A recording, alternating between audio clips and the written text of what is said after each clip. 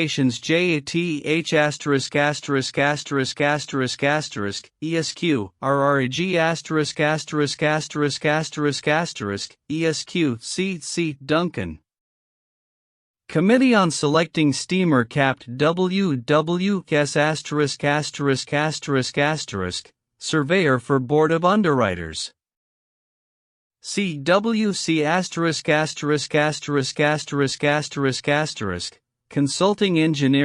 CWC*************************************************************************************************************************************************************************************************************************************************************************************************************************************:*************************ESQ C. Duncan.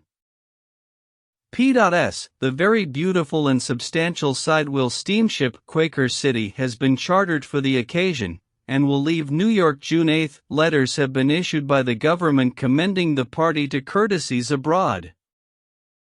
What was there lacking about that program to make it perfectly irresistible?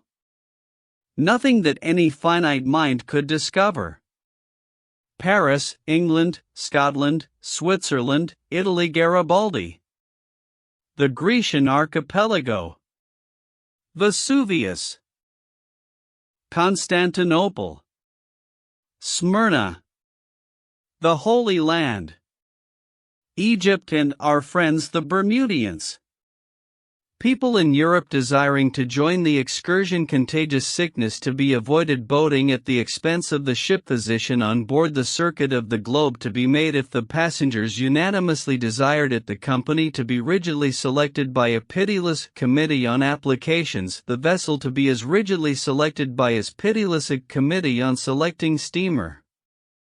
Human nature could not withstand these bewildering temptations. I hurried to the treasurer's office and deposited my 10%. I rejoiced to know that a few vacant staterooms were still left.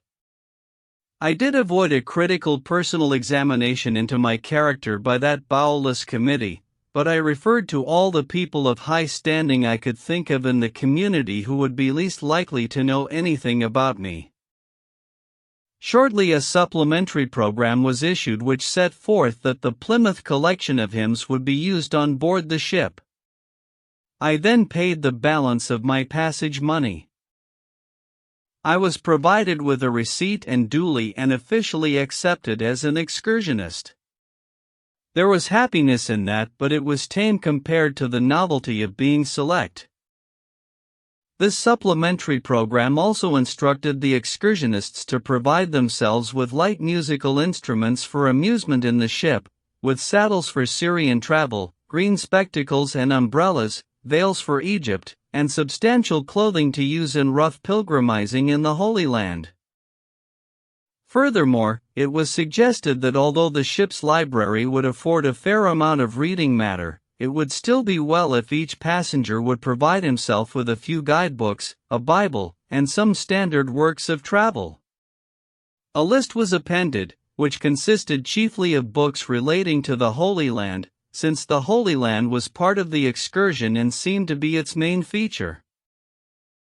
Reverend Henry Ward Beecher was to have accompanied the expedition, but urgent duties obliged him to give up the idea. There were other passengers who could have been spared better and would have been spared more willingly. Lieutenant General Sherman was to have been of the party also, but the Indian War compelled his presence on the plains. A popular actress had entered her name on the ship's books, but something interfered and she couldn't go. The drummer boy of the Potomac deserted, and lo, we had never a celebrity left. However, we were to have a battery of guns from the Navy Department, as per advertisement, to be used in answering royal salutes, and the document furnished by the Secretary of the Navy, which was to make General Sherman and party welcome guests in the courts and camps of the Old World, was still left to us, though both document and battery, I think, were shorn of somewhat of their original august proportions. However, had not we the seductive program still, with its Paris, its Constantinople, Smyrna, Jerusalem, Jericho, and our friends the Bermudians? What did we care? Chapter 2. Occasionally, during the following month, I dropped in at 117 Wall Street to inquire how the repairing and refurnishing of the vessel was coming on, how additions to the passenger list were averaging, how many people the committee were decreeing not select every day and banishing in sorrow and tribulation. I was glad to know that we were to have a little printing press on board and issue a daily newspaper of our own. I was glad to learn that our piano, our parlor organ, and our melodeon were to be the best instruments of the kind that could be had in the market. I was proud to observe that among our excursionists were 3 ministers of the gospel, 8 doctors, 16 or 18 ladies, several military and naval chieftains with sounding titles, an ample crop of professors of various kinds, and a gentleman who had Commissioner of the United States of America to Europe, Asia, and Africa thundering after his name in one awful blast. I had carefully prepared myself to take rather a back seat in that ship because of the uncommonly select material that would alone be permitted to pass through the camel's eye of that committee on credentials.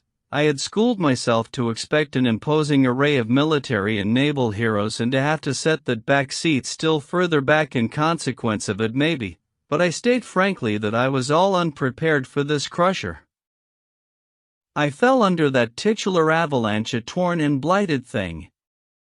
I said that if that potentate must go over in our ship, why, I supposed he must, but that to my thinking, when the United States considered it necessary to send a dignitary of that tonnage across the ocean, it would be in better taste, and safer, to take him apart and cart him over in sections in several ships. Ah, if I had only known then that he was only a common mortal, and that his mission had nothing more overpowering about it than the collecting of seeds and uncommon yams and extraordinary cabbages and peculiar bullfrogs for that poor, useless, innocent, mildewed old fossil the Smithsonian Institute, I would have felt so much relieved. During that memorable month I basked in the happiness of being for once in my life drifting with the tide of a great popular movement. Everybody was going to Europe. I, too, was going to Europe. Everybody was going to the famous Paris Exposition. I, too, was going to the Paris Exposition. The steamship lines were carrying Americans out of the various ports of the country at the rate of 4,000 or 5,000 a week in the aggregate. If I met a dozen individuals during that month who were not going to Europe shortly, I have no distinct remembrance of it now. I walked about the city a good deal with a young Mr. Blucher, who was booked for the excursion. He was confiding, good-natured, unsophisticated, companionable, but he was not a man to set the river on fire. He had the most extraordinary notions about this European exodus and came at last to consider the whole nation as packing up for emigration to France. We stepped into a store on Broadway one day, where he bought a handkerchief, and when the man could not make change, Mr. B said, "Never mind, I'll hand it to you in Paris." "But I am not going to Paris." "How is what did I understand you to say?" I said I am not going to Paris. Not going to Paris. Not gee well, then, where in the nation are you going to? Nowhere at all. Not anywhere whatsoever, not any place on earth but this? Not any place at all but just this, stay here all summer. My comrade took his purchase and walked out of the store without a word, walked out with an injured look upon his countenance. Up the street a piece he broke silence and said impressively, "It was a lie, that is my opinion of it." In the fullness of time the ship was ready to receive her passengers. I was introduced to the young gentleman who was to be my roommate, and found him to be intelligent, cheerful of spirit, unselfish, full of generous impulses, patient, considerate, and wonderfully good-natured. Not any passenger that sailed in the Quaker City will withhold his endorsement of what I have just said. We selected a stateroom forward of the wheel, on the starboard side, below decks. It bade 2 berths in it, a dismal deadlight, a sink with a washbowl in it, and a long, sumptuously cushioned locker, which was to do service as a sofa partly and partly as a hiding place for our things. Notwithstanding all this furniture, there was still room to turn around in, but not to swing a cat in, at least with entire security to the cat. However, the room was large, for a ship's stateroom, and was in every way satisfactory. The vessel was appointed to sail on a certain Saturday early in June. A little after noon on that distinguished Saturday I reached the ship and went on board. All was bustle and confusion. I have seen that remark before somewhere. The pier was crowded with carriages and men, passengers were arriving and hurrying on board, the vessel's decks were encumbered with trunks and valises, groups of excursionists, arrayed in unattractive traveling costumes, were moping about in a drizzling rain and looking as droopy and woebegone as so many molting chickens. The gallant flag was up, but it was under the spell, too, and hung limp and disheartened by the mast. Altogether, it was the bluest spectacle. It was a pleasure excursion, there was no gainsaying that. Because the program said so, it was so nominated in the bond, but it surely hadn't the general aspect of one. Finally, above the banging, and rumbling, and shouting, and hissing of steam rang the order to cast off. A sudden rush to the gangways, a scampering ashore of visitors, a revolution of the wheels, and we were off. The picnic was begun.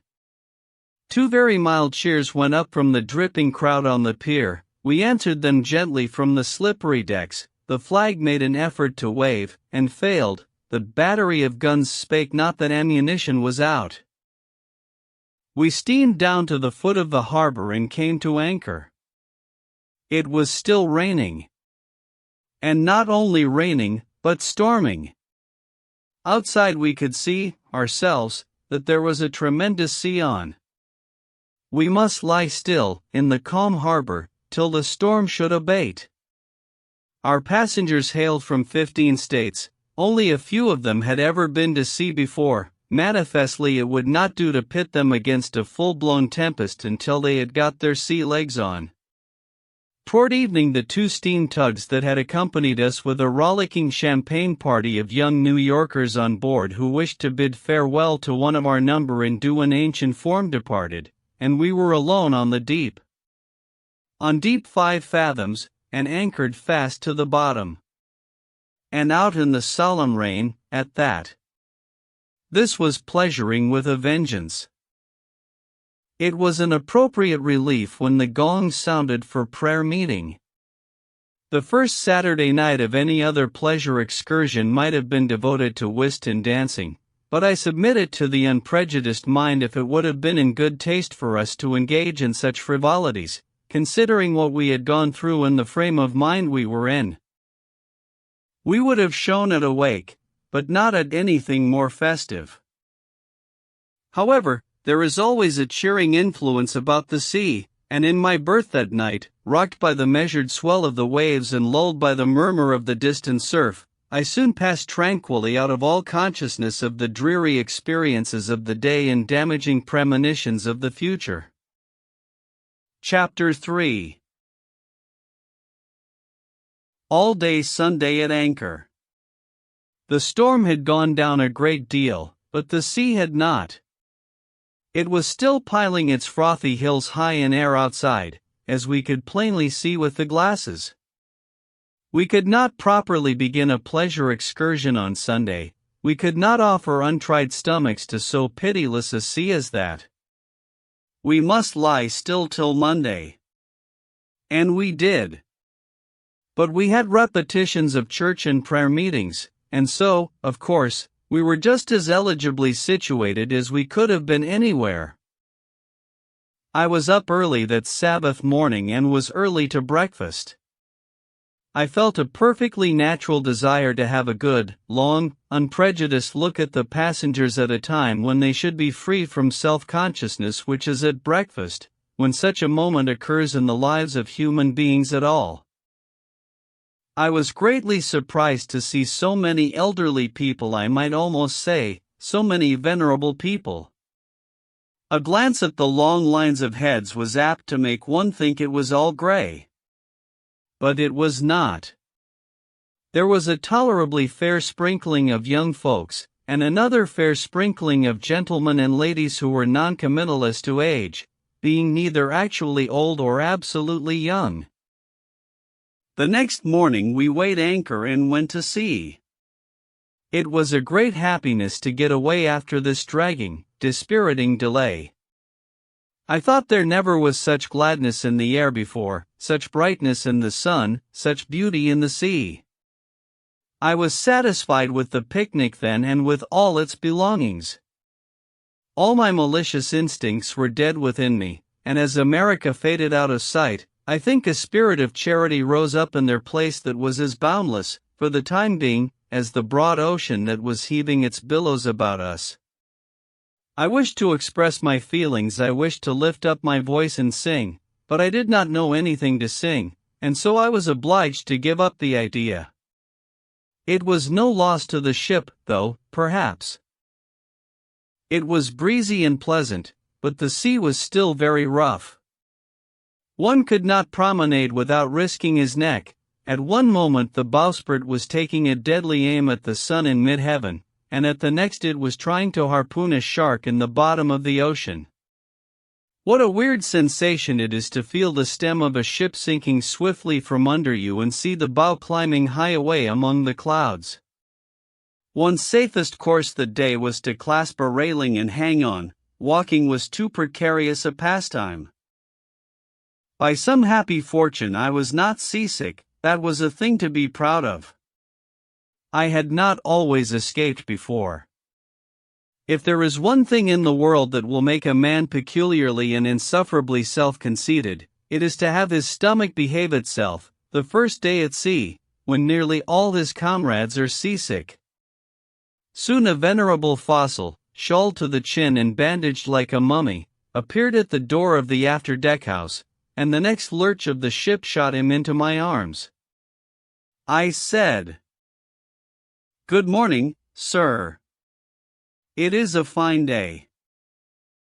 He put his hand on his stomach and said, "Oh, my," and then staggered away and fell over the coop of a skylight.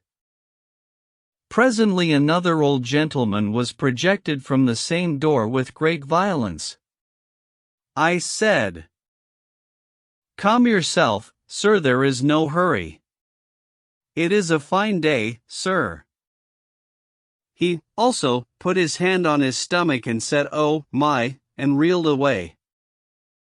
In a little while another veteran was discharged abruptly from the same door, clawing at the air for a saving support. I said, "Good morning, sir. It is a fine day for pleasuring." You were about to say, "Oh, my." I thought so. I anticipated him, anyhow. I stayed there and was bombarded with old gentlemen for an hour, perhaps, and all I got out of any of them was "oh, my." I went away then in a thoughtful mood. I said, "This is a good pleasure excursion. I like it. The passengers are not garrulous, but still they are sociable. I like those old people, but somehow they all seem to have my rather bad." I knew what was the matter with them. They were seasick. And I was glad of it. We all like to see people seasick when we are not, ourselves. Playing whist by the cabin lamps when it is storming outside is pleasant, walking the quarterdeck in the moonlight is pleasant, smoking in the breezy foretop is pleasant when one is not afraid to go up there, but these are all feeble and commonplace compared with the joy of seeing people suffering the miseries of seasickness. I picked up a good deal of information during the afternoon. At one time I was climbing up the quarterdeck when the vessel's stem was in the sky. I was smoking a cigar and feeling passably comfortable. Somebody ejaculated, "Come, now, that won't answer. Read the sign up there, no smoking abaft the wheel." It was Captain Duncan, chief of the expedition. I went forward, of course. I saw a long spyglass lying on a desk in one of the upper-deck staterooms back of the pilot house and reached after it. There was a ship in the distance. Hands off. Come out of that. I came out of that. I said to a deck sweep but in a low voice. Who is that overgrown pirate with the whiskers and the discordant voice? It's Captain Bursley, executive officer, sailing master. I loitered about a while, and then, for want of something better to do, fell to carving a railing with my knife. Somebody said, in an insinuating, admonitory voice, "Now, say my friend, don't you know any better than to be whittling the ship all to pieces that way? You ought to know better than that." I went back and found the deck sweep. "Who is that smooth-faced, animated outrage yonder in the fine clothes?" "That's Captain L*********, the owner of the ship. He's one of the main bosses." In the course of time I brought up on the starboard side of the pilot house and found a sextant lying on a bench. "Now," I said, "they take the sun through this thing. I should think I might see that vessel through it." I had hardly got it to my eye when someone touched me on the shoulder and said deprecatingly, "I'll have to get you to give that to me, sir. If there's anything you'd like to know about taking the sun, I'd as soon tell you as not, but I don't like to trust anybody with that instrument. If you want any figuring done, sir." He was gone to answer a call from the other side. I sought the deck sweep. "Who is that spider-legged gorilla yonder with the sanctimonious countenance?" "It's Captain Jones, sir, the chief mate." "Well, this goes clear away ahead of anything I ever heard of before. Do you now, I ask you as a man and a brother, do you think I could venture to throw a rock here in any given direction without hitting a captain of this ship?" "Well, sir, I don't know. I think likely you'd fetch the captain of the watch, maybe, because he's standing right yonder in the way." I went below meditating and a little downhearted. I thought, if 5 cooks can spoil a broth, what may not 5 captains do with a pleasure excursion? Chapter 4. We plowed along bravely for a week or more, and without any conflict of jurisdiction among the captains worth mentioning. The passengers soon learned to accommodate themselves to their new circumstances, and life on the ship became nearly as systematically monotonous as the routine of a barrack. I do not mean that it was dull, for it was not entirely so by any means, but there was a good deal of sameness about it. As is always the fashion at sea, the passengers shortly began to pick up sailor terms, a sign that they were beginning to feel at home. 6:30 was no longer 6:30 to these pilgrims from New England, the South, and the Mississippi Valley. It was 7 bells, 8, 12, and 4 o'clock were 8 bells. The captain did not take the longitude at 9 o'clock, but at 2 bells. They spoke glibly of the after cabin, the forrard cabin, port and starboard, and the forecastle. At 7 bells the first gong rang. At 8 there was breakfast, for such as were not too seasick to eat it. After that all the well people walked arm in arm up and down the long promenade deck, enjoying the fine summer mornings, and the seasick ones crawled out and propped themselves up in the lee of the paddle boxes and ate their dismal tea and toast, and looked wretched. From 11 o'clock until luncheon, and from luncheon until dinner at 6 in the evening, the employments and amusements were various. Some reading was done, and much smoking and sewing, though not by the same parties. There were the monsters of the deep to be looked after and wondered at, strange ships had to be scrutinized through opera glasses, and sage decisions arrived at concerning them, and more than that, everybody took a personal interest in seeing that the flag was run up and politely dipped 3 times in response to the salutes of those strangers. In the smoking room there were always parties of gentlemen playing euchre, draughts, and dominoes, especially dominoes, that delightfully harmless game, and down on the main deck, forrard of the chicken coops and the cattle we had what was called horse billiards. Horse billiards is a fine game. It affords good, active exercise, hilarity, and consuming excitement. It is a mixture of hopscotch and shuffleboard played with a crutch. A large hopscotch diagram is marked out on the deck with chalk, and each compartment numbered. You stand off 3 or 4 steps, with some broad wooden discs before you on the deck, and these you send forward with a vigorous thrust of a long crutch. If a disc stops on a chalk line, it does not count anything. If it stops in division number 7, it counts 7, in 5, it counts 5, and so on. The game is 100, and 4 can play at a time. That game would be very simple played on a stationary floor, but with us, to play it well required science. We had to allow for the reeling of the ship to the right or the left. Very often one made calculations for a heel to the right and the ship did not go that way. The consequence was that disc missed the whole hopscotch plan a yard or 2, and then there was humiliation on one side and laughter on the other. When it rained the passengers had to stay in the house, of course, or at least the cabins, and amuse themselves with games, reading, looking out of the windows at the very familiar billows, and talking gossip. By 7 o'clock in the evening, dinner was about over, an hour's promenade on the upper deck followed, then the gong sounded and a large majority of the party repaired to the after cabin, upper, a handsome saloon 50 or 60 feet long, for prayers. The unregenerate called this saloon the synagogue.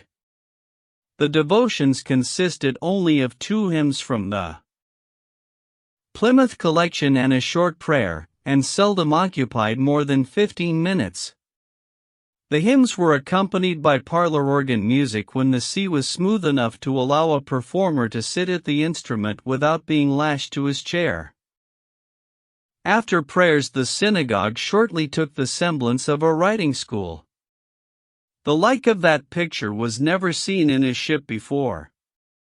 Behind the long dining tables on either side of the saloon, and scattered from one end to the other of the latter, some 20 or 30 gentlemen and ladies sat them down under the swaying lamps and for 2 or 3 hours wrote diligently in their journals. Alas! That journals so voluminously begun should come to so lame and impotent a conclusion as most of them did. I doubt if there is a single pilgrim of all that host but can show 100 fair pages of journal concerning the first 20 days voyaging in the Quaker City, and I am morally certain that not 10 of the party can show 20 pages of journal for the succeeding 20,000 miles of voyaging. At certain periods it becomes the dearest ambition of a man to keep a faithful record of his performances in a book, and he dashes at this work with an enthusiasm that imposes on him the notion that keeping a journal is the veriest pastime in the world, and the pleasantest. But if he only lives 21 days, he will find out that only those rare natures that are made up of pluck, endurance, devotion to duty for duty's sake, and invincible determination may hope to venture upon so tremendous an enterprise as the keeping of a journal and not sustain a shameful defeat. One of our favorite youths, Jack, a splendid young fellow with a head full of good sense, and a pair of legs that were a wonder to look upon in the way of length and straightness and slimness, used to report progress every morning in the most glowing and spirited way, and say, "Oh, I'm coming along bully." He was a little given to slang in his happier moods. "I wrote 10 pages in my journal last night, and you know I wrote 9 the night before and 12 the night before that." "Why, it's only fun." "What do you find to put in it, Jack?" "Oh, everything. Latitude and longitude, noon every day, and how many miles we made last 24 hours, and all the domino games I beat in horse billiards, and whales and sharks and porpoises, and the text of the sermon Sundays, because that'll tell at home, you know, and the ships we saluted and what nation they were, and which way the wind was, and whether there was a heavy sea, and what sail we carried, though we don't ever carry any, principally, going against a head wind. Always wonder what is the reason of that, and how many lies Molt has told. Oh, everything. I've got everything down. My father told me to keep that journal. Father wouldn't take $1,000 for it when I get it done." "No, Jack, it will be worth more than $1,000 when you get it done." "Do you know, but do you think it will, though?" "Yes, it will be worth at least as much as $1,000 when you get it done. Maybe more." "Well, I about half think so, myself. It ain't no slouch of a journal." But it shortly became a most lamentable slouch of a journal. One night in Paris, after a hard day's toil and sightseeing, I said, "Now I'll go and stroll around the cafes a while, Jack, and give you a chance to write up your journal, old fellow." His countenance lost its fire. He said, "Well, no, you needn't mind. I think I won't run that journal anymore.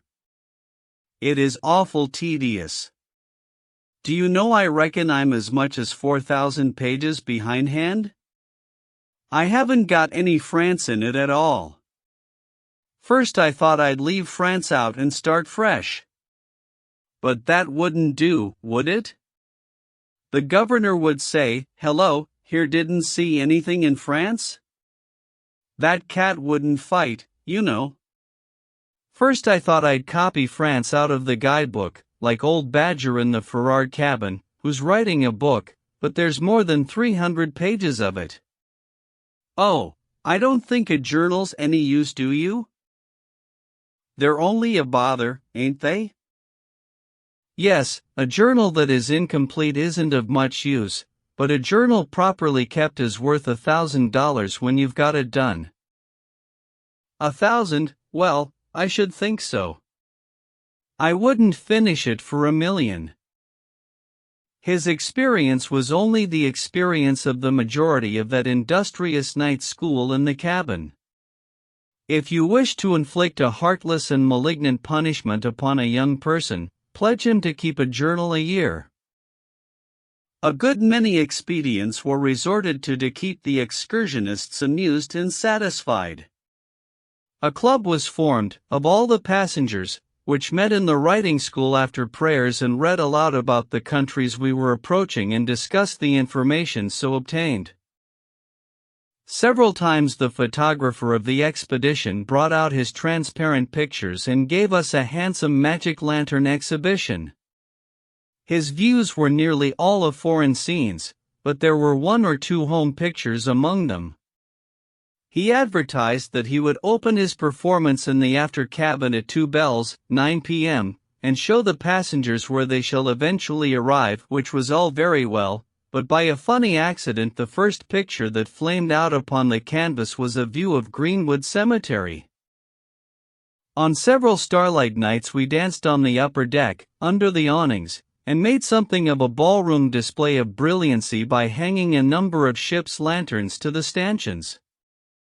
Our music consisted of the well-mixed strains of a melodeon which was a little asthmatic and apt to catch its breath where it ought to come out strong, a clarinet which was a little unreliable on the high keys and rather melancholy on the low ones, and a disreputable accordion that had a leak somewhere and breathed louder than it squawked. A more elegant term does not occur to me just now. However, the dancing was infinitely worse than the music. When the ship rolled to starboard, the whole platoon of dancers came charging down to starboard with it, and brought up in mass at the rail, and when it rolled to port they went floundering down to port with the same unanimity of sentiment. Waltzers spun around precariously for a matter of 15 seconds and then went scurrying down to the rail as if they meant to go overboard.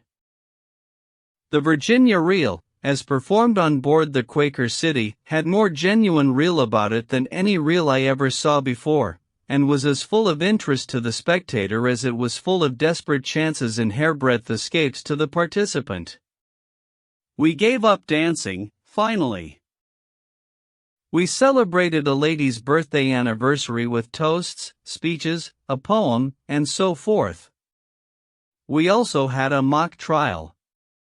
No ship ever went to sea that hadn't a mock trial on board. The purser was accused of stealing an overcoat from stateroom number 10. A judge was appointed, also clerks, a crier of the court, constables, sheriffs, counsel for the state and for the defendant. Witnesses were subpoenaed, and a jury impaneled after much challenging. The witnesses were stupid and unreliable and contradictory, as witnesses always are. The counsel were eloquent, argumentative, and vindicatively abusive of each other, as was characteristic and proper. The case was at last submitted and duly finished by the judge with an absurd decision and a ridiculous sentence. The acting of charades was tried on several evenings by the young gentlemen and ladies, in the cabins, and proved the most distinguished success of all the amusement experiments. An attempt was made to organize a debating club, but it was a failure. There was no oratorical talent in the ship. We all enjoyed ourselves, I think I can safely say that, but it was in a rather quiet way. We very, very seldom played the piano. We played the flute and the clarinet together, and made good music, too, what there was of it, but we always played the same old tune. It was a very pretty tune. How well I remember it. I wonder when I shall ever get rid of it. We never played either the melodeon or the organ except at devotions, but I am too fast. Young Albert did no part of a tune, something about oh something or other, how sweet it is to know that he says what's his name. I do not remember the exact title of it, but it was very plaintive and full of sentiment. Albert played that pretty much all the time until we contracted with him to restrain himself. But nobody ever sang by moonlight on the upper deck, and the congregational singing at church and prayers was not of a superior order of architecture. I put up with it as long as I could and then joined in and tried to improve it, but this encouraged young George to join in too, and that made a failure of it, because George's voice was just turning, and when he was singing a dismal sort of bass it was apt to fly off the handle and startle everybody with a most discordant cackle on the upper notes. George didn't know the tunes, either, which was also a drawback to his performances. I said, "Come, now, George, don't improvise. It looks too egotistical. It will provoke remark. Just stick to Coronation, like the others. It is a good tune, you can't improve it any, just offhand, in this way."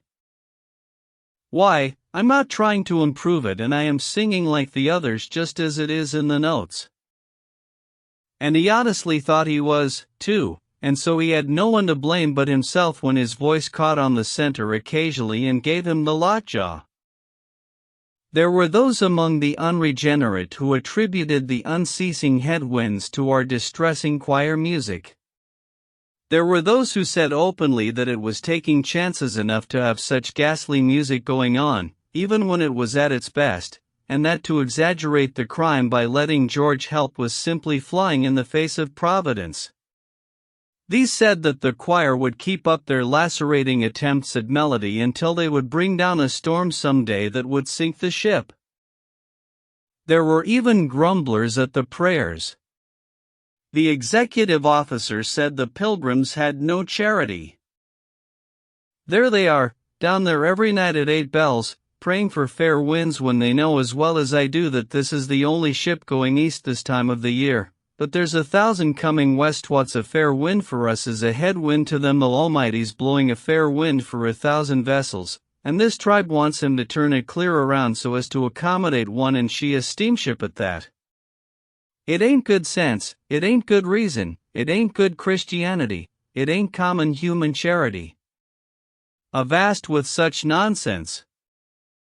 Chapter 5.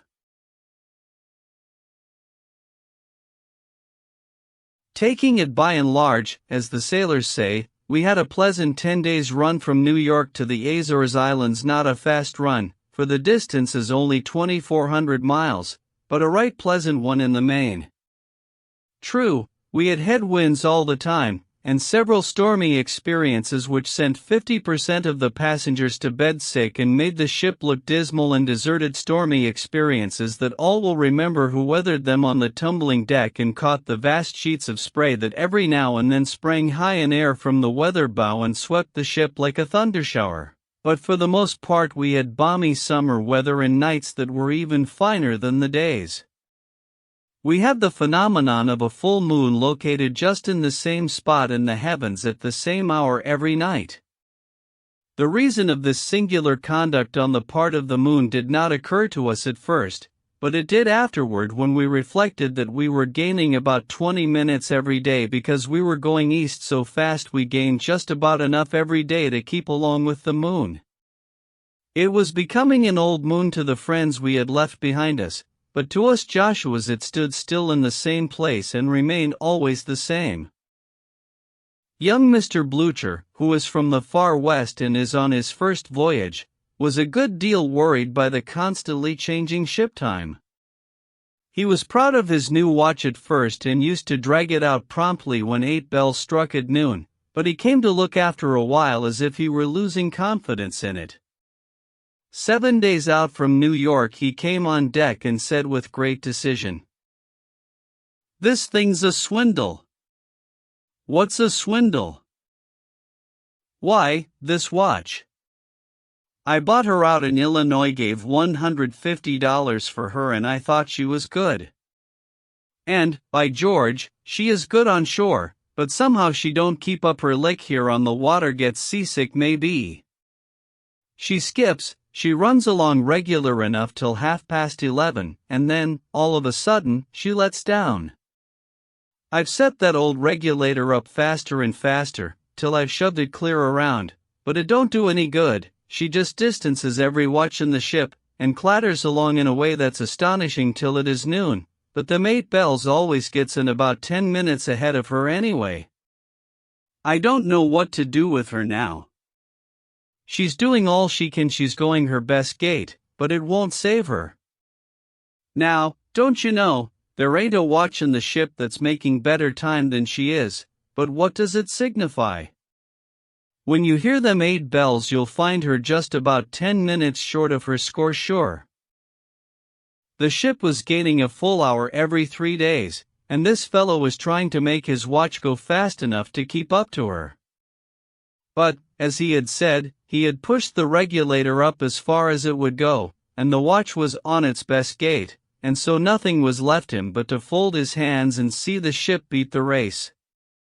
We sent him to the captain, and he explained to him the mystery of ship time and set his troubled mind at rest.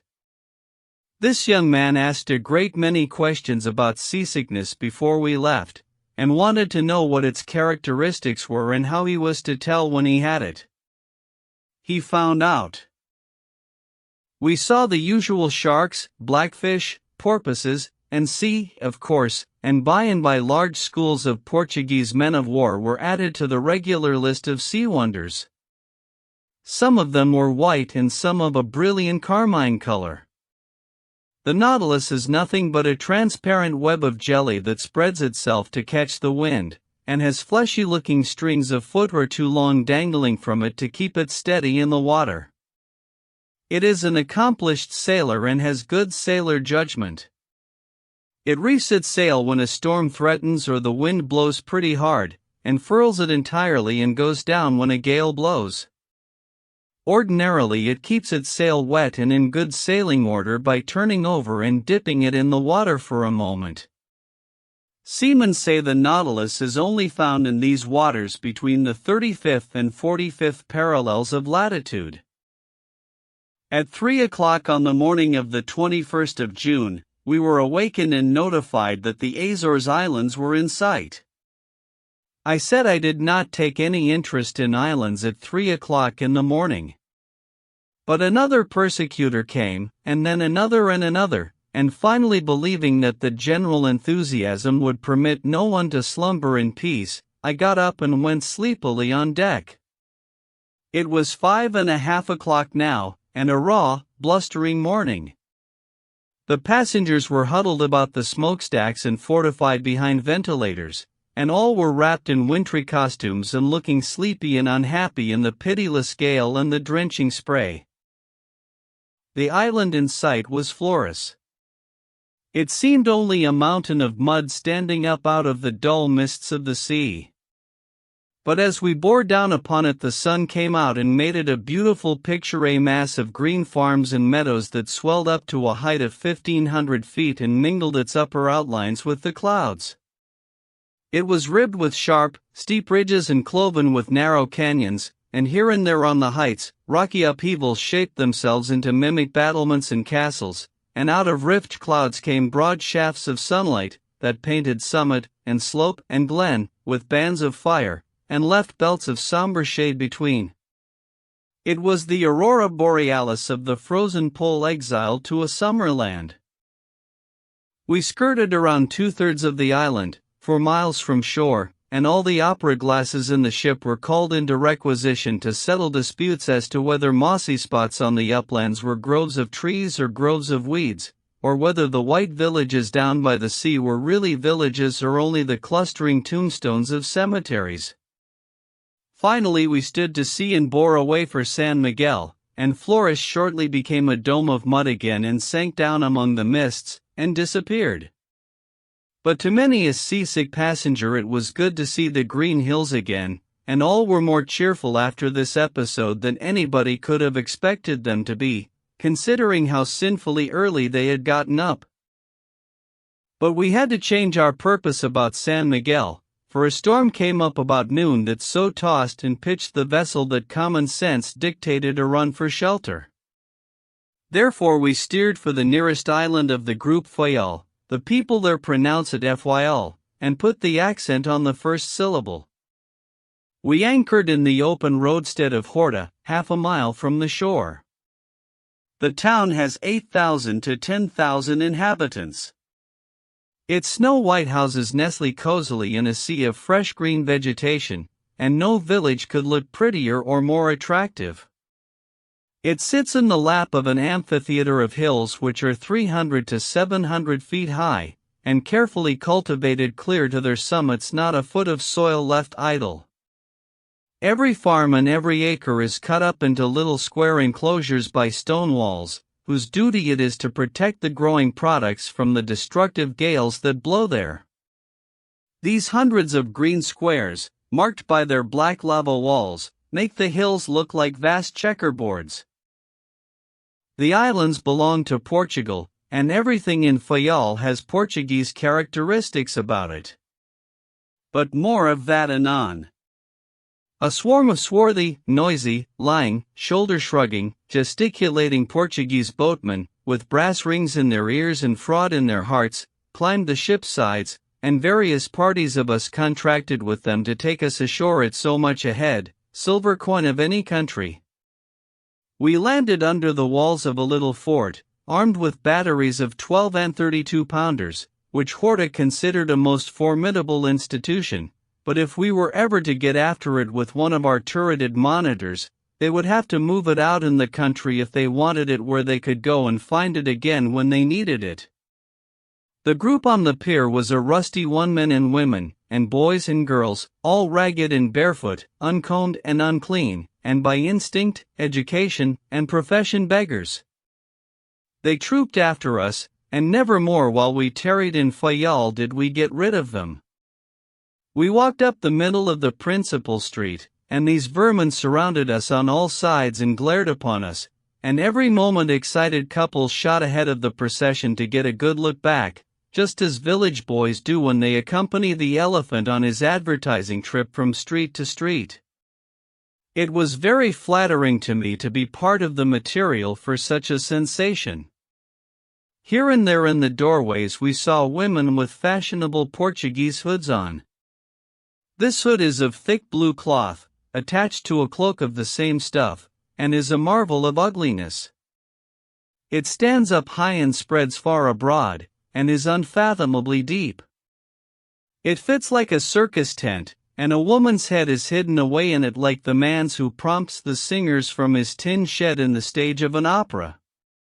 There is no particle of trimming about this monstrous capote, as they call it. It is just a plain, ugly dead blue mass of sail, and a woman can't go within 8 points of the wind with one of them on. She has to go before the wind or not at all.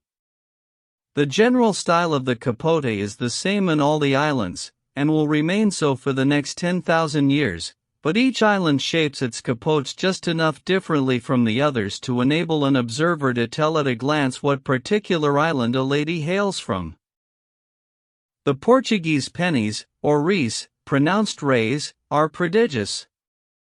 It takes 1,000 reis to make $1, and all financial estimates are made in reis.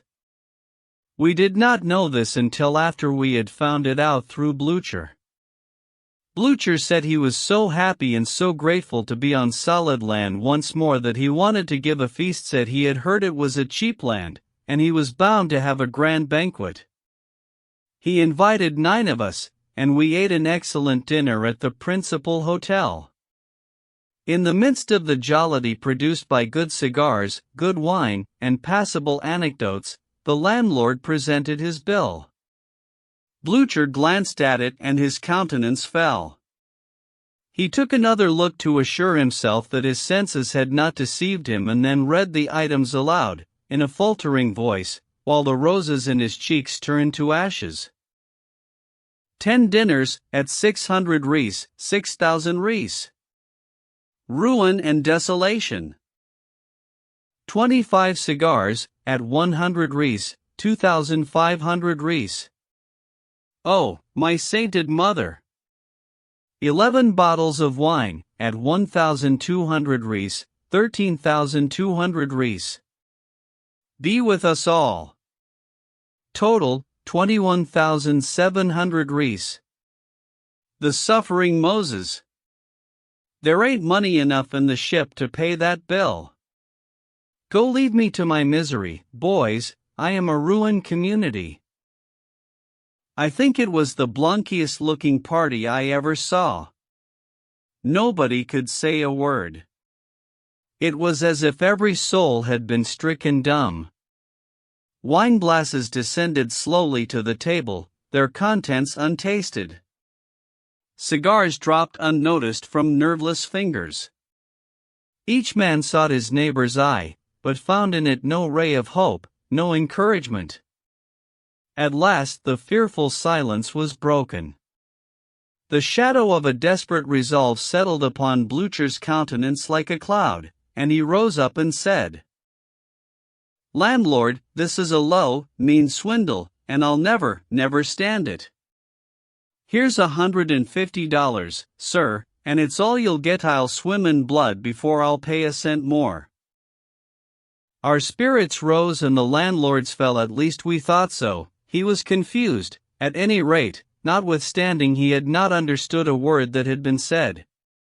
He glanced from the little pile of gold pieces to Blucher several times and then went out.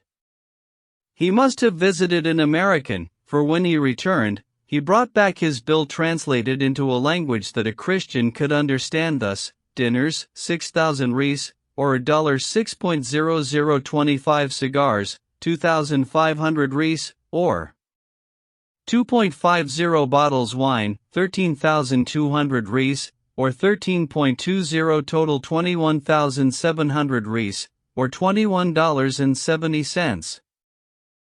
Happiness reigned once more in Blucher's dinner party. More refreshments were ordered. Chapter 6.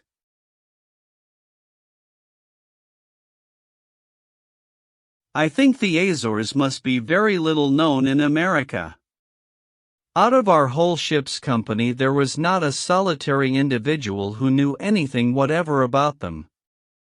Some of the party, well read concerning most other lands, had no other information about the Azores than that they were a group of 9 or 10 small islands far out in the Atlantic, something more than halfway between New York and Gibraltar. That was all. These considerations move me to put in a paragraph of dry facts just here. The community is eminently Portuguese, that is to say, it is slow, poor, shiftless, sleepy, and lazy. There is a civil governor, appointed by the King of Portugal, and also a military governor, who can assume supreme control and suspend the civil government at his pleasure.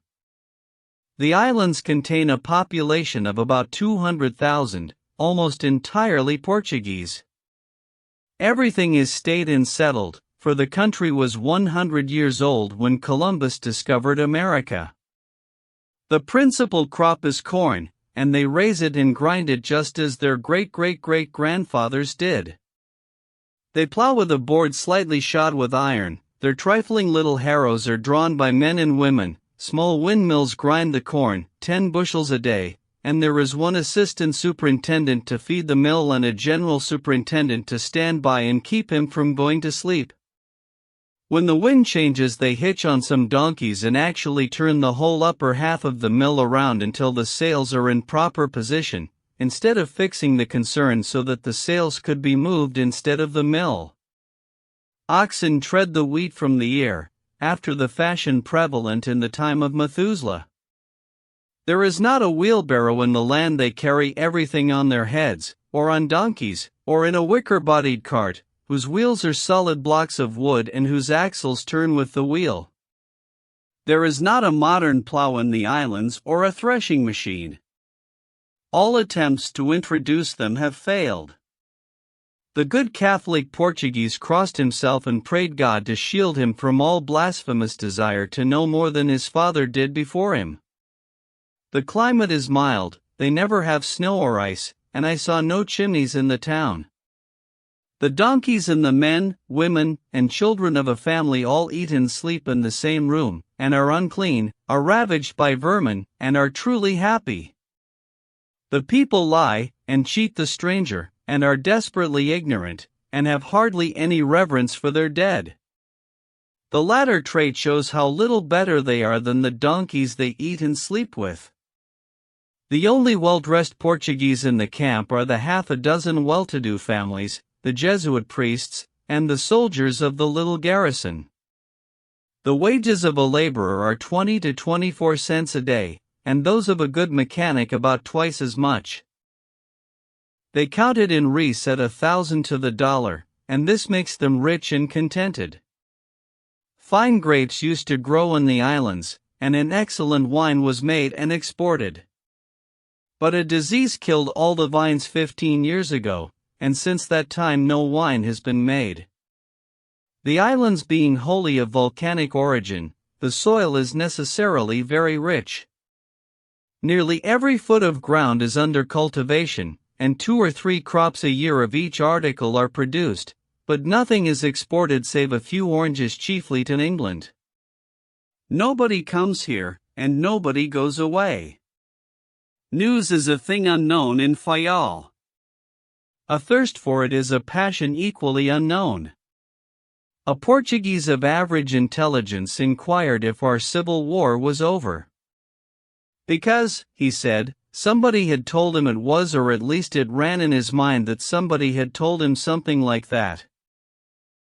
And when a passenger gave an officer of the garrison copies of the Tribune, the Herald, and Times, he was surprised to find later news in them from Lisbon than he had just received by the little monthly steamer. He was told that it came by cable. He said he knew they had tried to lay a cable 10 years ago, but it had been in his mind somehow that they hadn't succeeded. It is in communities like this that Jesuit humbuggery flourishes. We visited a Jesuit cathedral nearly 200 years old and found in it a piece of the veritable cross upon which our Savior was crucified. It was polished and hard, and in as excellent a state of preservation as if the dread tragedy on Calvary had occurred yesterday instead of 18 centuries ago. But these confiding people believe in that piece of wood unhesitatingly. In a chapel of the cathedral is an altar with facings of solid silver, at least they call it so, and I think myself it would go a couple of hundred to the ton, to speak after the fashion of the silver miners, and before it is kept forever burning a small lamp. A devout lady who died, left money and contracted for unlimited masses for the repose of her soul, and also stipulated that this lamp should be kept lighted always, day and night. She did all this before she died, you understand. It is a very small lamp and a very dim one, and it could not work her much damage, I think, if it went out altogether. The great altar of the cathedral and also 3 or 4 minor ones are a perfect mass of gilt gimcracks and gingerbread. And they have a swarm of rusty, dusty, battered apostles standing around the filigree work, some on one leg and some with one eye out but a gamey look in the other, and some with 2 or 3 fingers gone, and some with not enough nose left to blow. All of them crippled and discouraged, and fitter subjects for the hospital than the cathedral. The walls of the chancel are of porcelain, all pictured over with figures of almost life-size, very elegantly wrought and dressed in the fanciful costumes of 2 centuries ago. The design was a history of something or somebody, but none of us were learned enough to read the story. The old father, reposing under a stone close by, dated 1686, might have told us if he could have risen. But he didn't. As we came down through the town, we encountered a squad of little donkeys ready saddled for use. The saddles were peculiar, to say the least. They consisted of a sort of sawbuck with a small mattress on it, and this furniture covered about half the donkey. There were no stirrups, but really such supports were not needed. To use such a saddle was the next thing to writing at dinner table. There was ample support clear out to one's knee joints. A pack of ragged Portuguese muleteers crowded around us, offering their beasts at $50 an hour, more rascality to the stranger, for the market price is 16 cents. Half a dozen of us mounted the ungainly affairs and submitted to the indignity of making a ridiculous spectacle of ourselves through the principal streets of a town of 10,000 inhabitants. We started. It was not a trot, a gallop, or a canter, but a stampede, and made up of all possible or conceivable gaits. No spurs were necessary. There was a muleteer to every donkey and a dozen volunteers beside, and they banged the donkeys with their goad sticks, and pricked them with their spikes, and shouted something that sounded like sequia, and kept up a din and a racket that was worse than Bedlam itself. These rascals were all on foot, but no matter, they were always up to time. They can outrun and outlast a donkey. Altogether, ours was a lively and a picturesque procession, and drew crowded audiences to the balconies wherever we went. Blucher could do nothing at all with his donkey. The beast scampered zigzag across the road and the others ran into him. He scraped Blucher against carts and the corners of houses. The road was fenced in with high stone walls, and the donkey gave him a polishing first on one side and then on the other, but never once took the middle. He finally came to the house he was born in and darted into the parlor, scraping Blucher off at the doorway. After remounting, Blucher said to the muleteer, "Now, that's enough, you go slow hereafter." But the fellow knew no English and did not understand, so he simply said, "Sekia," and the donkey was off again like a shot. He turned a comber suddenly, and Blucher went over his head. And, to speak truly, every mule stumbled over the two, and the whole cavalcade was piled up in a heap. No harm done. A fall from one of those donkeys is of little more consequence than rolling off a sofa. The donkeys all stood still after the catastrophe and waited for their dismembered saddles to be patched up and put on by the noisy muleteers. Blucher was pretty angry and wanted to swear, but every time he opened his mouth his animal did so also and let off a series of brays that drowned all other sounds. It was fun, scurrying around the breezy hills and through the beautiful canyons. There was that rare thing, novelty, about it. It was a fresh, new, exhilarating sensation, this donkey riding, and worth 100 worn and threadbare home pleasures. The roads were a wonder, and well they might be. Here was an island with only a handful of people in it 25,000, and yet such fine roads do not exist in the United States outside of Central Park. Everywhere you go, in any direction, you find either a hard, smooth, level thoroughfare, just sprinkled with black lava sand, and bordered with little gutters neatly paved with small smooth pebbles, or compactly paved ones like Broadway. They talk much of the rust pavement in New York, and call it a new invention, yet here they have been using it in this remote little isle of the sea for 200 years. Every street in Horta is handsomely paved with the heavy rust blocks, and the surface is neat and true as a floor not marred by holes like Broadway. And every road is fenced in by tall, solid lava walls, which will last 1,000 years in this land where frost is unknown. They are very thick, and are often plastered and whitewashed and capped with projecting slabs of cut stone. Trees from gardens above hang their swaying tendrils down, and contrast their bright green with the whitewash or the black lava of the walls and make them beautiful.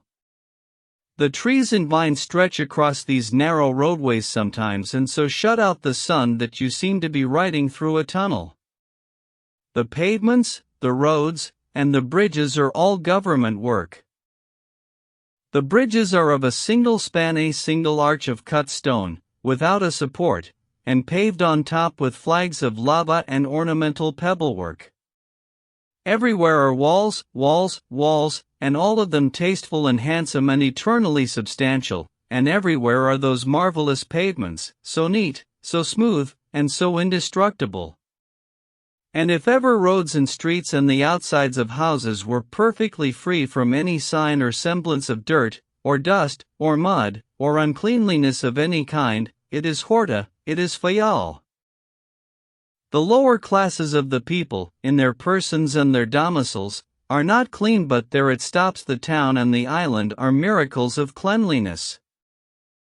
We arrived home again finally, after a 10-mile excursion, and the irrepressible muleteers scampered at our heels through the main street, goading the donkeys, shouting the everlasting Sekia, and singing John Brown's Body in ruinous English.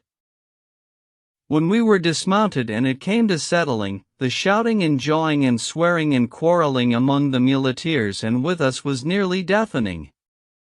One fellow would demand $1 an hour for the use of his donkey, another claimed half $1 for pricking him up, another a quarter for helping in that service, and about 14 guides presented bills for showing us the way through the town and its environs, and every vagrant of them was more vociferous, and more vehement and more frantic in gesture than his neighbor. We paid one guide and paid for one muleteer to each donkey. The mountains on some of the islands are very high. We sailed along the shore of the island of Pico, under a stately green pyramid that rose up with one unbroken sweep from our very feet to an altitude of 7,613 feet, and thrust its summit above the white clouds like an island adrift in a fog. We got plenty of fresh oranges, lemons, figs, apricots, etc., in these Azores, of course. But I will desist. I am not here to write patent office reports. We are on our way to Gibraltar, and shall reach there 5 or 6 days out from the Azores. Chapter 7. A week of buffeting a tempestuous and relentless sea, a week of seasickness and deserted cabins, of lowly quarterdecks drenched with spray so ambitious that it even coated the smokestacks thick with a white crust of salt to their very tops, a week of shivering in the shelter of the lifeboats and deckhouses by day and blowing suffocating clouds and boisterously performing at dominoes in the smoking room at night. And the last night of the 7 was the stormiest of all. There was no thunder, no noise but the pounding bows of the ship, the keen whistling of the gale through the cordage, and the rush of the seething waters. But the vessel climbed aloft as if she would climb to heaven, then paused an instant that seemed a century and plunged headlong down again, as from a precipice. The sheeted sprays drenched the decks like rain. The blackness of darkness was everywhere. At long intervals a flash of lightning clove it with a quivering line of fire that revealed a heaving world of water where was nothing before, kindled the dusky cordage to glittering silver, and lit up the faces of the men with a ghastly luster. Fear drove many on deck that were used to avoiding the night winds and the spray.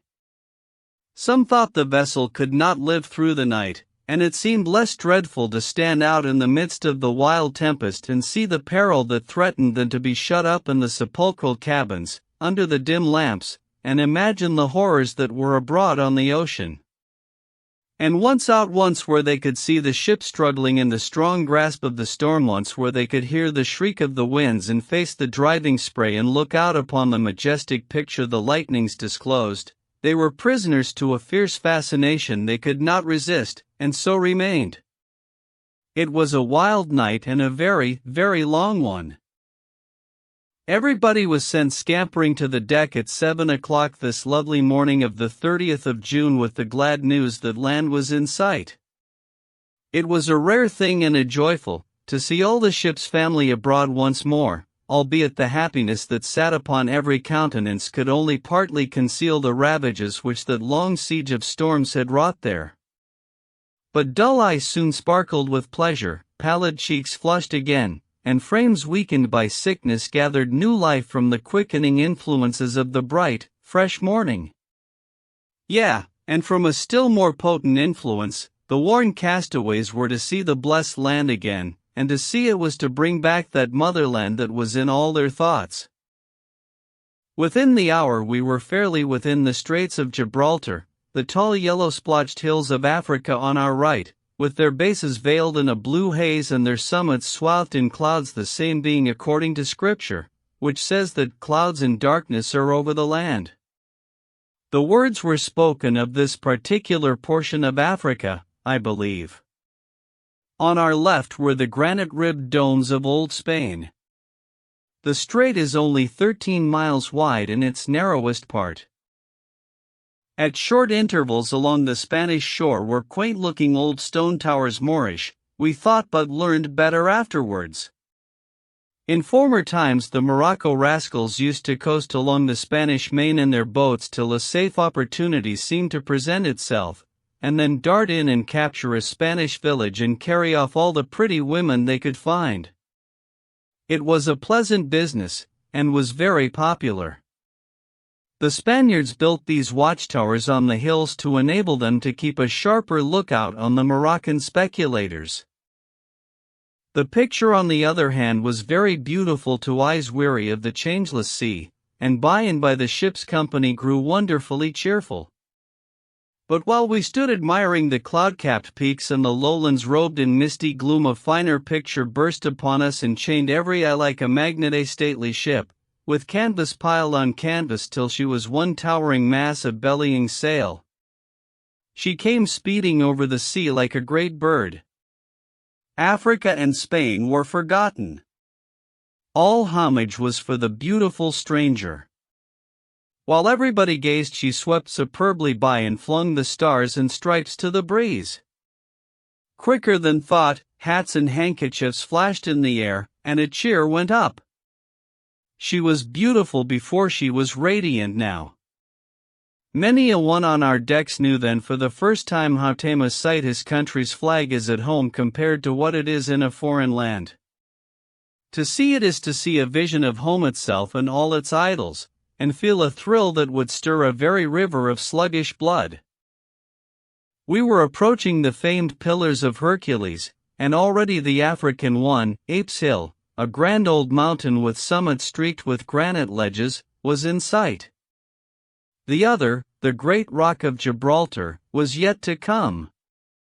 The ancients considered the Pillars of Hercules the head of navigation and the end of the world. The information the ancients didn't have was very voluminous.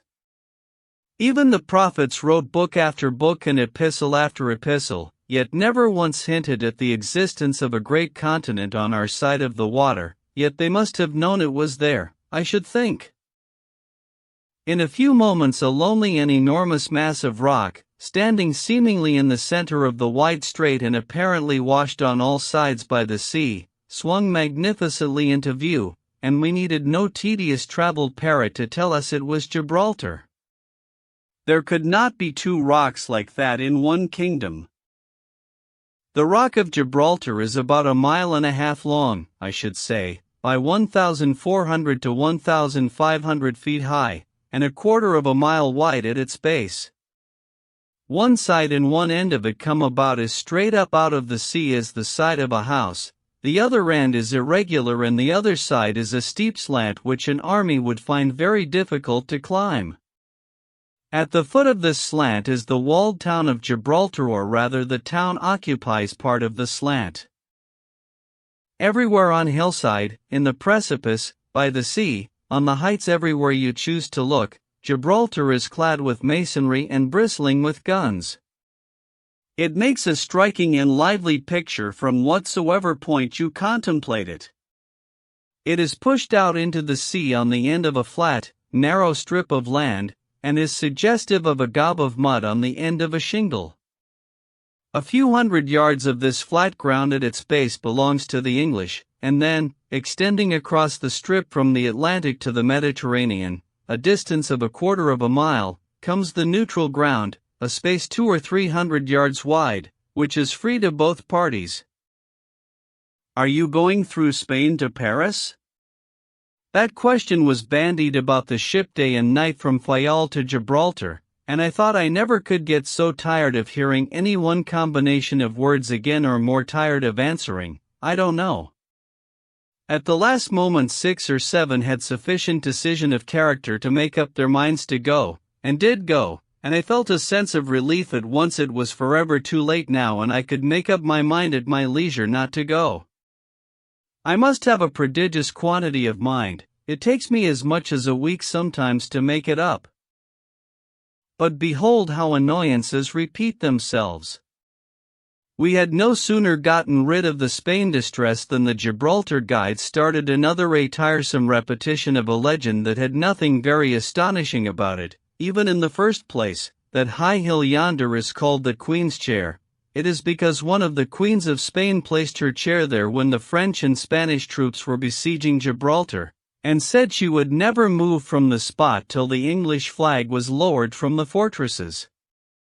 If the English hadn't been gallant enough to lower the flag for a few hours one day, she'd have had to break her oath or die up there. We rode on asses and mules up the steep, narrow streets and entered the subterranean galleries the English have blasted out in the rock. These galleries are like spacious railway tunnels, and at short intervals in them great guns frown out upon sea and town through portholes 500 or 600 feet above the ocean. There is a mile or so of this subterranean work, and it must have cost a vast deal of money and labor. The gallery guns command the peninsula and the harbors of both oceans, but they might as well not be there, I should think, for an army could hardly climb the perpendicular wall of the rock anyhow. Those lofty portholes afford superb views of the sea, though. At one place, where a jutting crag was hollowed out into a great chamber whose furniture was huge cannon and whose windows were portholes, a glimpse was caught of a hill not far away, and a soldier said, "That high hill yonder is called the Queen's Chair. It is because a Queen of Spain placed her chair there once when the French and Spanish troops were besieging Gibraltar, and said she would never move from the spot till the English flag was lowered from the fortresses.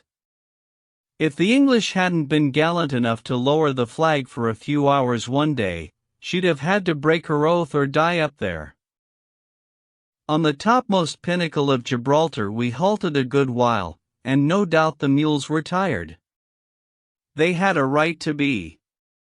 The military road was good, but rather steep, and there was a good deal of it. The view from the narrow ledge was magnificent. From it vessels seeming like the tiniest little toy boats were turned into noble ships by the telescopes, and other vessels that were 50 miles away and even 60, they said, and invisible to the naked eye, could be clearly distinguished through those same telescopes. Below, on one side, we looked down upon an endless mass of batteries and on the other straight down to the sea. While I was resting ever so comfortably on a rampart, and cooling my baking head in the delicious breeze, an officious guide belonging to another party came up and said, "Senor, that high hill yonder is called the Queen's Chair." "Sir, I am a helpless orphan in a foreign land. Have pity on me. Don't inflict that most infernal old legend on me any more today." There I had used strong language after promising I would never do so again, but the provocation was more than human nature could bear. If you had been bored so, when you had the noble panorama of Spain and Africa and the blue Mediterranean spread abroad at your feet, and wanted to gaze and enjoy and surfeit yourself in its beauty and silence, you might have even burst into stronger language than I did. Gibraltar has stood several protracted sieges, one of them of nearly 4 years' duration. It failed, and the English only captured it by stratagem. The wonder is that anybody should ever dream of trying so impossible a project as the taking it by assault, and yet it has been tried more than once. The Moors held the place 1200 years ago, and a staunch old castle of theirs of that date still frowns from the middle of the town, with moss-grown battlements and sides well scarred by shots fired in battles and sieges that are forgotten now. A secret chamber in the rock behind it was discovered some time ago, which contained a sort of exquisite workmanship, and some quaint old armor of a fashion that antiquaries are not acquainted with, though it is supposed to be Roman. Roman armor and Roman relics of various kinds have been found in a cave in the sea extremity of Gibraltar. History says Rome held this part of the country about the Christian era, and these things seem to confirm the statement. In that cave also were found human bones, crusted with a very thick, stony coating, and wise men have ventured to say that those men not only lived before the flood, but as much as 10,000 years before it.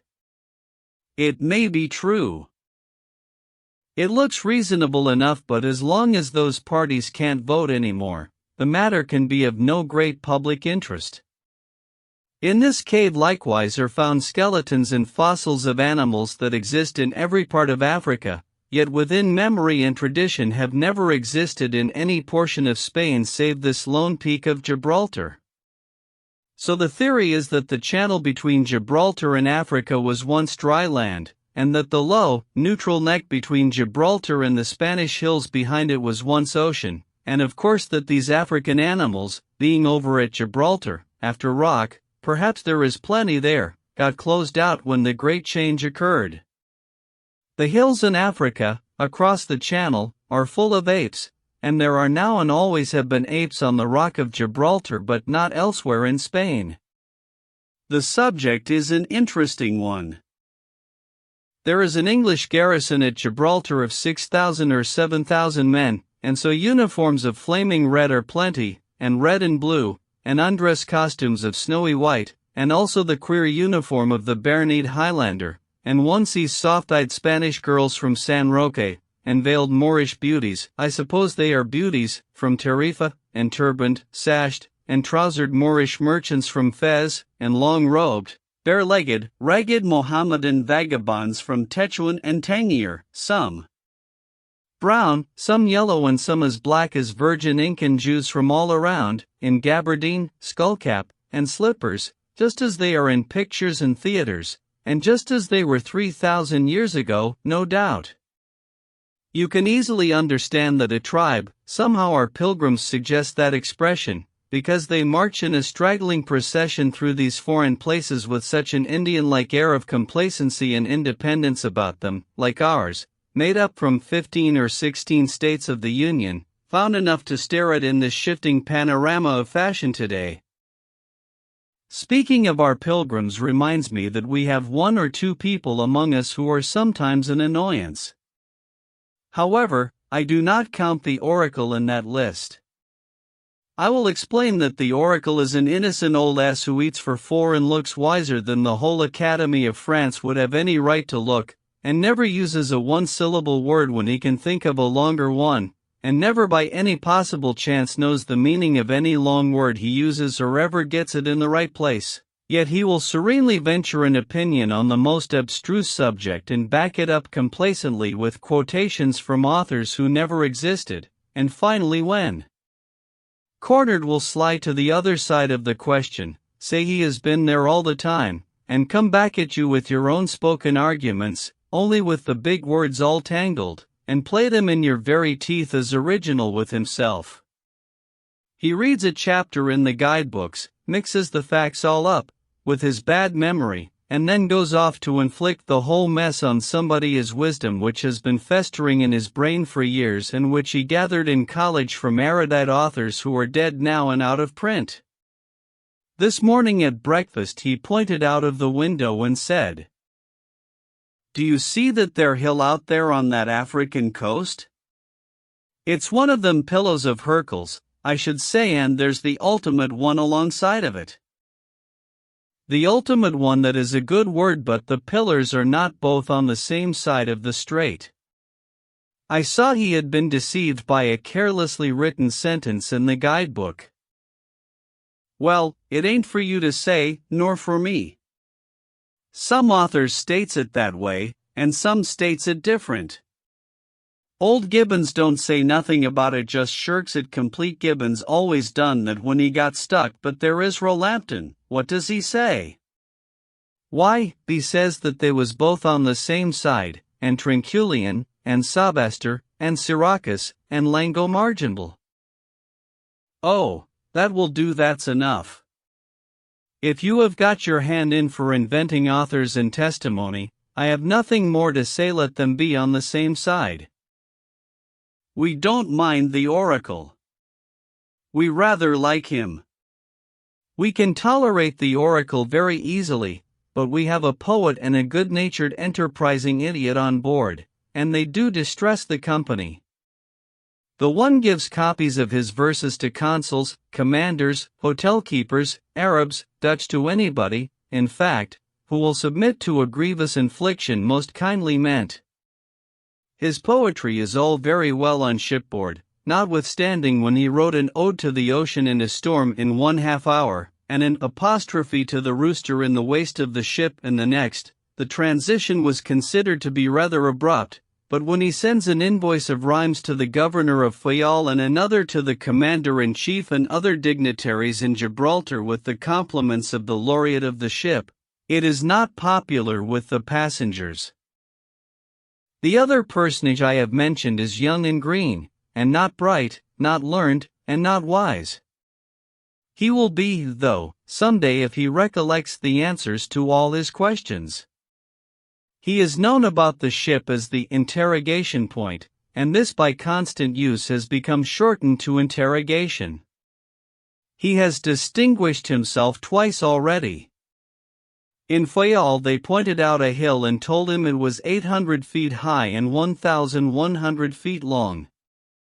and they told him there was a tunnel 2,000 feet long and 1,000 feet high running through the hill, from end to end. He believed it. He repeated it to everybody, discussed it, and read it from his notes. Finally, he took a useful hint from this remark, which a thoughtful old pilgrim made. Well, yes, it is a little remarkable singular tunnel altogether stands up out of the top of the hill about 200 feet, and one end of it sticks out of the hill about 900. Here in Gibraltar he corners these educated British officers and badgers them with braggadocio about America and the wonders she can perform. He told one of them a couple of our gunboats could come here and knock Gibraltar into the Mediterranean Sea. At this present moment half a dozen of us are taking a private pleasure excursion of our own devising. We form rather more than half the list of white passengers on board a small steamer bound for the venerable Moorish town of Tangier, Africa.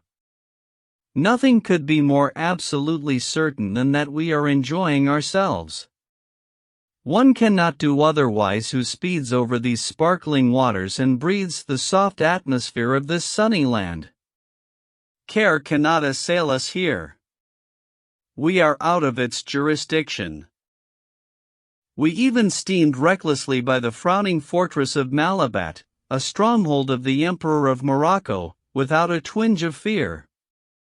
The whole garrison turned out under arms and assumed a threatening attitude, yet still we did not fear.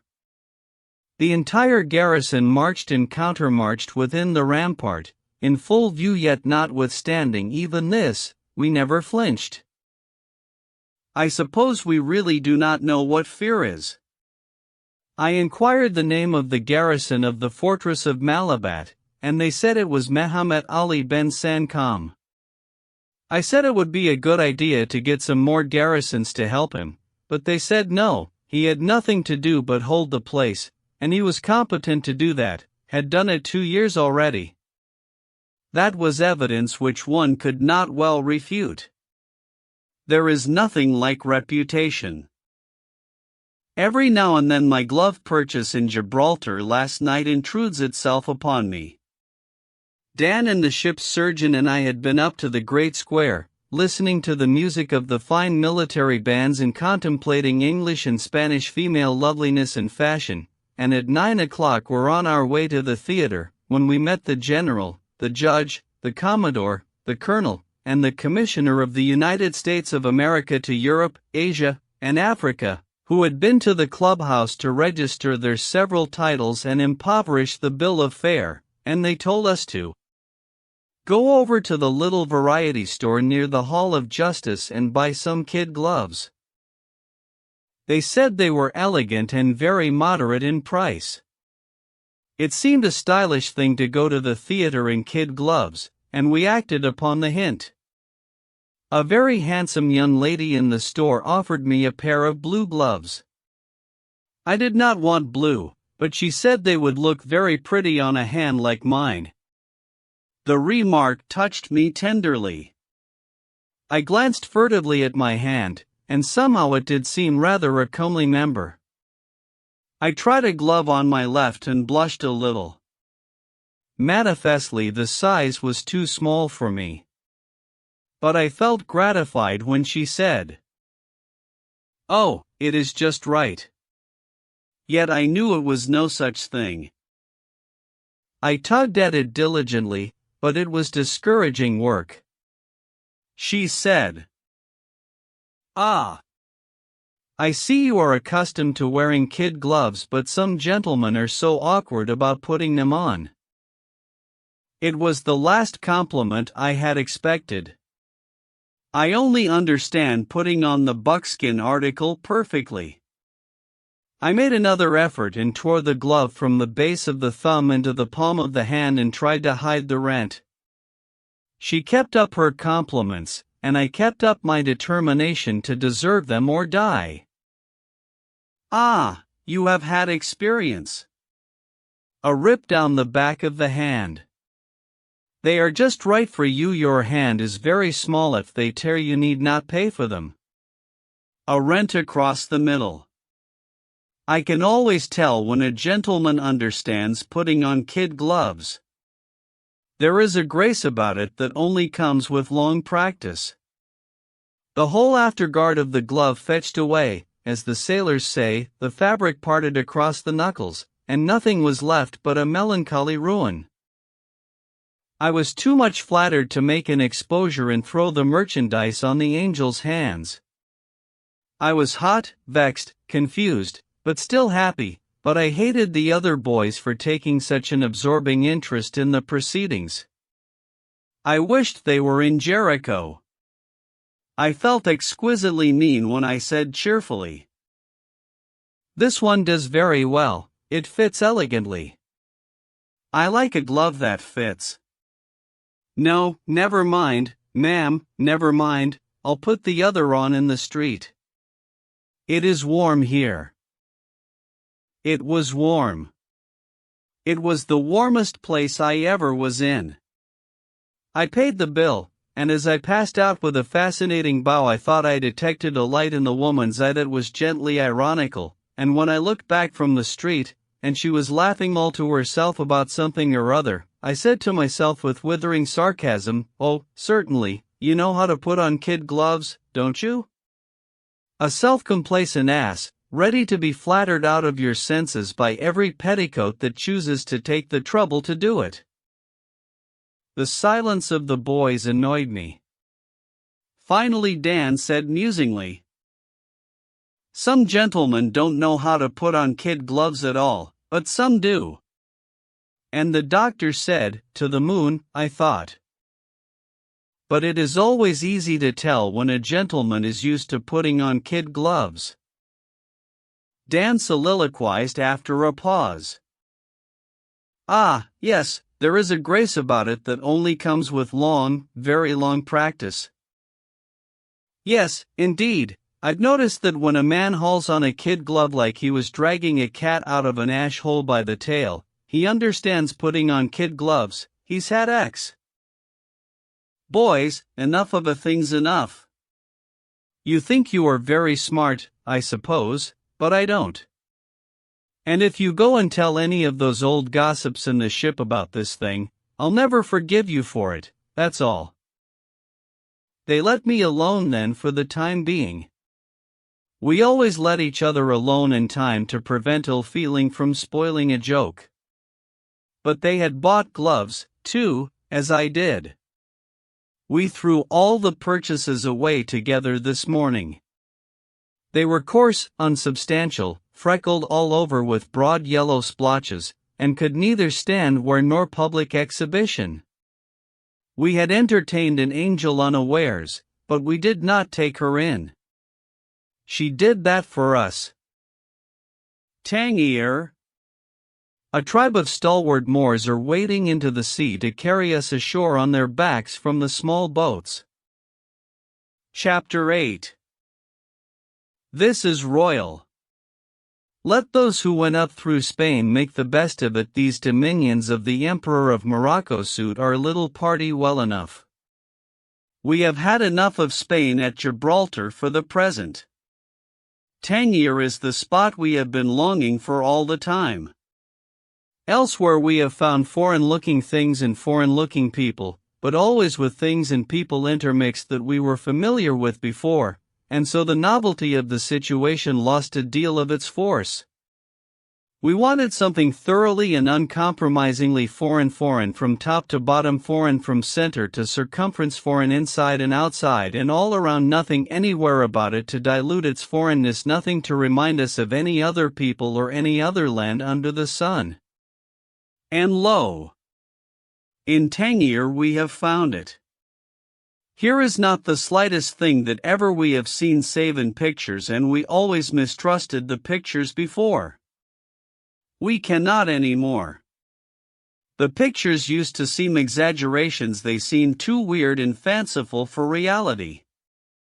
But behold, they were not wild enough, they were not fanciful enough, they have not told half the story. Tangier is a foreign land if ever there was one, and the true spirit of it can never be found in any book save the Arabian Nights. Here are no white men visible, yet swarms of humanity are all about us. Here is a packed and jammed city enclosed in a massive stone wall which is more than 1,000 years old. All the houses nearly are 1- and 2-story, made of thick walls of stone, plastered outside, square as a dry goods box, flat as a floor on top, no cornices, whitewashed all over a crowded city of snowy tombs. And the doors are arched with the peculiar arch we see in Moorish pictures. The floors are laid in varicolored diamond flags, in tessellated, many-colored porcelain squares wrought in the furnaces of Fez, in red tiles and broad bricks that time cannot wear. There is no furniture in the rooms of Jewish dwellings, save divans. What there is in Moorish ones no man may know. Within their sacred walls no Christian dog can enter. And the streets are oriental, some of them 3 feet wide, some 6, but only 2 that are over a dozen. A man can blockade the most of them by extending his body across them. Isn't it an oriental picture?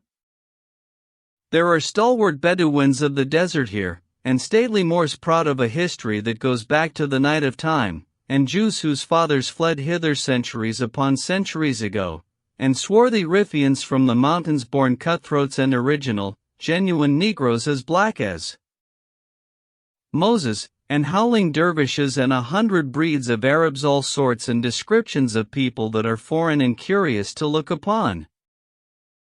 And their dresses are strange beyond all description. Here is a bronzed Moor in a prodigious white turban, curiously embroidered jacket, gold and crimson sash, of many folds, wrapped round and round his waist, trousers that only come a little below his knee and yet have 20 yards of stuff in them, ornamented scimitar, bare shins, stockingless feet, yellow slippers, and gun of preposterous length. A mere soldier, I thought he was the emperor at least. And here are aged Moors with flowing white beards and long white robes with vast cowls, and Bedouins with long, cowled, striped cloaks, and Negroes and Riffians with heads clean-shaven except a kinky scalp lock back of the ear, or, rather, upon the after corner of the skull, and all sorts of barbarians in all sorts of weird costumes, and all more or less ragged. And here are Moorish women who are enveloped from head to foot in coarse white robes, and whose sex can only be determined by the fact that they only leave one eye visible and never look at men of their own race, or are looked at by them in public. Here are 5,000 Jews in blue gabardines, sashes about their waists, slippers upon their feet, little skullcaps upon the backs of their heads, hair combed down on the forehead, and cut straight across the middle of it from side to side, the selfsame fashion their tangier ancestors have worn for I don't know how many bewildering centuries. Their feet and ankles are bare. Their noses are all hooked, and hooked alike. They all resemble each other so much that one could almost believe they were of one family.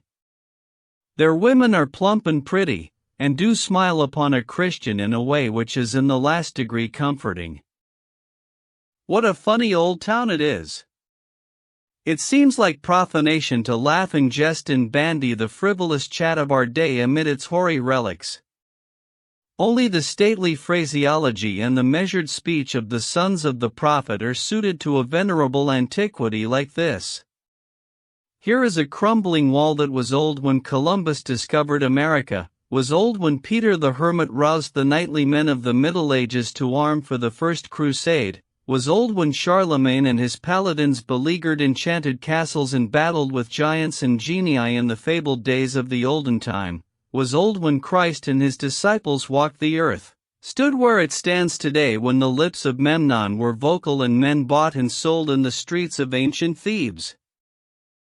The Phoenicians, the Carthaginians, the English, Moors, Romans, all have battled for Tangier, all have won it and lost it. Here is a ragged, oriental-looking Negro from some desert place in interior Africa, filling his goatskin with water from a stained and battered fountain built by the Romans 1,200 years ago. Yonder is a ruined arch of a bridge built by Julius Caesar 1,900 years ago.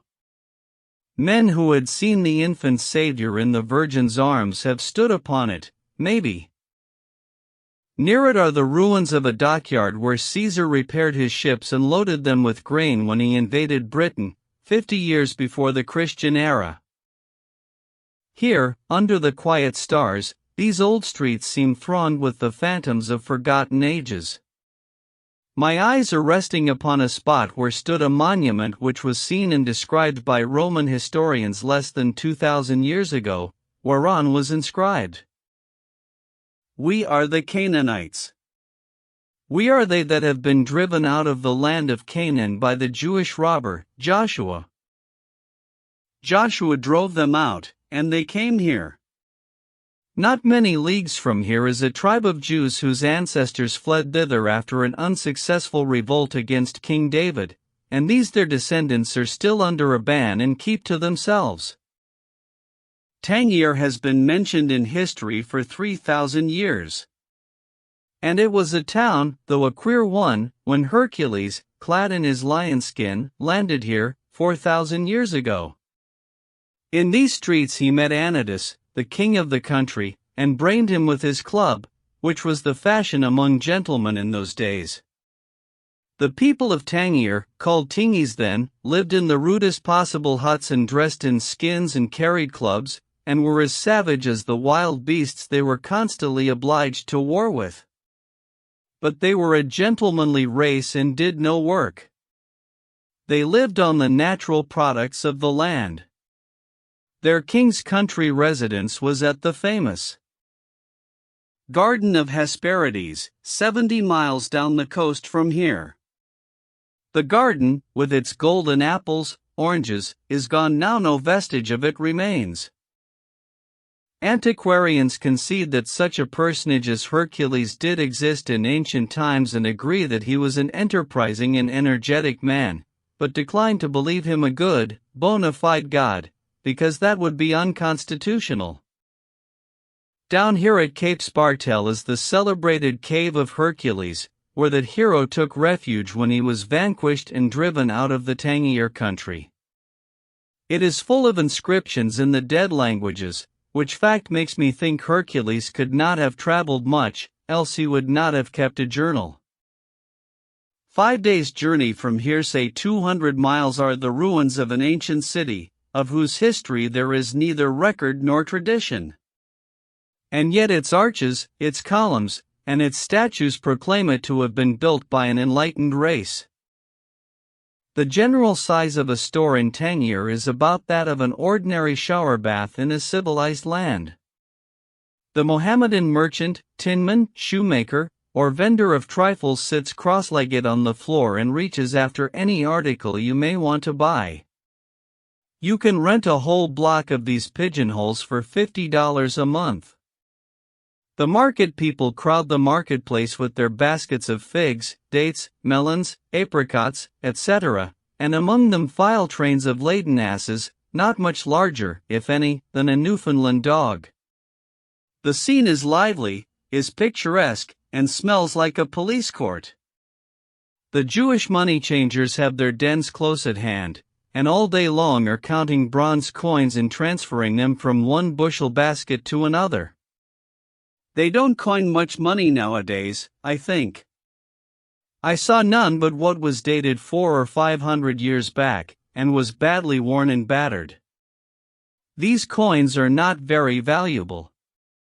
Jack went out to get a Napoleon changed, so as to have money suited to the general cheapness of things, and came back and said he bad Swamp the bank, had bought 11 quarts of coin, and the head of the firm had gone on the street to negotiate for the balance of the change. I bought nearly half a pint of their money for a shilling myself. I am not proud on account of having so much money, though. I care nothing for wealth.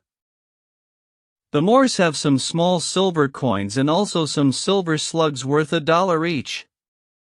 The latter are exceedingly scarce, so much so that when poor ragged Arabs see one they beg to be allowed to kiss it. They have also a small gold coin worth $2. And that reminds me of something. When Morocco is in a state of war, Arab couriers carry letters through the country and charge a liberal postage. Every now and then they fall into the hands of marauding bands and get robbed.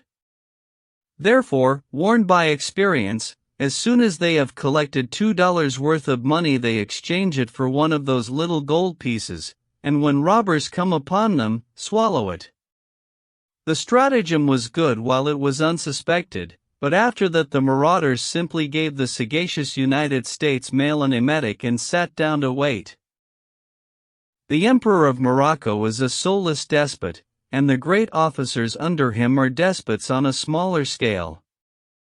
There is no regular system of taxation, but when the emperor or the bashaw want money, they levy on some rich man, and he has to furnish the cash or go to prison. Therefore, few men in Morocco dare to be rich. It is too dangerous a luxury. Vanity occasionally leads a man to display wealth, but sooner or later the emperor trumps up a charge against him any sort of one will do and confiscates his property. Of course, there are many rich men in the empire, but their money is buried, and they dress in rags in counterfeit poverty. Every now and then the emperor imprisons a man who was suspected of the crime of being rich, and makes things so uncomfortable for him that he is forced to discover where he has hidden his money. Moors and Jews sometimes place themselves under the protection of the foreign consuls, and then they can flout their riches in the emperor's face with impunity. Chapter 9. About the first adventure we had yesterday afternoon, after landing here, came near finishing that heedless Blucher. We had just mounted some mules and asses and started out under the guardianship of the stately, the princely, the magnificent Haji Mohammed Lamardi, may his tribe increase, when we came upon a fine Moorish mosque, with tall tower, rich with checkerwork of many-colored porcelain, and every part and portion of the edifice adorned with the quaint architecture of the Alhambra, and Blucher started to ride into the open doorway. A startling hi-hi from our camp followers and a loud halt from an English gentleman in the party checked the adventurer, and then we were informed that so dire a profanation is it for a Christian dog to set foot upon the sacred threshold of a Moorish mosque that no amount of purification can ever make it fit for the faithful to pray in again. Had Blucher succeeded in entering the place, he would no doubt have been chased through the town and stoned, and the time has been, and not many years ago, either, when a Christian would have been most ruthlessly slaughtered if captured in a mosque. We caught a glimpse of the handsome tessellated pavements within and of the devotees performing their ablutions at the fountains, but even that we took that glimpse was a thing not relished by the Moorish bystanders. Some years ago the clock in the tower of the mosque got out of order. The Moors of Tangier have so degenerated that it has been long since there was an artificer among them capable of curing so delicate a patient as a debilitated clock. The great men of the city met in solemn conclave to consider how the difficulty was to be met. They discussed the matter thoroughly but arrived at no solution. Finally, a patriarch arose and said, "O, children of the Prophet, it is known unto you that a Portuguese dog of a Christian clock mender pollutes the city of Tangier with his presence. Ye know, also, that when mosques are builded, asses bear the stones and the cement, and cross the sacred threshold. Now, therefore, send the Christian dog on all fours, and barefoot, into the holy place to mend the clock, and let him go as an ass." And in that way it was done. Therefore, if Blucher ever sees the inside of a mosque, he will have to cast aside his humanity and go in his natural character. We visited the jail and found Moorish prisoners making mats and baskets. This thing of utilizing crime savors of civilization. Murder is punished with death. A short time ago 3 murderers were taken beyond the city walls and shot. Moorish guns are not good, and neither are Moorish marksmen. In this instance they set up the poor criminals at long range, like so many targets, and practiced on them, kept them hopping about and dodging bullets for half an hour before they managed to drive the center. When a man steals cattle, They cut off his right hand and left leg and nail them up in the marketplace as a warning to everybody. Their surgery is not artistic. They slice around the bone a little, then break off the limb. Sometimes the patient gets well, but, as a general thing, he don't. However, the Moorish heart is stout. The Moors were always brave. These criminals undergo the fearful operation without a wince, without a tremor of any kind, without a groan. No amount of suffering can bring down the pride of a Moor or make him shame his dignity with a cry. Here, marriage is contracted by the parents of the parties to it. There are no valentines, no stolen interviews, no riding out, no courting in dim parlors, no lovers' quarrels and reconciliations, no nothing that is proper to approaching matrimony. The young man takes the girl his father selects for him, marries her, and after that she is unveiled, and he sees her for the first time. If after due acquaintance she suits him, he retains her, but if he suspects her purity, he bundles her back to her father. If he finds her diseased, the same, or if, after just and reasonable time is allowed her, she neglects to bear children, back she goes to the home of her childhood. Mohammedans here who can afford it keep a good many wives on hand. They are called wives, though I believe the Quran only allows 4 genuine wives, the rest are concubines. The Emperor of Morocco don't know how many wives he has, but thinks he has 500. However, that is near enough, a dozen or so, one way or the other, don't matter. Even the Jews in the interior have a plurality of wives. I have caught a glimpse of the faces of several Moorish women, for they are only human, and will expose their faces for the admiration of a Christian dog when no male Moor is by, and I am full of veneration for the wisdom that leads them to cover up such atrocious ugliness. They carry their children at their backs, in a sack, like other savages the world over. Many of the Negroes are held in slavery by the Moors. But the moment a female slave becomes her master's concubine, her bonds are broken, and as soon as a male slave can read the first chapter of the Quran, which contains the creed, he can no longer be held in bondage. They have 3 Sundays a week in Tangier. The Mohammedans comes on Friday, the Jews on Saturday, and that of the Christian consuls on Sunday. The Jews are the most radical. The Moor goes to his mosque about noon on his Sabbath, as on any other day, removes his shoes at the door, performs his ablutions, makes his salams, pressing his forehead to the pavement time and again, says his prayers, and goes back to his work. But the Jew shuts up shop, will not touch copper or bronze money at all, soils his fingers with nothing meaner than silver and gold, attends the synagogue devoutly, will not cook or have anything to do with fire, and religiously refrains from embarking in any enterprise.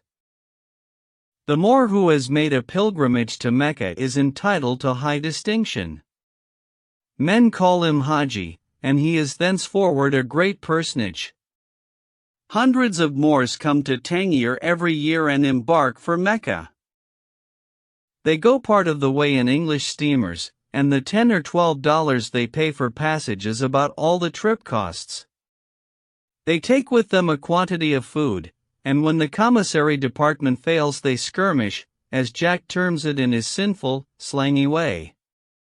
From the time they leave till they get home again, they never wash, either on land or sea. They are usually gone from 5 to 7 months, and as they do not change their clothes during all that time, they are totally unfit for the drawing room when they get back. Many of them have to rake and scrape a long time to gather together the $10 their steamer passage costs, and when one of them gets back he is a bankrupt forever after. Few Moors can ever build up their fortunes again in one short lifetime after so reckless an outlay. In order to confine the dignity of Haji to gentlemen of patrician blood and possessions, the emperor decreed that no man should make the pilgrimage save bloated aristocrats who were worth $100 in specie. But behold how iniquity can circumvent the law. For a consideration, the Jewish money changer lends the pilgrim $100 long enough for him to swear himself through, and then receives it back before the ship sails out of the harbor. Spain is the only nation the Moors fear. The reason is that Spain sends her heaviest ships of war and her loudest guns to astonish these Muslims, while America and other nations send only a little contemptible tub of a gunboat occasionally. The Moors, like other savages, learn by what they see, not what they hear or read. We have great fleets in the Mediterranean, but they seldom touch at African ports. The Moors have a small opinion of England, France, and America, and put their representatives to a deal of red tape circumlocution before they grant them their common rights, let alone a favor. But the moment the Spanish minister makes a demand, it is acceded to at once, whether it be just or not. Spain chastised the Moors 5 or 6 years ago, about a disputed piece of property opposite Gibraltar, and captured the city of Tetuan. She compromised on an augmentation of her territory, $20 million indemnity in money, and peace. And then she gave up the city. But she never gave it up until the Spanish soldiers had eaten up all the cats. They would not compromise as long as the cats held out. Spaniards are very fond of cats. On the contrary, the Moors reverence cats as something sacred. So the Spaniards touched them on a tender point that time. Their unfeeling conduct in eating up all the Tetuan cats aroused a hatred toward them in the breasts of the Moors, to which even the driving them out of Spain was tame and passionless. Moors and Spaniards are foes forever now. France had a minister here once who embittered the nation against him in the most innocent way. He killed a couple of battalions of cats, Tangier is full of them, and made a parlor carpet out of their hides. He made his carpet in circles, first a circle of old gray tomcats, with their tails all pointing toward the center, then a circle of yellow cats, next a circle of black cats and a circle of white ones, then a circle of all sorts of cats, and, finally, a centerpiece of assorted kittens. It was very beautiful, but the Moors curse his memory to this day. When we went to call on our American Consul General today, I noticed that all possible games for parlor amusement seemed to be represented on his center tables. I thought that hinted at lonesomeness. The idea was correct. His is the only American family in Tangier. There are many foreign consuls in this place, but much visiting is not indulged in. Tangier is clear out of the world, and what is the use of visiting when people have nothing on earth to talk about? There is none. So each consul's family stays at home chiefly and amuses itself as best it can. Tangier is full of interest for one day, but after that it is a weary prison.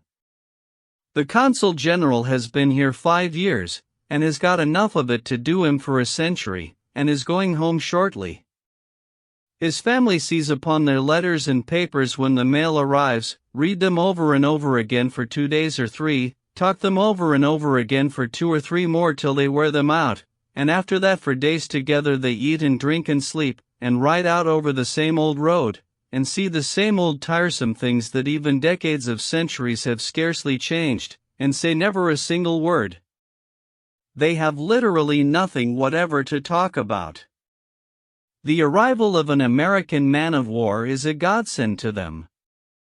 O solitude, where are the charms which sages have seen in thy face? It is the completest exile that I can conceive of. I would seriously recommend to the government of the United States that when a man commits a crime so heinous that the law provides no adequate punishment for it, they make him consul general to Tangier. I am glad to have seen Tangier, the second oldest town in the world. But I am ready to bid it goodbye, I believe.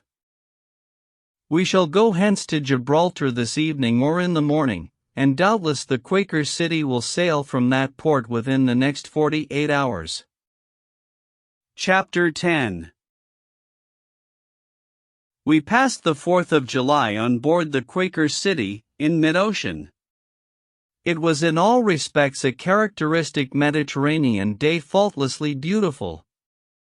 A cloudless sky, a refreshing summer wind, a radiant sunshine that glinted cheerily from dancing wavelets instead of crested mountains of water, a sea beneath us that was so wonderfully blue, so richly, brilliantly blue, that it overcame the dullest sensibilities with the spell of its fascination. They even have fine sunsets on the Mediterranean, a thing that is certainly rare in most quarters of the globe. The evening we sailed away from Gibraltar, that hard-featured rock was swimming in a creamy mist so rich, so soft, so enchantingly vague and dreamy, that even the oracle, that serene, that inspired, that overpowering humbug, scorned the dinner gong and tarried to worship. He said, "Well, that's gorgies, ain't it? They don't have none of them things in our parts, do they? I consider that them effects is on account of the superior refragability, as you may say, of the sun's dynamic combination with the lymphatic forces of the perihelion of Jupiter. What should you think?" "Oh, go to bed." Dan said that, and went away. Oh, yes, it's all very well to say go to bed when a man makes an argument which another man can't answer. Dan don't never stand any chance in an argument with me. And he knows it, too. What should you say, Jack? Now, doctor, don't you come bothering around me with that dictionary bosh. I don't do you any harm, do I? Then you let me alone. He's gone, too. Well, them fellows have all tackled the old oracle, as they say, but the old man's most too many for 'em. Maybe the poet laureate ain't satisfied with them deductions? The poet replied with a barbarous rhyme and went below. Pairs that he can't qualify, neither. Well, I didn't expect nothing out of him. I never see one of them poets yet that knowed anything. He'll go down now and grind out about 4 reams of the awfulest slush about that old rock and give it to a consul, or a pilot, or a nigger, or anybody he comes across first which he can impose on. Pity but somebody'd take that poor old lunatic and dig all that poetry rubbish out of him. Why can't a man put his intellect onto things that's some value? Gibbons, and Hippocrates, and Sarcophagus, and all them old ancient philosophers was down on poets. Doctor, I said, you are going to invent authorities now and I'll leave you, too. I always enjoy your conversation, notwithstanding the luxuriance of your syllables, when the philosophy you offer rests on your own responsibility, but when you begin to soar, when you begin to support it with the evidence of authorities who are the creations of your own fancy, I lose confidence. That was the way to flatter the doctor.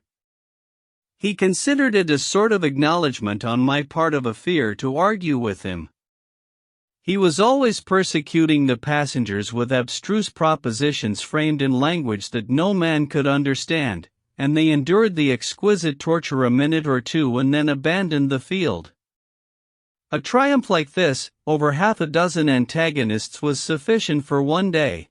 From that time forward he would patrol the decks beaming blandly upon all comers, and so tranquilly, blissfully happy.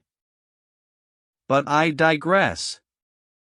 The thunder of our 2 brave cannon announced the 4th of July, at daylight, to all who were awake. But many of us got our information at a later hour, from the almanac. All the flags were sent aloft except half a dozen that were needed to decorate portions of the ship below, and in a short time the vessel assumed a holiday appearance. During the morning, meetings were held and all manner of committees set to work on the celebration ceremonies. In the afternoon the ship's company assembled aft, on deck, under the awnings, the flute, the asthmatic melodeon, and the consumptive clarinet crippled the Star-Spangled Banner. The choir chased it to cover, and George came in with a peculiarly lacerating screech on the final note and slaughtered it. Nobody mourned. We carried out the corpse on 3 cheers. That joke was not intentional and I do not endorse it. And then the president, thrown behind a cable locker with a national flag spread over it, announced the reader, who rose up and read that same old Declaration of Independence which we have all listened to so often without paying any attention to what it said. And after that the president piped the orator of the day to quarters and he made that same old speech about our national greatness which we so religiously believe and so fervently applaud. Now came the choir into court again, with the complaining instruments, and assaulted Hail Columbia, and when victory hung wavering in the scale, George returned with his dreadful wild goose stop turned on and the choir won, of course. A minister pronounced the benediction, and the patriotic little gathering disbanded. The 4th of July was safe, as far as the Mediterranean was concerned. At dinner in the evening, a well-written original poem was recited with spirit by one of the ship's captains, and 13 regular toasts were washed down with several baskets of champagne. The speeches were bad, execrable almost without exception. In fact, without any exception but one. Captain Duncan made a good speech. He made the only good speech of the evening. He said, "Ladies and gentlemen, may we all live to a green old age and be prosperous and happy. Steward, bring up another basket of champagne." It was regarded as a very able effort.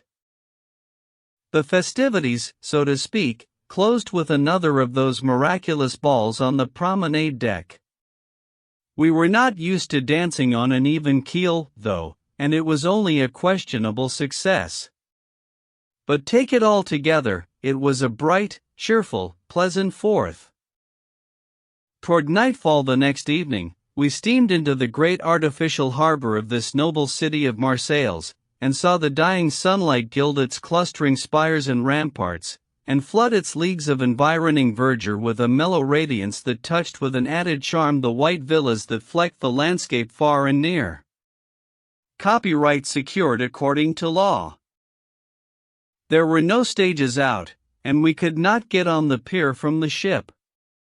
It was annoying. We were full of enthusiasm. We wanted to see France. Just at nightfall our party of 3 contracted with a waterman for the privilege of using his boat as a bridge. Its stern was at our companion ladder and its bow touched the pier. We got in and the fellow backed out into the harbor. I told him in French that all we wanted was to walk over his thwarts and step ashore, and asked him what he went away out there for. He said he could not understand me. I repeated. Still he could not understand. He appeared to be very ignorant of French. The doctor tried him, but he could not understand the doctor. I asked this boatman to explain his conduct, which he did, and then I couldn't understand him. Dan said, "Oh, go to the pier, you old fool, that's where we want to go." We reasoned calmly with Dan that it was useless to speak to this foreigner in English, that he had better let us conduct this business in the French language and not let the stranger see how uncultivated he was. "Well, go on," he said, "don't mind me. I don't wish to interfere. Only, if you go on telling him in your kind of French, he never will find out where we want to go to. That is what I think about it." We rebuked him severely for this remark and said we never knew an ignorant person yet but was prejudiced. The Frenchman spoke again, and the doctor said, "There now, Dan, he says he is going to Alice to the douane. Means he is going to the hotel. Oh, certainly we don't know the French language." This was a crusher, as Jack would say. It silenced further criticism from the disaffected member. We coasted past the sharp bows of a navy of great steamships and stopped at last at a government building on a stone pier. It was easy to remember then that the douane was the custom house and not the hotel. We did not mention it, however. With winning French politeness, the officers merely opened and closed our satchels, declined to examine our passports, and sent us on our way. We stopped at the first cafe we came to and entered. An old woman seated us at a table and waited for orders. The doctor said, Avez-vous du vin? The dame looked perplexed. The doctor said again, with elaborate distinctness of articulation, Avez-vous du vin? The dame looked more perplexed than before. I said, Doctor, there is a flaw in your pronunciation somewhere. Let me try her. Madam, avez-vous du vin? It isn't any use. Doctor, take the witness. Madam, avez-vous du vin du fromage pain pickled pig's feet beurre d'oeuf stew beurre horseradish, sauerkraut, hog and hominy anything in the world that can stay a Christian stomach. She said, Bless you, why didn't you speak English before? I don't know anything about your plagued French. The humiliating taunts of the disaffected member spoiled the supper, and we dispatched it in angry silence and got away as soon as we could. Here we were in beautiful France in a vast stone house of quaint architecture surrounded by all manner of curiously worded French signs stared at by strangely habited, bearded French people, everything gradually and surely forcing upon us the coveted consciousness that at last, and beyond all question, we were in beautiful France and absorbing its nature to the forgetfulness of everything else, and coming to feel the happy romance of the thing in all its enchanting delightfulness and to think of this skinny veteran intruding with her vile English, at such a moment, to blow the fair vision to the winds.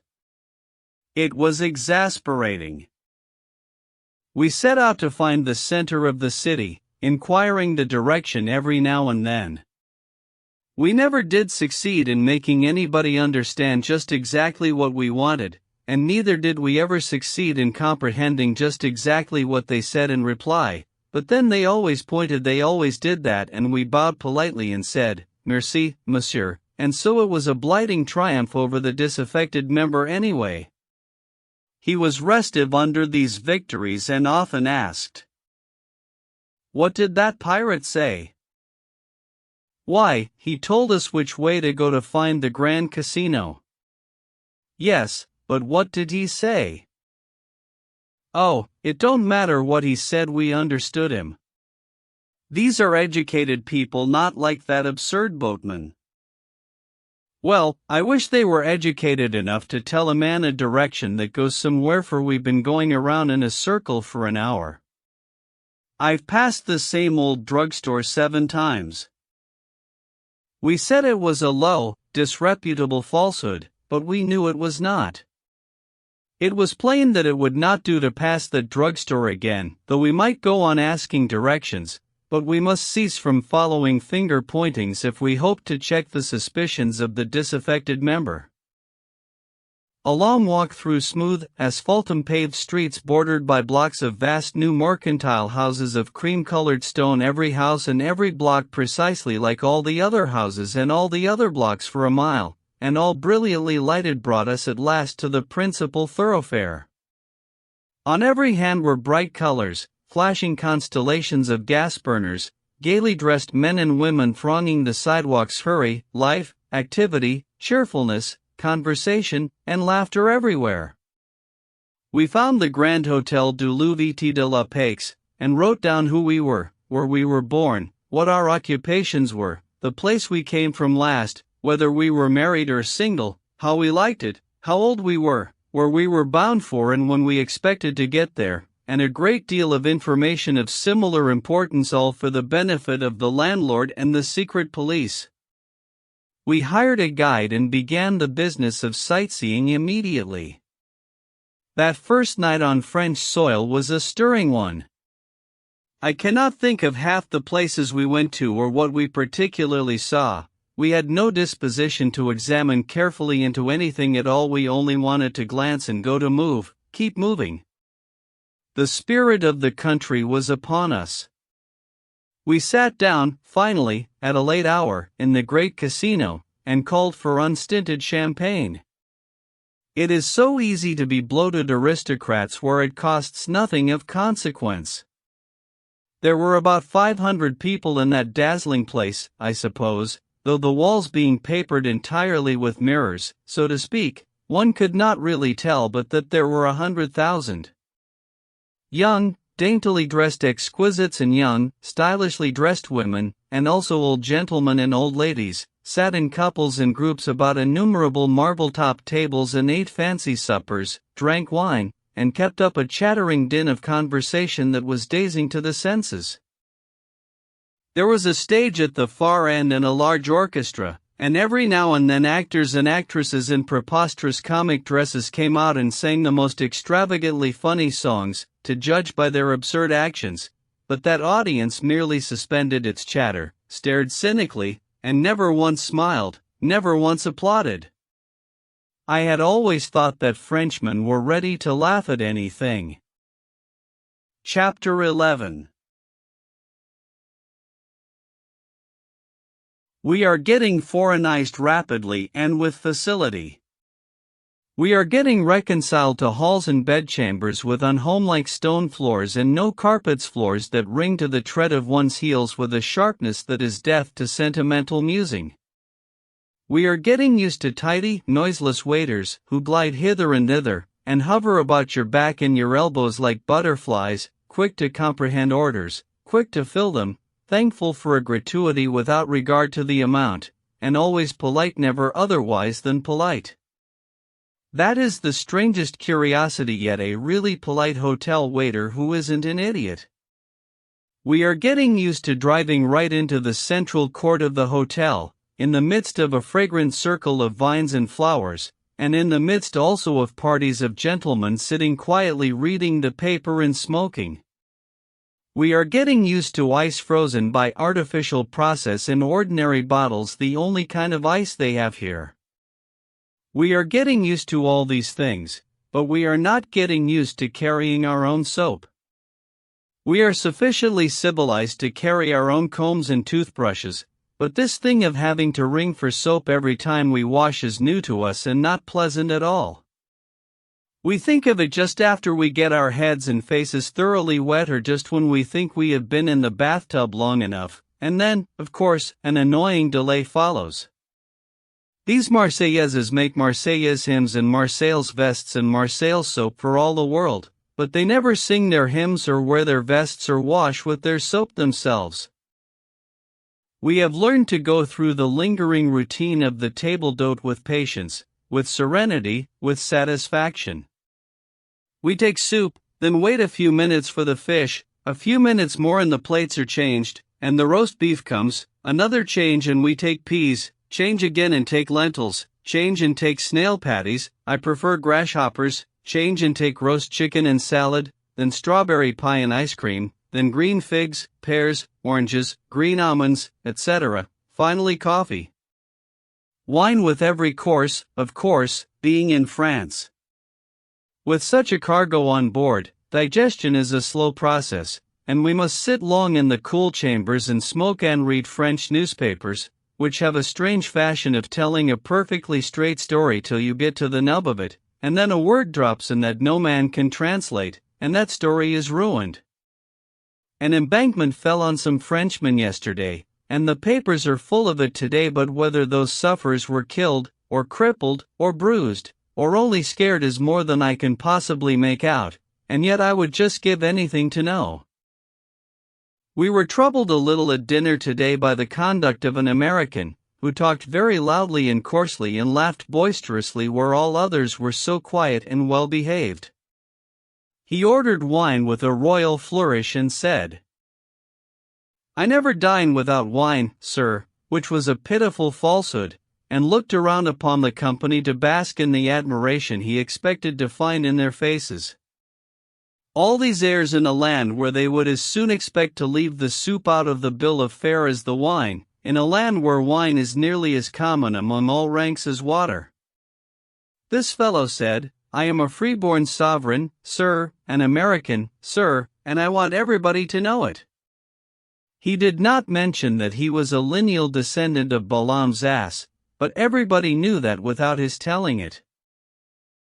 We have driven in the Prado, that superb avenue bordered with patrician mansions and noble shade trees, and have visited the Chateau Beaurelis and its curious museum. They showed us a miniature cemetery there, a copy of the first graveyard that was ever in Marseilles, no doubt. The delicate little skeletons were lying in broken vaults and had their household gods and kitchen utensils with them.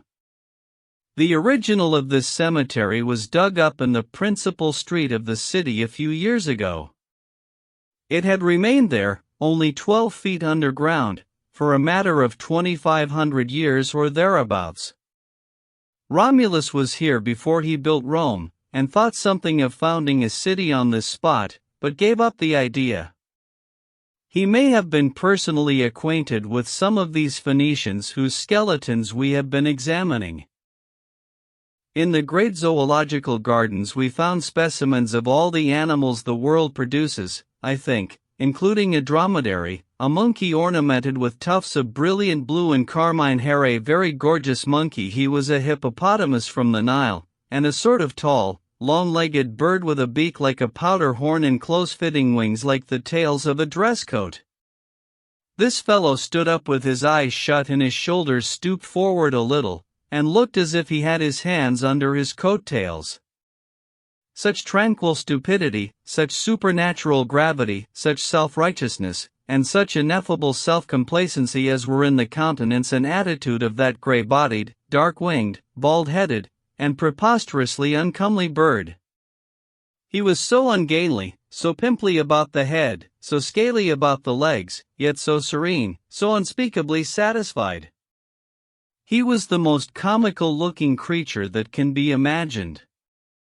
It was good to hear Dan and the doctor laugh. Such natural and such enjoyable laughter had not been heard among our excursionists since our ship sailed away from America.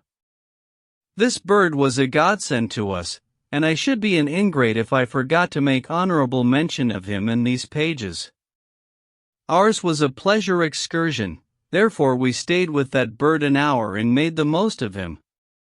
We stirred him up occasionally, but he only unclosed an eye and slowly closed it again, abating no jot of his stately piety of demeanor or his tremendous seriousness. He only seemed to say, "Defile not heaven's anointed with unsanctified hands." We did not know his name, and so we called him the Pilgrim. Dan said, "All he wants now is a Plymouth collection." The boon companion of the colossal elephant was a common cat. This cat had a fashion of climbing up the elephant's hind legs and roosting on his back. She would sit up there, with her paws curved under her breast, and sleep in the sun half the afternoon. It used to annoy the elephant at first, and he would reach up and take her down, but she would go aft and climb up again. She persisted until she finally conquered the elephant's prejudices, and now they are inseparable friends. The cat plays about her comrade's forefeet or his trunk often, until dogs approach, and then she goes aloft out of danger. The elephant has annihilated several dogs lately that pressed his companion too closely. We hired a sailboat and a guide and made an excursion to one of the small islands in the harbor to visit the Castle d'If. This ancient fortress has a melancholy history. It has been used as a prison for political offenders for 200 or 300 years, and its dungeon walls are scarred with the rudely carved names of many and many a captive who fretted his life away here and left no record of himself but these sad epitaphs wrought with his own hands. How thick the names were! And their long-departed owners seemed to throng the gloomy cells and corridors with their phantom shapes. We loitered through dungeon after dungeon, away down into the living rock below the level of the sea, it seemed. Names everywhere, some plebeian, some noble, some even princely. Plebeian, prince, and noble had one solicitude in common: they would not be forgotten. They could suffer solitude, inactivity, and the horrors of a silence that no sound ever disturbed, but they could not bear the thought of being utterly forgotten by the world. Hence the carved names. In one cell, where a little light penetrated, a man had lived 27 years without seeing the face of a human being, lived in filth and wretchedness, with no companionship but his own thoughts, and they were sorrowful enough and hopeless enough, no doubt. Whatever his jailers considered that he needed was conveyed to his cell by night through a wicket. This man carved the walls of his prison house from floor to roof with all manner of figures of men and animals grouped in intricate designs. He had toiled there year after year, at his self-appointed task, while infants grew to boyhood, to vigorous youth, idled through school and college, acquired a profession, claimed man's mature estate, married, and looked back to infancy as to a thing of some vague, ancient time, almost. But who shall tell how many ages it seemed to this prisoner? With the one, time flew sometimes; with the other, never; it crawled always. To the one, nights spent in dancing had seemed made of minutes instead of hours; to the other, those selfsame nights had been like all other nights of dungeon life and seemed made of slow, dragging weeks instead of hours and minutes. One prisoner of 15 years had scratched verses upon his walls, and brief prose sentences, brief, but full of pathos. These spoke not of himself and his hard estate, but only of the shrine where his spirit fled the prison to worship, of home and the idols that were templed there. He never lived to see them.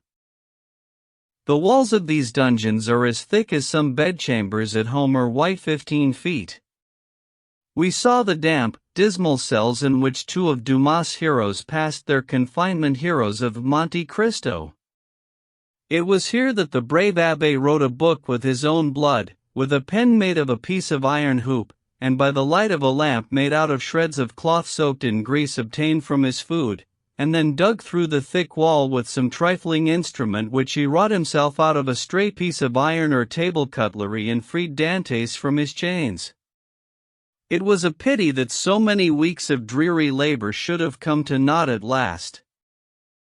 They showed us the noisome cell where the celebrated Iron Mask, that ill-starred brother of a hard-hearted king of France, was confined for a season before he was sent to hide the strange mystery of his life from the curious in the dungeons of Sainte Marguerite.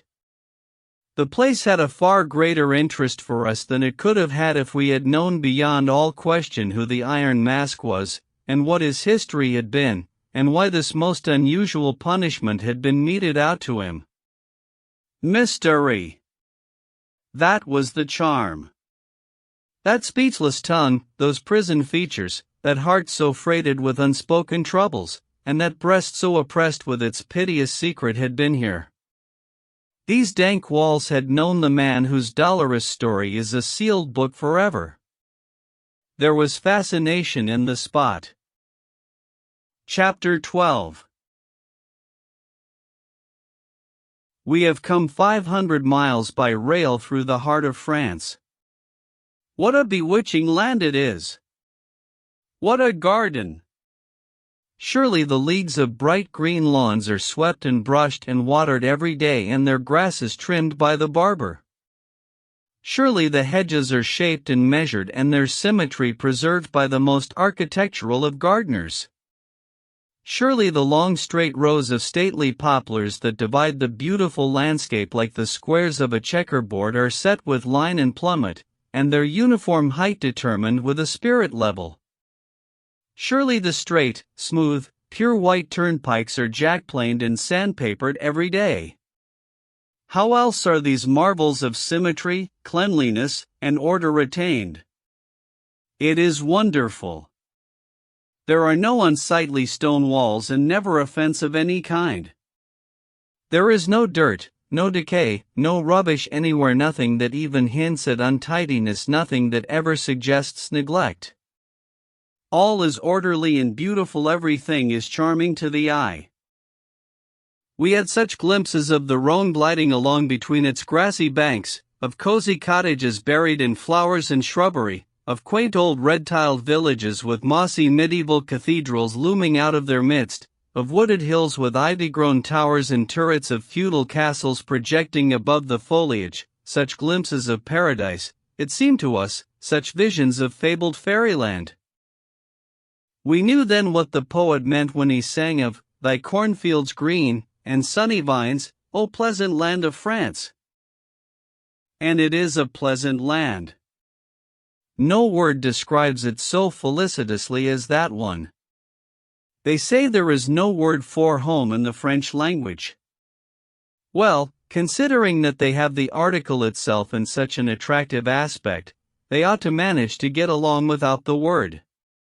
Let us not waste too much pity on homeless France. I have observed that Frenchmen abroad seldom wholly give up the idea of going back to France some time or other. I am not surprised at it now. We are not infatuated with these French railway cars, though. We took first-class passage, not because we wished to attract attention by doing a thing which is uncommon in Europe, but because we could make our journey quicker by so doing. It is hard to make railroading pleasant in any country. It is too tedious. Stagecoaching is infinitely more delightful. Once I crossed the plains and deserts and mountains of the West in a stagecoach, from the Missouri line to California, and since then all my pleasure trips must be measured to that rare holiday frolic. 2,000 miles of ceaseless rush and rattle and clatter, by night and by day, and never a weary moment, never a lapse of interest. The first 700 miles a level continent, its grassy carpet greener and softer and smoother than any sea and figured with designs fitted to its magnitude the shadows of the clouds. Here were no scenes but summer scenes, and no disposition inspired by them but to lie at full length on the mail sacks in the grateful breeze and dreamily smoke the pipe of peace. What other, or always repose and contentment? In cool mornings, before the sun was fairly up, it was worth a lifetime of city toiling and moiling to perch in the foretop with the driver and see the 6 Mustangs scamper under the sharp snapping of the whip that never touched them, to scan the blue distances of a world that knew no lords but us, to cleave the wind with uncovered head and feel the sluggish pulses rousing to the spirit of a speed that pretended to the resistless rush of a typhoon. Then 1,300 miles of desert solitudes, of limitless panoramas of bewildering perspective, of mimic cities, of pinnacled cathedrals, of massive fortresses, counterfeited in the eternal rocks and splendid with the crimson and gold of the setting sun, of dizzy altitudes among fog-wreathed peaks and never-melting snows, where thunders and lightnings and tempests warred magnificently at our feet and the storm clouds above swung their shredded banners in our very faces. But I forgot. I am in elegant France now, and not scurrying through the great South Pass and the Wind River Mountains, among antelopes and buffaloes and painted Indians on the warpath. It is not meet that I should make too disparaging comparisons between humdrum travel on a railway and that royal summer flight across a continent in a stagecoach. I meant in the beginning to say that railway journeying is tedious and tiresome. And so it is, though at the time I was thinking particularly of a dismal 50-hour pilgrimage between New York and St. Louis. Of course our trip through France was not really tedious because all its scenes and experiences were new and strange, but as Dan says, it had its discrepancies. The cars are built in compartments that hold 8 persons each. Each compartment is partially subdivided, and so there are 2 tolerably distinct parties of 4 in it. 4 face the other 4. The seats and backs are thickly padded and cushioned and are very comfortable. You can smoke if you wish, there are no bothersome peddlers, you are saved the infliction of a multitude of disagreeable fellow passengers. So far, so well. But then the conductor locks you in when the train starts. There is no water to drink in the car. There is no heating apparatus for night travel. if a drunken rowdy should get in, you could not remove a matter of 20 seats from him or enter another car, but above all, if you are worn out and must sleep, you must sit up and do it in naps, with cramped legs and in a torturing misery that leaves you withered and lifeless the next day, for behold they have not that culmination of all charity and human kindness, a sleeping car, in all France. I prefer the American system. It has not so many grievous discrepancies. In France, all is clockwork, all is order. They make no mistakes. Every third man wears a uniform, and whether he be a marshal of the empire or a brakeman, he is ready and perfectly willing to answer all your questions with tireless politeness, ready to tell you which car to take, and ready to go and put you into it to make sure that you shall not go astray. You cannot pass into the waiting room of the depot till you have secured your ticket, and you cannot pass from its only exit till the train is at its threshold to receive you. Once on board, the train will not start till your ticket has been examined, till every passenger's ticket has been inspected. This is chiefly for your own good. If by any possibility you have managed to take the wrong train, you will be handed over to a polite official who will take you whither you belong and bestow you with many an affable bow. Your ticket will be inspected every now and then along the route, and when it is time to change cars you will know it. You are in the hands of officials who zealously study your welfare and your interest, instead of turning their talents to the invention of new methods of discommoding and snubbing you, as is very often the main employment of that exceedingly self-satisfied monarch, the railroad conductor of America. But the happiest regulation in French railway government is 30 minutes to dinner.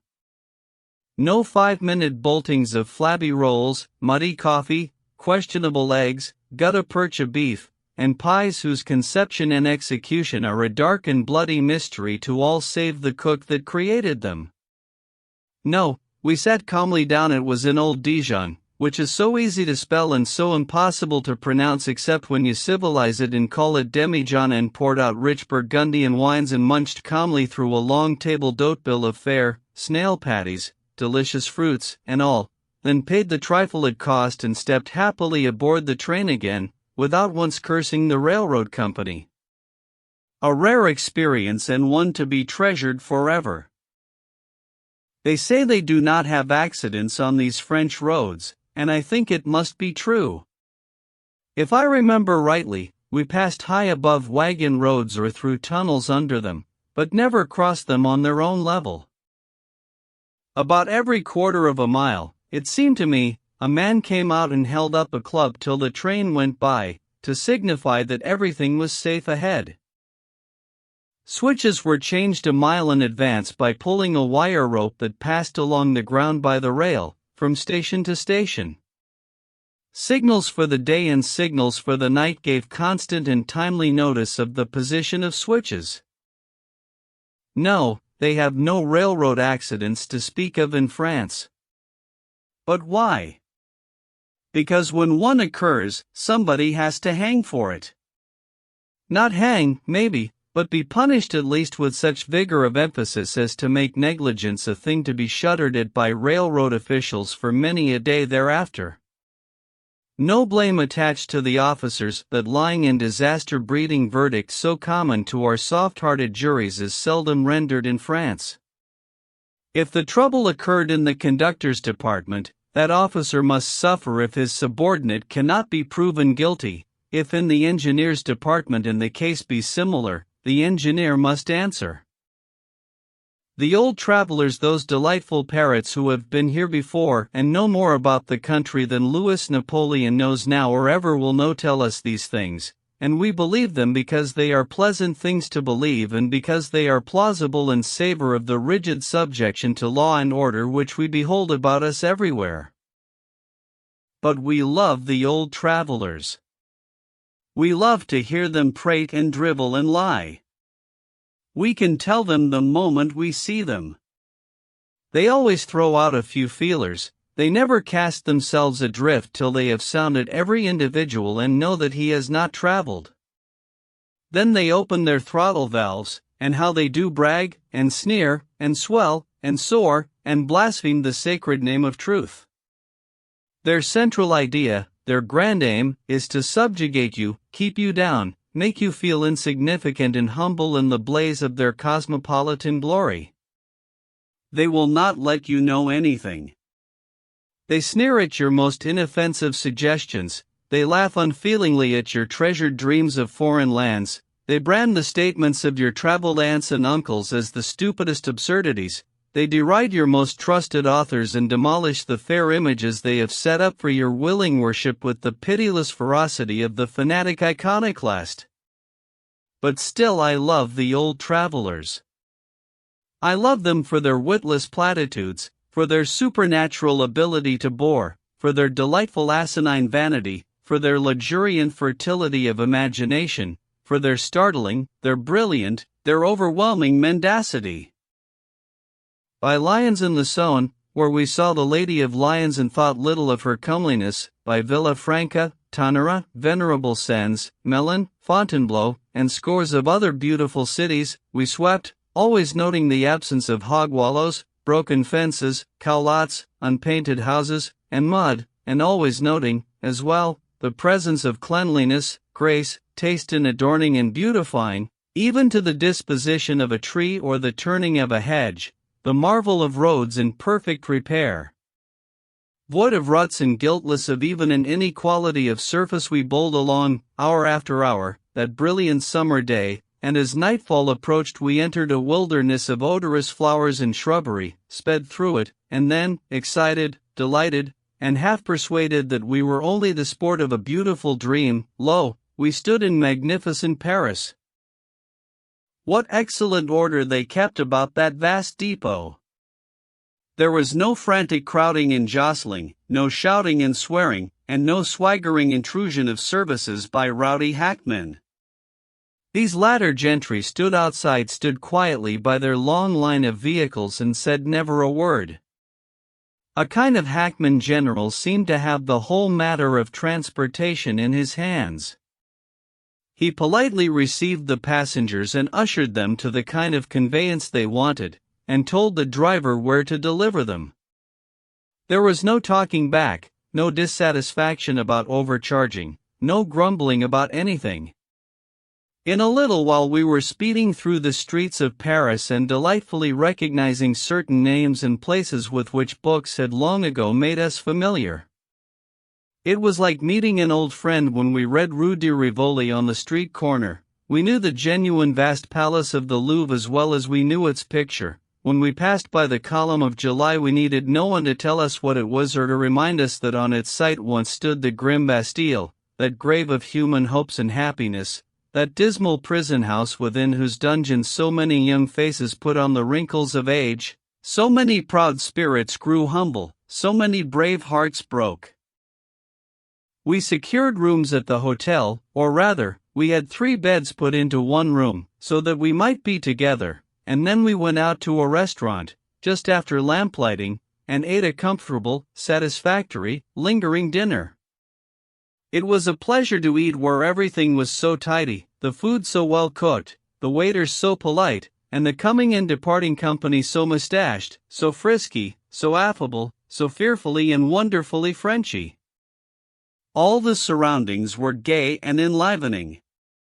200 people sat at little tables on the sidewalk, sipping wine and coffee. The streets were thronged with light vehicles and with joyous pleasure seekers. There was music in the air, life and action all about us, and a conflagration of gaslight everywhere. After dinner we felt like seeing such Parisian specialties as we might see without distressing exertion, and so we sauntered through the brilliant streets and looked at the dainty trifles in variety stores and jewelry shops.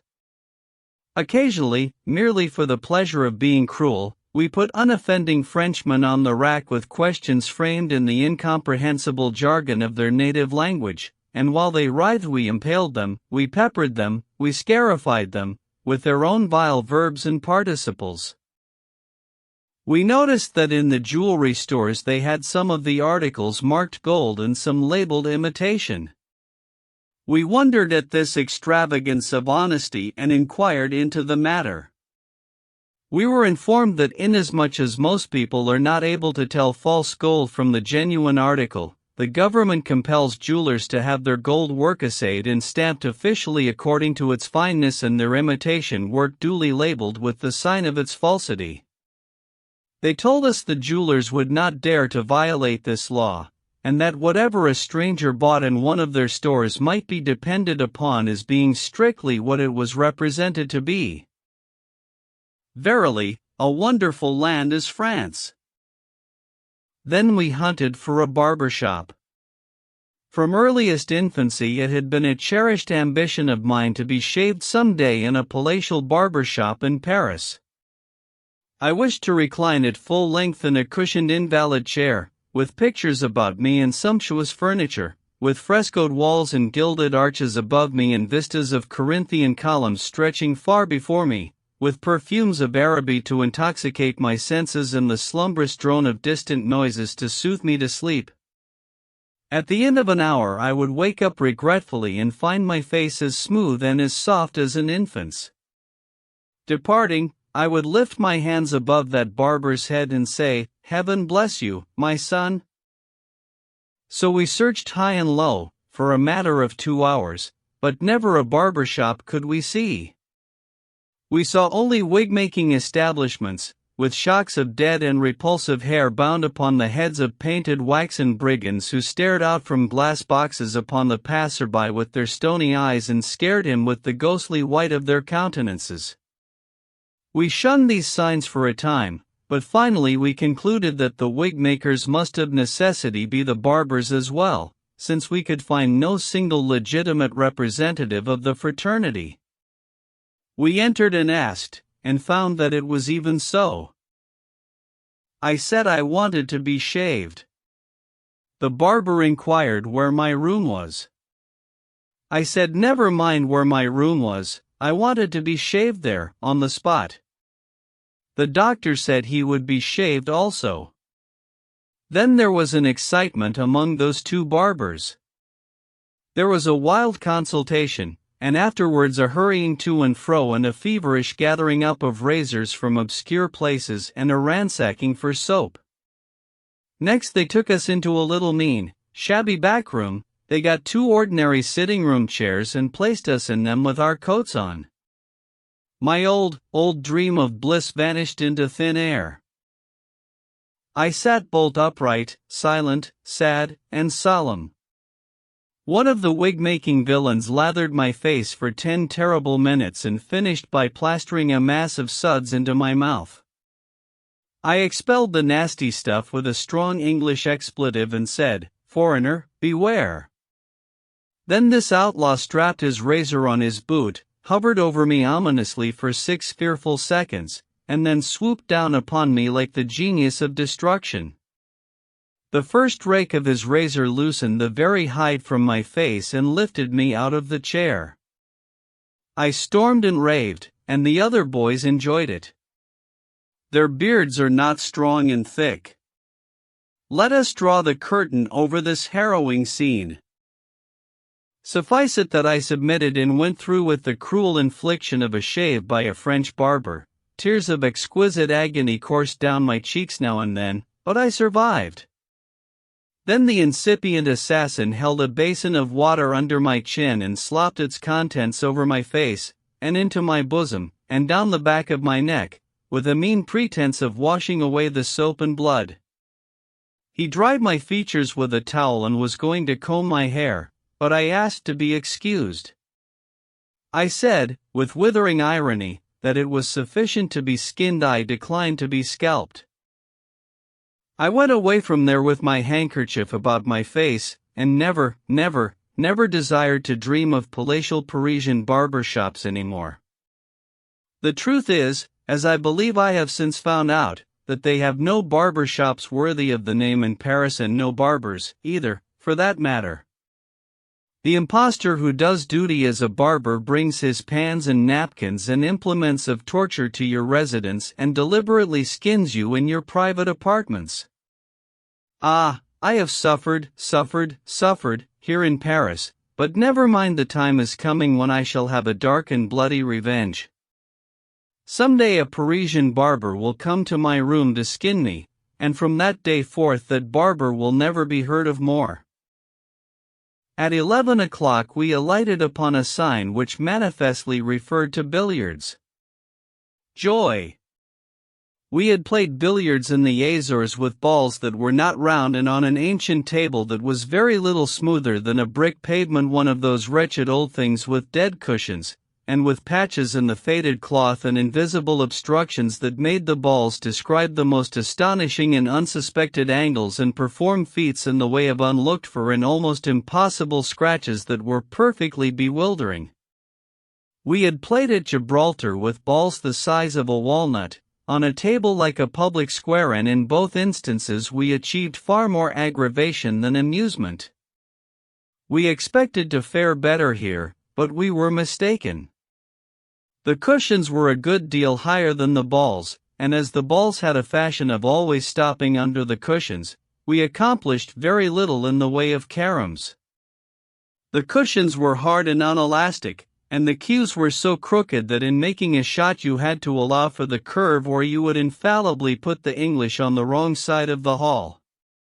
Dan was to mark while the doctor and I played. At the end of an hour neither of us had made a count, and so Dan was tired of keeping tally with nothing to tally, and we were heated and angry and disgusted. We paid the heavy bill about 6 cents and said we would call around sometime when we had a week to spend, and finish the game. We adjourned to one of those pretty cafes and took supper and tested the wines of the country, as we had been instructed to do, and found them harmless and unexciting. They might have been exciting, however, if we had chosen to drink a sufficiency of them. To close our first day in Paris cheerfully and pleasantly, we now sought our grand room in the Grand Hotel du Louvre and climbed into our sumptuous bed to read and smoke, but alas! It was pitiful. In a whole city full, gas we had none. No gas to read by, nothing but dismal candles. It was a shame. We tried to map out excursions for the morrow, we puzzled over French guides to Paris, we talked disjointedly in a vain endeavor to make head or tail of the wild chaos of the day's sights and experiences, we subsided to indolent smoking, we gaped and yawned and stretched, then feebly wondered if we were really and truly in renowned Paris, and drifted drowsily away into that vast mysterious void which men call sleep. Chapter 13. The next morning we were up and dressed at 10 o'clock. We went to the commissionaire of the hotel. I don't know what a commissionaire is, but that is the man we went to and told him we wanted a guide. He said the National Exposition had drawn such multitudes of Englishmen and Americans to Paris that it would be next to impossible to find a good guide unemployed. He said he usually kept a dozen or two on hand, but he only had 3 now. He called them. One looked so like a very pirate that we let him go at once. The next one spoke with a simpering precision of pronunciation that was irritating and said, "If ze gentlemans will to me make ze grande honneur to me ratten in his service, I shall show to him every sing zat is magnifique to look upon in ze beautiful Paris." I speak ze English perfect enough. He would have done well to have stopped there, because he had that much by heart and said it right off without making a mistake. But his self-complacency seduced him into attempting a flight into regions of unexplored English, and the reckless experiment was his ruin. Within 10 seconds he was so tangled up in a maze of mutilated verbs and torn and bleeding forms of speech that no human ingenuity could ever have gotten him out of it with credit. It was plain enough that he could not speak the English quite as parfaitement as he had pretended he could. The third man captured us. He was plainly dressed, but he had a noticeable air of neatness about him. He wore a high silk hat which was a little old, but had been carefully brushed. He wore second-hand kid gloves, in good repair, and carried a small rattan cane with a curved handle, a female leg of ivory. He stepped as gently and as daintily as a cat crossing a muddy street, and oh, he was urbanity, he was quiet, unobtrusive self-possession, he was deference itself. He spoke softly and guardedly, and when he was about to make a statement on his sole responsibility or offer a suggestion, he weighed it by drams and scruples first, with the crook of his little stick placed meditatively to his teeth. His opening speech was perfect. It was perfect in construction, in phraseology, in grammar, in emphasis, in pronunciation, everything. He spoke little and guardedly after that. We were charmed. We were more than charmed, we were overjoyed. We hired him at once. We never even asked him his price. This man, our lackey, our servant, our unquestioning slave though he was still a gentleman. We could see that while of the other two one was coarse and awkward and the other was a born pirate. We asked our man Friday's name. He drew from his pocketbook a snowy little card and passed it to us with a profound bow.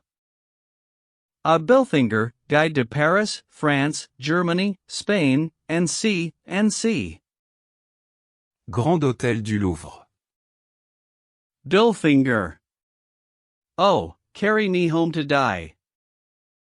That was an aside from Dan. The atrocious name grated harshly on my ear, too. The most of us can learn to forgive, and even to like, a countenance that strikes us unpleasantly at first, but few of us, I fancy, become reconciled to a jarring name so easily. I was almost sorry we had hired this man, his name was so unbearable. However, no matter. We were impatient to start. Billfinger stepped to the door to call a carriage, and then the doctor said, "Well, the guide goes with the barber shop, with the billiard table, with the gasless room, and maybe with many another pretty romance of Paris. I expected to have a guide named Henri de Montmorency, or Armand de la Chartreuse, or something that would sound grand in letters to the villagers at home, but to think of a Frenchman by the name of Billfinger. Oh! This is absurd, you know. This will never do. We can't say Billfinger, it is nauseating.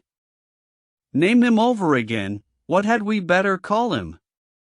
Alexis du Caulaincourt?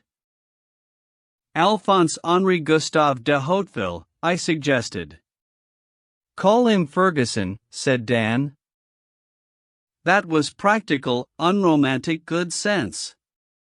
Without debate, we expunged Billfinger as Billfinger, and called him Ferguson. The carriage and open barouche was ready. Ferguson mounted beside the driver, and we whirled away to breakfast. As was proper, Mr. Ferguson stood by to transmit our orders and answer questions. By and by, he mentioned casually the artful adventurer that he would go and get his breakfast as soon as we had finished ours. He knew we could not get along without him and that we would not want to loiter about and wait for him. We asked him to sit down and eat with us. He begged, with many a bow, to be excused. It was not proper, he said, he would sit at another table. We ordered him peremptorily to sit down with us. Here in death the first lesson. It was a mistake. As long as we had that fellow after that, he was always hungry, he was always thirsty.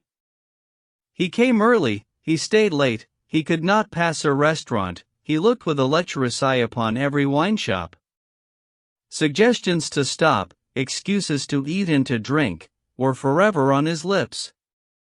We tried all we could to fill him so full that he would have no room to spare for a fortnight, but it was a failure.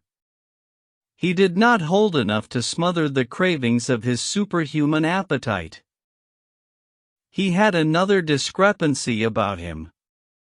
He was always wanting us to buy things. On the shallowest pretenses he would inveigle us into shirt stores, boot stores, tailor shops, glove shops, anywhere under the broad sweep of the heavens that there seemed a chance of our buying anything.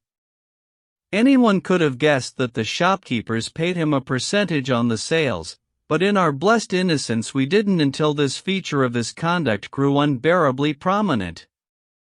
One day Dan happened to mention that he thought of buying 3 or 4 silk dress patterns for presents. Ferguson's hungry eye was upon him in an instant. In the course of 20 minutes the carriage stopped. "What's this?" "This is the finest silk magazine in Paris, the most celebrate." "What did you come here for?" "We told you to take us to the Palace of the Louvre." "I suppose the gentleman say he wished to buy some silk." "You are not required to suppose things for the party, Ferguson. We do not wish to tax your energies too much. We will bear some of the burden and heat of the day ourselves. We will endeavor to do such supposing as is really necessary to be done. Drive on." So spake the doctor. Within 15 minutes the carriage halted again, and before another silk store. The doctor said, "Ah, the Palace of the Louvre, beautiful, beautiful edifice. Does the Emperor Napoleon live here now, Ferguson?" "Ah, doctor. You do jest, this is not the palace, we come there directly." "But since we pass right by this store, where is such beautiful silk?" "Ah. I see, I see. I meant to have told you that we did not wish to purchase any silks today, but in my absent-mindedness I forgot it. I also meant to tell you we wished to go directly to the Louvre, but I forgot that also. However, we will go there now. Pardon my seeming carelessness, Ferguson. Drive on." Within the half-hour we stopped again in front of another silk store. We were angry, but the doctor was always serene, always smooth-voiced. He said, "At last. How imposing the Louvre is, and yet how small. How exquisitely fashioned. How charmingly situated, venerable, venerable pile. Pardon, doctor, this is not the Louvre, it is, what is it? I have the idea it come to me in a moment's at the silk in this magazine." "Ferguson, how heedless I am. I fully intended to tell you that we did not wish to buy any silks today, and I also intended to tell you that we yearned to go immediately to the Palace of the Louvre, but enjoying the happiness of seeing you devour 4 breakfasts this morning has so filled me with pleasurable emotions that I neglect the commonest interests of the time. However, we will proceed now to the Louvre, Ferguson." "But, doctor," excitedly, "it will take not a minute, not but one small minute. They gentleman need not to buy if he not wish to, but only look at ze silk, look at ze beautiful fabric." Then pleadingly, "Sir, just only one little moment." Dan said, "Confound the idiot. I don't want to see any silks today, and I won't look at them. Drive on." And the doctor, "We need no silks now, Ferguson. Our hearts yearn for the Louvre. Let us journey on, let us journey on." "But doctor, it is only one moment, one little moment. And the time will be save, entirely save. Because there is nothing to see now, it is too late. It want 10 minutes to 4 and the Louvre close at 4, only one little moment, doctor." The treacherous miscreant! After 4 breakfasts and a gallon of champagne, to serve us such a scurvy trick! We got no sight of the countless treasures of art in the Louvre galleries that day, and our only poor little satisfaction was in the reflection that Ferguson sold not a solitary silk dress pattern. I am writing this chapter partly for the satisfaction of abusing that accomplished knave Bill Finger, and partly to show whosoever shall read this how Americans fare at the hands of the Paris guides and what sort of people Paris guides are. It need not be supposed that we were a stupider or an easier prey than our countrymen generally are, for we were not. The guides deceive and defraud every American who goes to Paris for the first time and sees its sights alone or in company with others as little experienced as himself. I shall visit Paris again someday, and then let the guides beware. I shall go in my war paint, I shall carry my tomahawk along. I think we have lost but little time in Paris. We have gone to bed every night tired out. Of course we visited the renowned International Exposition. All the world did that. We went there on our third day in Paris and we stayed there nearly 2 hours. That was our first and last visit. To tell the truth, we saw at a glance that one would have to spend weeks, even months in that monstrous establishment to get an intelligible idea of it. It was a wonderful show. But the moving masses of people of all nations we saw there were a still more wonderful show. I discovered that if I were to stay there a month, I should still find myself looking at the people instead of the inanimate objects on exhibition. I got a little interested in some curious old tapestries of the 13th century, but a party of Arabs came by, and their dusky faces and quaint costumes called my attention away at once. I watched a silver swan, which had a living grace about his movements and a living intelligence in his eyes, watched him swimming about as comfortably and as unconcernedly as if he had been born in a morass instead of a jeweler's shop, watched him seize a silver fish from under the water and hold up his head and go through all the customary and elaborate motions of swallowing it, but the moment it disappeared down his throat some tattooed South Sea Islanders approached and I yielded to their attractions. Presently I found a revolving pistol several hundred years old which looked strangely like a modern Colt, but just then I heard that the Empress of the French was in another part of the building, and hastened away to see what she might look like. We heard martial music, we saw an unusual number of soldiers walking hurriedly about, there was a general movement among the people. We inquired what it was all about and learned that the Emperor of the French and the Sultan of Turkey were about to review 25,000 troops at the Arc de la Toile. We immediately departed. I had a greater anxiety to see these men than I could have had to see 20 expositions. We drove away and took up a position in an open space opposite the American minister's house. A speculator bridged a couple of barrels with a board and we hired standing places on it.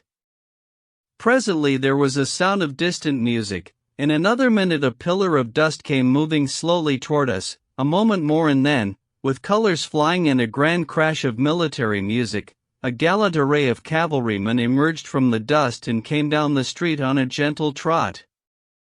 After them came a long line of artillery, then more cavalry, in splendid uniforms, and then their Imperial Majesties Napoleon III and Abdul Aziz. The vast concourse of people swung their hats and shouted, the windows and housetops in the wide vicinity burst into a snowstorm of waving handkerchiefs, and the wavers of the same mingled their cheers with those of the masses below. It was a stirring spectacle. But the two central figures claimed all my attention. Was ever such a contrast set up before a multitude till then? Napoleon in military uniform, a long-bodied, short-legged man, fiercely mustached, old, wrinkled, with eyes half closed, and such a deep, crafty, scheming expression about them. Napoleon, bowing ever so gently to the loud plaudits, and watching everything and everybody with his cat eyes from under his depressed hat brim, as if to discover any sign that those cheers were not heartfelt and cordial. Abdulaziz, absolute lord of the Ottoman Empire, clad in dark green European clothes, almost without ornament or insignia of rank, a red Turkish fez on his head, a short, stout, dark man, black-bearded, black-eyed, stupid, unprepossessing, a man whose whole appearance somehow suggested that if he only had a cleaver in his hand and a white apron on, one would not be at all surprised to hear him say, "A mutton roast today," or "Will you have a nice porterhouse steak?" Napoleon III, the representative of the highest modern civilization, progress, and refinement; Abdulaziz, the representative of a people by nature and training filthy, brutish, ignorant, unprogressive, superstitious, and a government whose three graces are tyranny, rapacity, blood. Here in brilliant Paris, under this majestic arch of triumph, the first century greets the 19th. Napoleon III, Emperor of France.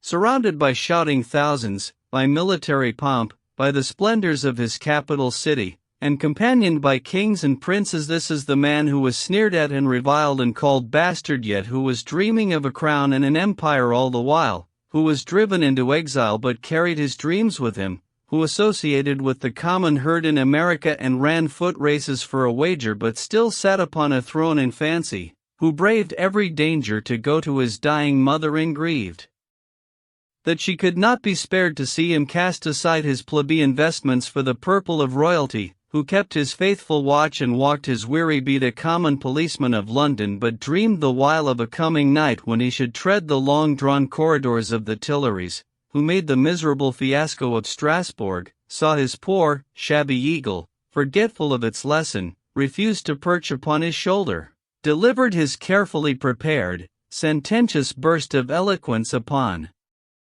unsympathetic ears, found himself a prisoner, the butt of small wits, a mark for the pitiless ridicule of all the world, yet went on dreaming of coronations and splendid pageants as before, who lay a forgotten captive in the dungeons of Haman, still schemed and planned and pondered over future glory and future power, President of France at last.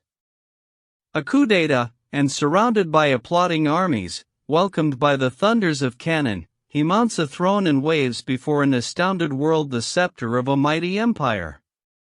Who talks of the marvels of fiction? Who speaks of the wonders of romance? Who prates of the tame achievements of Aladdin and the Magi of Arabia? Abdulaziz, Sultan of Turkey, Lord of the Ottoman Empire. Born to a throne, weak, stupid, ignorant, almost, as his meanest slave, chief of a vast royalty, yet the puppet of his premier and the obedient child of a tyrannical mother, a man who sits upon a throne the beck of whose finger moves navies and armies, who holds in his hands the power of life and death over millions, yet who sleeps, eats, idles with his 800 concubines, and when he is surfeited with eating and sleeping and idling, and would rouse up and take the reins of government and threaten to be a sultan, is charmed from his purpose by wary Fuad Pasha with a pretty plan for a new palace or a new ship, charmed away with a new toy, like any other restless child, a man who sees his people robbed and oppressed by soulless tax-gatherers, but speaks no word to save them, who believes in gnomes and genii and the wild fables of the Arabian Nights, but has small regard for the mighty magicians of today, and is nervous in the presence of their mysterious railroads and steamboats and telegraphs, who would see undone in Egypt all that great Muhammad Ali achieved, and would prefer rather to forget than emulate him, a man who found his great empire a blot upon the earth, a degraded, poverty-stricken, miserable, infamous agglomeration of ignorance, crime, and brutality, and will idle away the allotted days of his trivial life and then pass to the dust and the worms and leave it so. Napoleon has augmented the commercial prosperity of France in 10 years to such a degree that figures can hardly compute it. He has rebuilt Paris and has partly rebuilt every city in the state. He condemns a whole street at a time, assesses the damages, pays them, and rebuilds superbly. Then speculators buy up the ground and sell, but the original owner is given the first choice by the government at a stated price before the speculator is permitted to purchase. But above all things, he has taken the sole control of the Empire of France into his hands and made it a tolerably free land for people who will not attempt to go too far in meddling with government affairs. No country offers greater security to life and property than France, and one has all the freedom he wants, but no license to interfere with anybody or make anyone uncomfortable. As for the Sultan, one could set a trap anywhere and catch a dozen abler men in a night. The band struck up, and the brilliant adventurer, Napoleon III, the genius of energy, persistence, enterprise, and the feeble Abdulaziz, the genius of ignorance, bigotry, and indolence, prepared for the forward march. We saw the splendid review. We saw the white-mustached old Crimean soldier, Canrobert, Marshal of France. We saw everything, and then we went home satisfied. Chapter 14. We went to see the Cathedral of Notre Dame. We had heard of it before. It surprises me sometimes to think how much we do know and how intelligent we are. We recognized the brown old Gothic pile in a moment. It was like the pictures. We stood at a little distance and changed from one point of observation to another and gazed long at its lofty square towers and its rich front, clustered thick with stony, mutilated saints who had been looking calmly down from their perches for ages. The Patriarch of Jerusalem stood under them in the old days of chivalry and romance, and preached the Third Crusade, more than 600 years ago, and since that day they have stood there and looked quietly down upon the most thrilling scenes, the grandest pageants, the most extraordinary spectacles that have grieved or delighted Paris. These battered and broken-nosed old fellows saw many and many a cavalcade of mail-clad knights come marching home from Holy Land.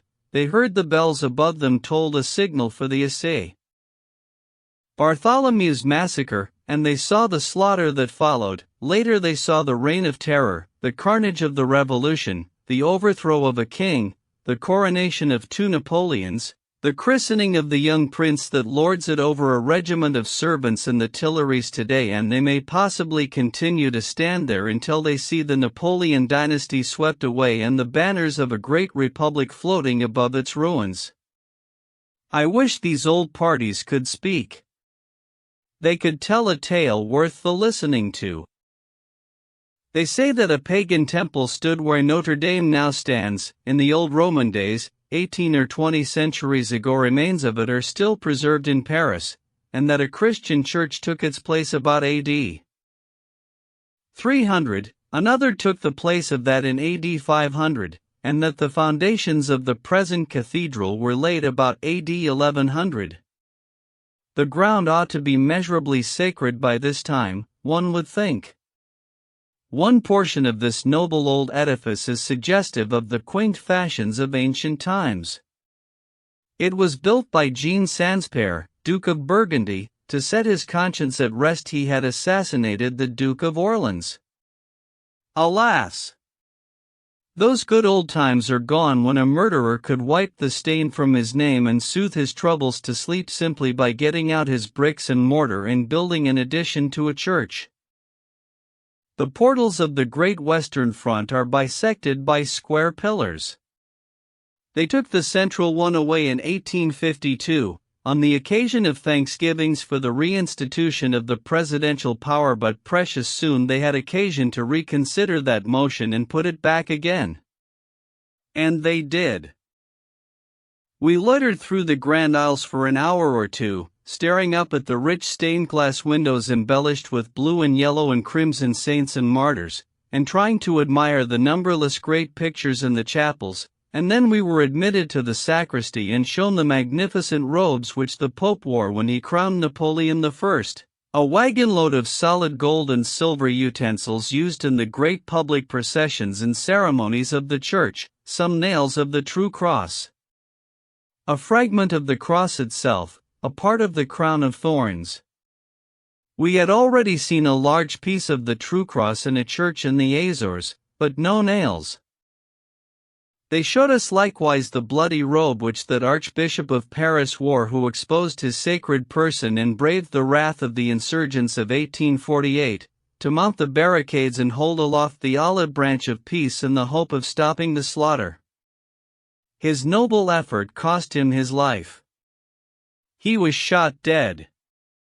They showed us a cast of his face taken after death, the bullet that killed him, and the 2 vertebrae in which it lodged. These people have a somewhat singular taste in the matter of relics.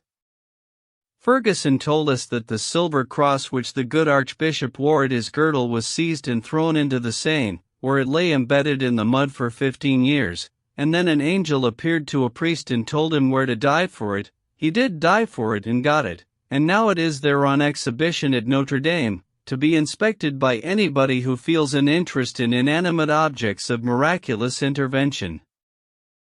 Next we went to visit the morgue, that horrible receptacle for the dead who die mysteriously and leave the manner of their taking off a dismal secret. We stood before a grating and looked through into a room which was hung all about with the clothing of dead men, coarse blouses, water-soaked, the delicate garments of women and children, patrician vestments, hacked and stabbed and stained with red, a hat that was crushed and bloody. On a slanting stone lay a drowned man, naked, swollen, purple, clasping the fragment of a broken bush with a grip which death had so petrified that human strength could not unloose it, mute witness of the last despairing effort to save the life that was doomed beyond all help. A stream of water trickled ceaselessly over the hideous face. We knew that the body and the clothing were there for identification by friends, but still we wondered if anybody could love that repulsive object or grieve for its loss. We grew meditative and wondered if, some 40 years ago, when the mother of that ghastly thing was dandling it upon her knee, and kissing it and petting it and displaying it with satisfied pride to the passers-by, a prophetic vision of this dread ending ever flitted through her brain. I half feared that the mother, or the wife or a brother of the dead man might come while we stood there, but nothing of the kind occurred. Men and women came, and some looked eagerly in and pressed their faces against the bars, others glanced carelessly at the body and turned away with a disappointed look. People, I thought, who live upon strong excitements and who attend the exhibitions of the morgue regularly, just as other people go to see theatrical spectacles every night. When one of these looked in and passed on, I could not help thinking, now this don't afford you any satisfaction. A party with his head shot off is what you need. One night we went to the celebrated Jardin Mobile, but only stayed a little while. We wanted to see some of this kind of Paris life, however, and therefore the next night we went to a similar place of entertainment in a great garden in the suburb of Asnières. We went to the railroad depot, toward evening, and Ferguson got tickets for a second-class carriage. Such a perfect jam of people I have not often seen, but there was no noise, no disorder, no rowdyism. Some of the women and young girls that entered the train we knew to be of the demi-monde, but others we were not at all sure about. The girls and women in our carriage behaved themselves modestly and becomingly all the way out, except that they smoked. When we arrived at the garden in Asnières, we paid £1 or £2 admission and entered a place which had flower beds in it, and grass plots, and long, curving rows of ornamental shrubbery, with here and there a secluded bower convenient for eating ice cream in. We moved along the sinuous gravel walks, with the great concourse of girls and young men, and suddenly a domed and filigreed white temple, starred over and over and over again with brilliant gas jets, burst upon us like a fallen sun. Nearby was a large, handsome house with its ample front illuminated in the same way, and above its roof floated the star-spangled banner of America. "Well," I said, "how is this?" It nearly took my breath away. Ferguson said an American New Yorker kept the place, and was carrying on quite a stirring opposition to the Jardin Mobile. Crowds composed of both sexes and nearly all ages were frisking about the garden or sitting in the open air in front of the flagstaff in the temple, drinking wine and coffee or smoking. The dancing had not begun yet. Ferguson said there was to be an exhibition. The famous Blondin was going to perform on a tightrope in another part of the garden. We went thither. Here the light was dim, and the masses of people were pretty closely packed together. And now I made a mistake which any donkey might make, but a sensible man never. I committed an error which I find myself repeating every day of my life. Standing right before a young lady, I said, "Dan, just look at this girl, how beautiful she is." I thank you more for the evident sincerity of the compliment, sir, than for the extraordinary publicity you have given to it. This in good, pure English.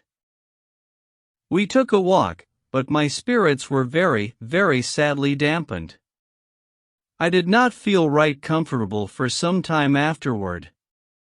Why will people be so stupid as to suppose themselves the only foreigners among a crowd of 10,000 persons? But Blondin came out shortly. He appeared on a stretched cable, far away above the sea of tossing hats and handkerchiefs, and in the glare of the hundreds of rockets that whizzed heavenward by him he looked like a wee insect. He balanced his pole and walked the length of his rope 200 or 300 feet, he came back and got a man and carried him across, he returned to the center and danced a jig. Next he performed some gymnastic and balancing feats too perilous to afford a pleasant spectacle, and he finished by fastening to his person 1,000 Roman candles, Catherine wheels, serpents and rockets of all manner of brilliant colors, setting them on fire all at once and walking and waltzing across his rope again. In a blinding blaze of glory that lit up the garden and the people's faces like a great conflagration at midnight. The dance had begun, and we adjourned to the temple. Within it was a drinking saloon, and all around it was a broad circular platform for the dancers. I backed up against the wall of the temple, and waited. 20 sets formed, the music struck up, and then I placed my hands before my face for very shame. But I looked through my fingers. They were dancing the renowned can-can. A handsome girl in the set before me tripped forward lightly to meet the opposite gentleman, tripped back again, grasped her dresses vigorously on both sides with her hands, raised them pretty high, danced an extraordinary jig that had more activity and exposure about it than any jig I ever saw before, and then, drawing her clothes still higher, she advanced gaily to the center and launched a vicious kick full at her vis-a-vis that must infallibly have removed his nose if he had been 7 feet high. It was a mercy he was only 6. That is the can-can.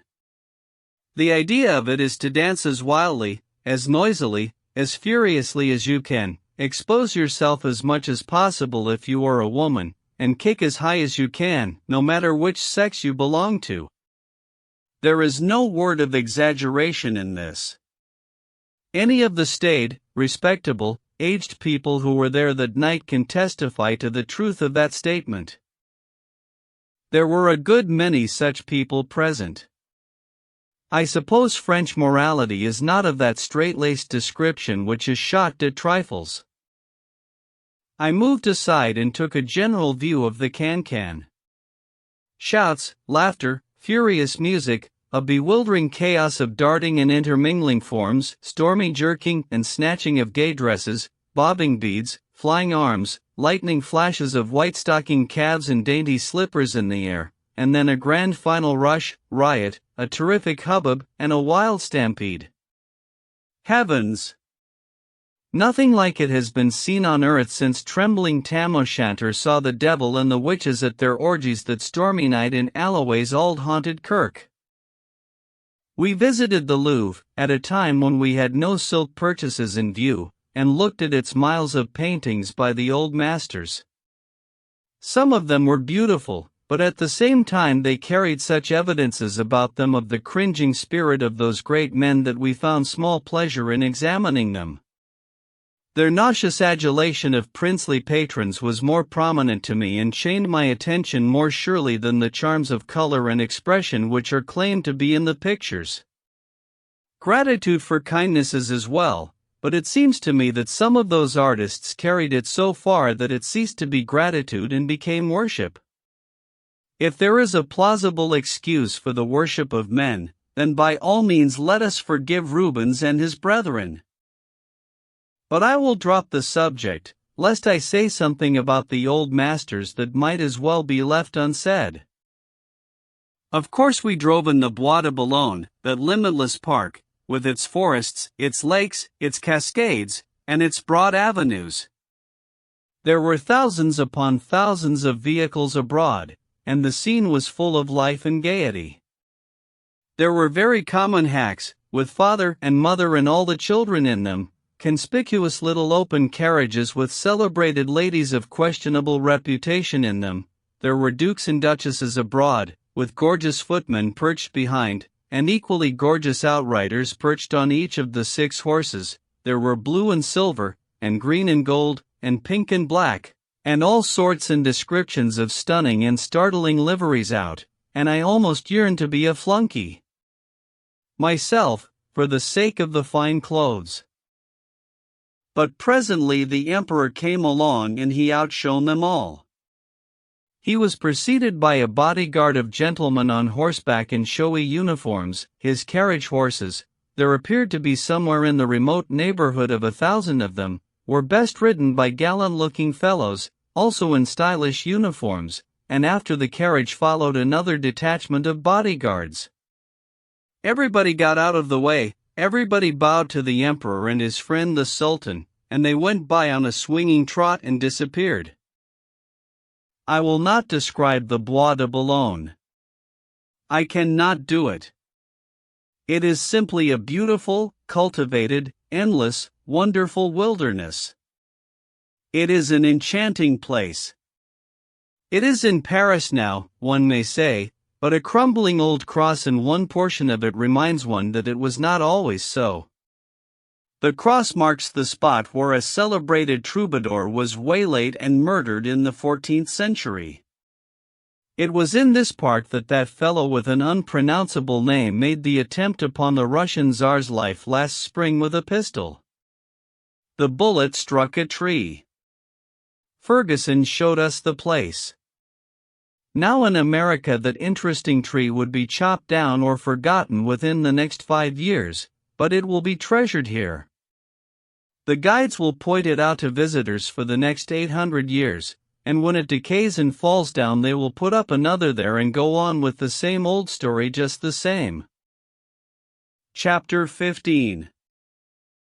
One of our pleasantest visits was to Père Lachaise, the national burying ground of France, the honored resting place of some of her greatest and best children, the last home of scores of illustrious men and women who were born to no titles, but achieved fame by their own energy and their own genius. It is a solemn city of winding streets and of miniature marble temples and mansions of the dead gleaming white from out a wilderness of foliage and fresh flowers.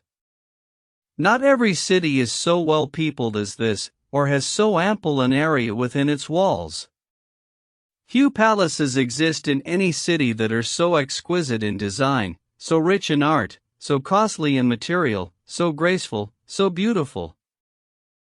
We had stood in the ancient church of St. Denis, where the marble effigies of 30 generations of kings and queens lay stretched at length upon the tombs, and the sensations invoked were startling and novel, the curious armor, the obsolete costumes, the placid faces, the hands placed palm to palm in eloquent supplication. It was a vision of grey antiquity. It seemed curious enough to be standing face to face, as it were, with old Dagobert I, and Clovis and Charlemagne, those vague, colossal heroes, those shadows, those myths of 1,000 years ago. I touched their dust-covered faces with my finger, but Dagobert was deader than the 16 centuries that have passed over him. Clovis slept well after his labor for Christ, and old Charlemagne went on dreaming of his paladins, of bloody Roncesvalles, and gave no heed to me. The great names of Père Lachaise impress one, too, but differently. There the suggestion brought constantly to his mind is, that this place is sacred to a nobler royalty, the royalty of heart and brain. Every faculty of mind, every noble trait of human nature, every high occupation which men engage in, seems represented by a famous name. The effect is a curious medley. Davoust and Messina, who wrought in many a battle tragedy, are here, and so also is Rachel, of equal renown in mimic tragedy on the stage. The Abbé Sicard sleeps here, the first great teacher of the deaf and dumb, a man whose heart went out to every unfortunate, and whose life was given to kindly offices in their service, and not far off, in repose and peace at last, lies Marshal Ney, whose stormy spirit knew no music like the bugle call to arms. The man who originated public gaslighting, and that other benefactor who introduced the cultivation of the potato and thus blessed millions of his starving countrymen, lie with the Prince of Macerano, and with exiled queens and princes of further India. Gay-Lussac the chemist, Laplace the astronomer, Larry the surgeon, de Souzy the advocate, are here, and with them are Talma, Bellini, Rubini, de Balzac, Beaumarchais, Berenger, Molière and La Fontaine, and scores of other men whose names and whose worthy labors are as familiar in the remote byplaces of civilization as are the historic deeds of the kings and princes that sleep in the marble vaults of Saint Denis. But among the thousands and thousands of tombs in Père Lachaise, there is one that no man, no woman, no youth of either sex, ever passes by without stopping to examine. Every visitor has a sort of indistinct idea of the history of its dead and comprehends that homage is due there, but not 1 in 20,000 clearly remembers the story of that tomb and its romantic occupants. This is the grave of Abelard and Heloise, a grave which has been more revered, more widely known, more written and sung about and wept over, for 700 years, than any other in Christendom save only that of the Saviour. All visitors linger pensively about it, all young people capture and carry away keepsakes and mementos of it, all Parisian youths and maidens who are disappointed in love come there to bail out when they are full of tears. Many stricken lovers make pilgrimages to this shrine from distant provinces to weep and wail and grit their teeth over their heavy sorrows, and to purchase the sympathies of the chastened spirits of that tomb with offerings of immortelles and budding flowers. Go when you will, you find somebody snuffling over that tomb. Go when you will, you find it furnished with those bouquets and immortelles. Go when you will, you find a gravel train from Marseilles arriving to supply the deficiencies caused by memento cabbaging vandals whose affections have miscarried. Yet who really knows the story of Abelard and Heloise? Precious few people. The names are perfectly familiar to everybody, and that is about all. With infinite pains I have acquired a knowledge of that history, and I propose to narrate it here, partly for the honest information of the public and partly to show that public that they have been wasting a good deal of marketable sentiment very unnecessarily. Story of Abelard and Heloise.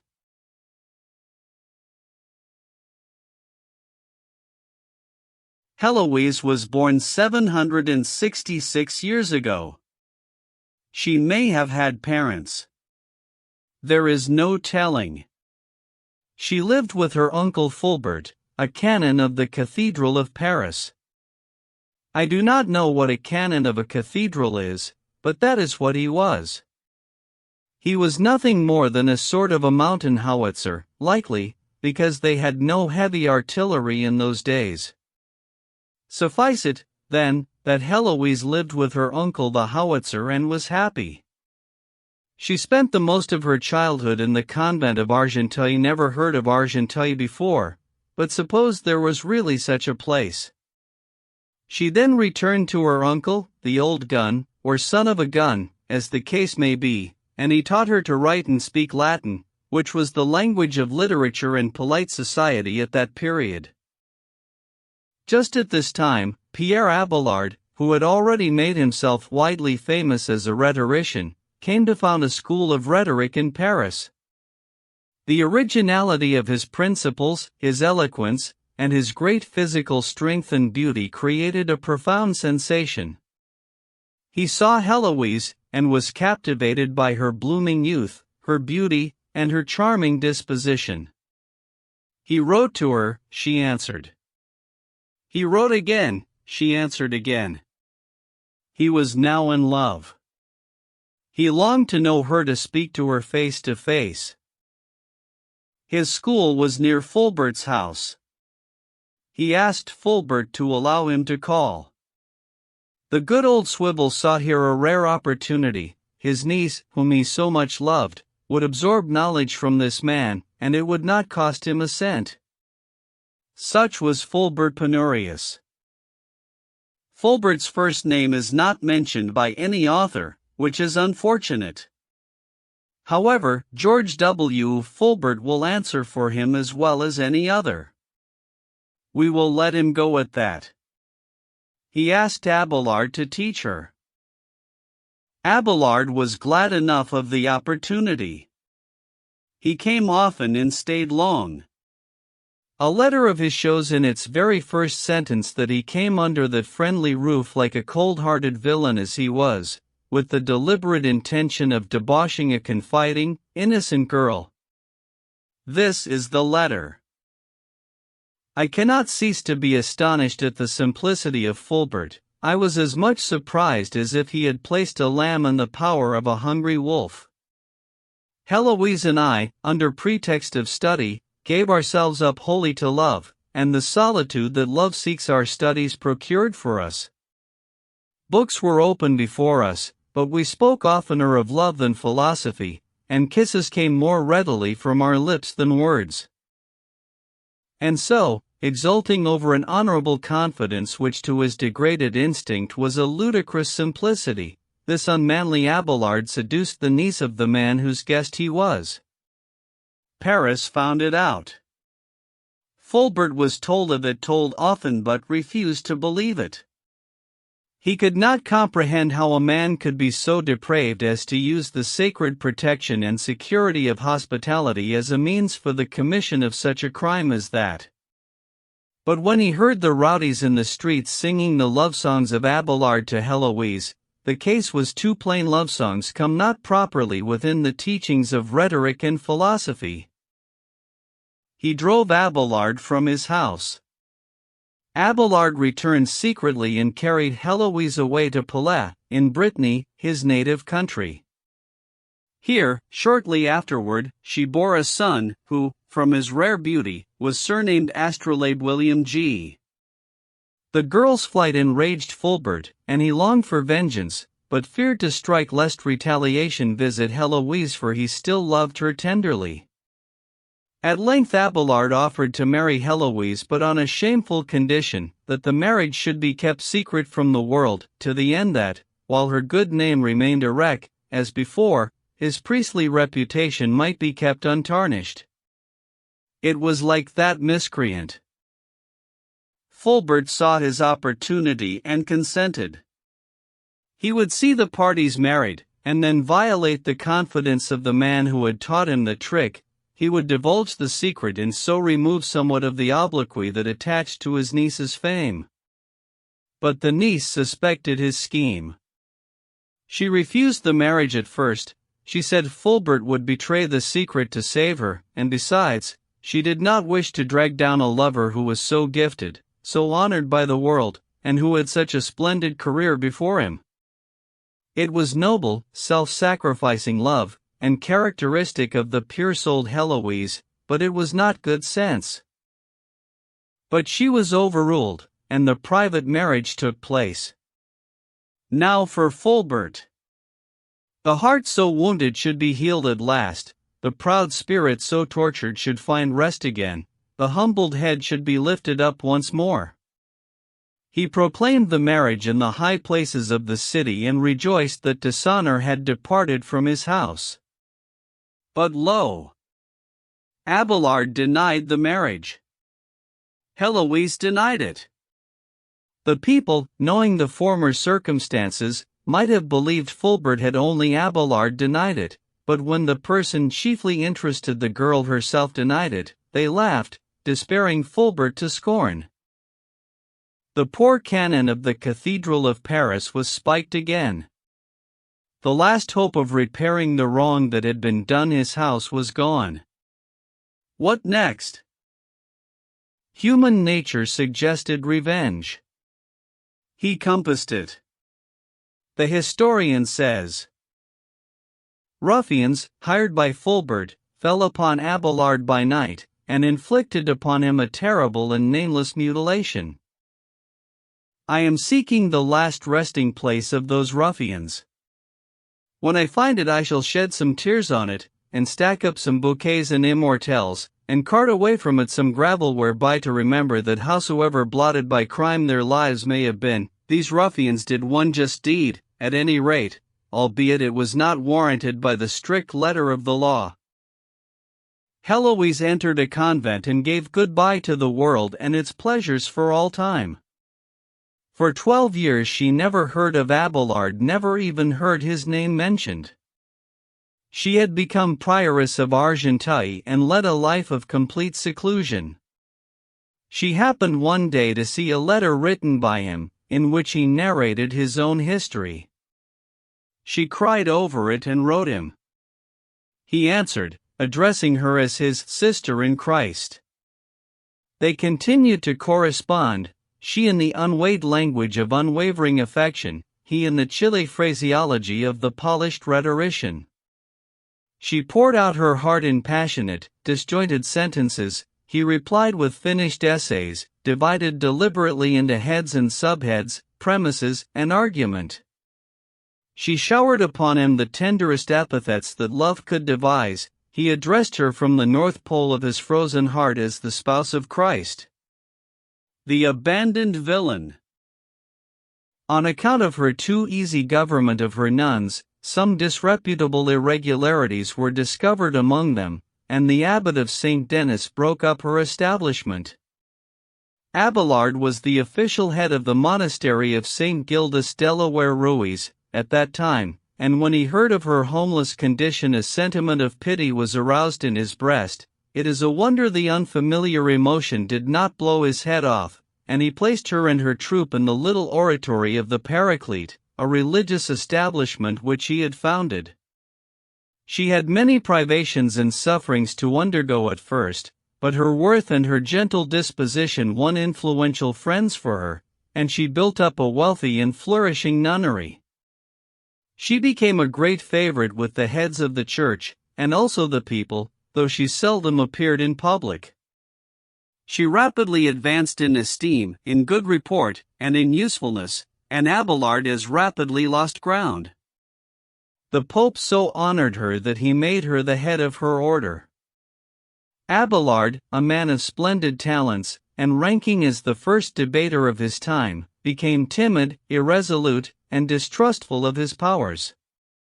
He only needed a great misfortune to topple him from the high position he held in the world of intellectual excellence, and it came.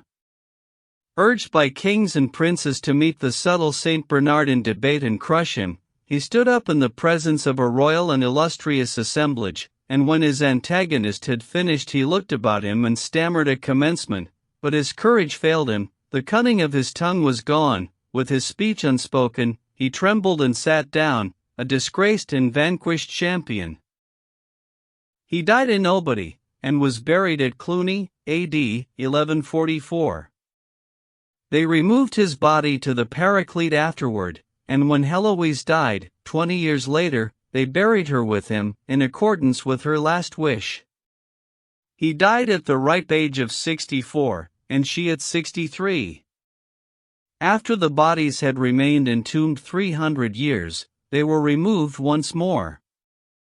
They were removed again in 1800, and finally, 17 years afterward, they were taken up and transferred to Père Lachaise, where they will remain in peace and quiet until it comes time for them to get up and move again. History is silent concerning the last acts of the mountain howitzer. Let the world say what it will about him, I, at least, shall always respect the memory and sorrow for the abused trust and the broken heart and the troubled spirit of the old smoothbore. Rest and repose be his. Such is the story of Abelard and Heloise. Such is the history that Lamartine has shed such cataracts of tears over. But that man never could come within the influence of a subject in the least pathetic without overflowing his banks. He ought to be damned or levied, I should more properly say. Such is the history not as it is usually told, but as it is when stripped of the nauseous sentimentality that would enshrine for our loving worship a dastardly seducer like Pierre Abelard. I have not a word to say against the misused, faithful girl, and would not withhold from her grave a single one of those simple tributes which blighted youths and maidens offer to her memory, but I am sorry enough that I have not time and opportunity to write 4 or 5 volumes of my opinion of her friend the founder of the Parachute, or the Paraclete, or whatever it was. The tons of sentiment I have wasted on that unprincipled humbug in my ignorance.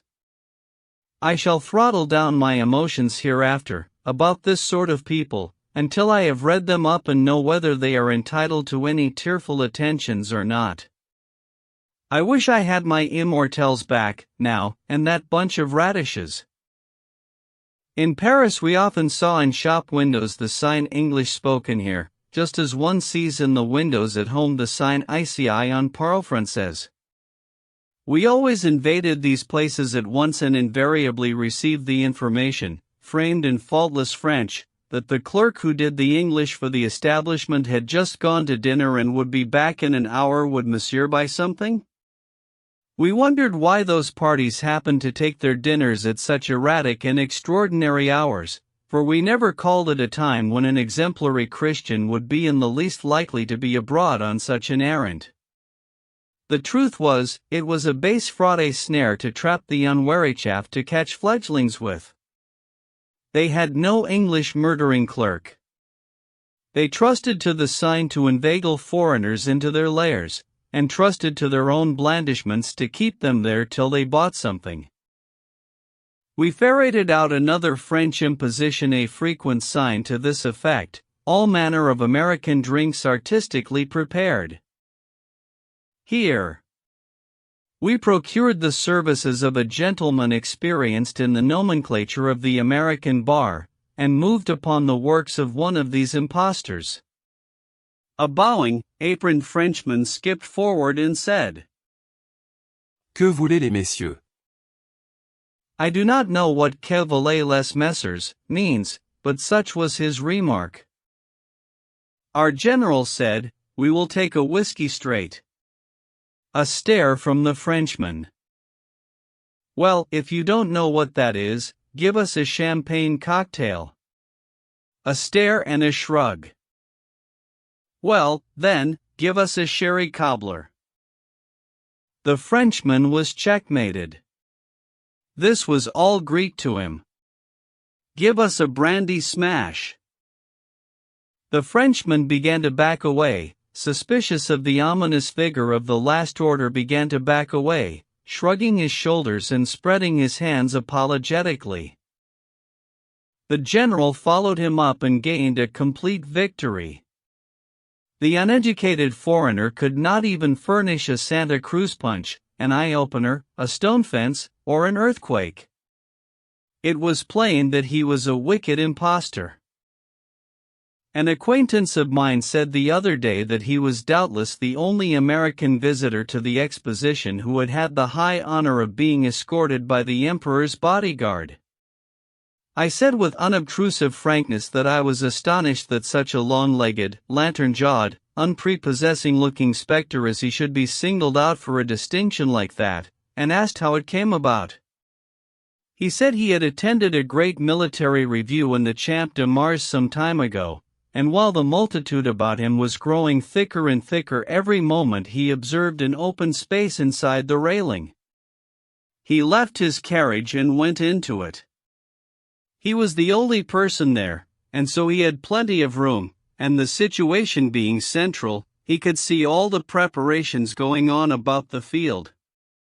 By and by there was a sound of music, and soon the Emperor of the French and the Emperor of Austria, escorted by the famous scent guards, entered the enclosure. They seemed not to observe him, but directly, in response to a sign from the commander of the guard, a young lieutenant came toward him with a file of his men following, halted, raised his hand, and gave the military salute, and then said in a low voice that he was sorry to have to disturb a stranger and a gentleman, but the place was sacred to royalty.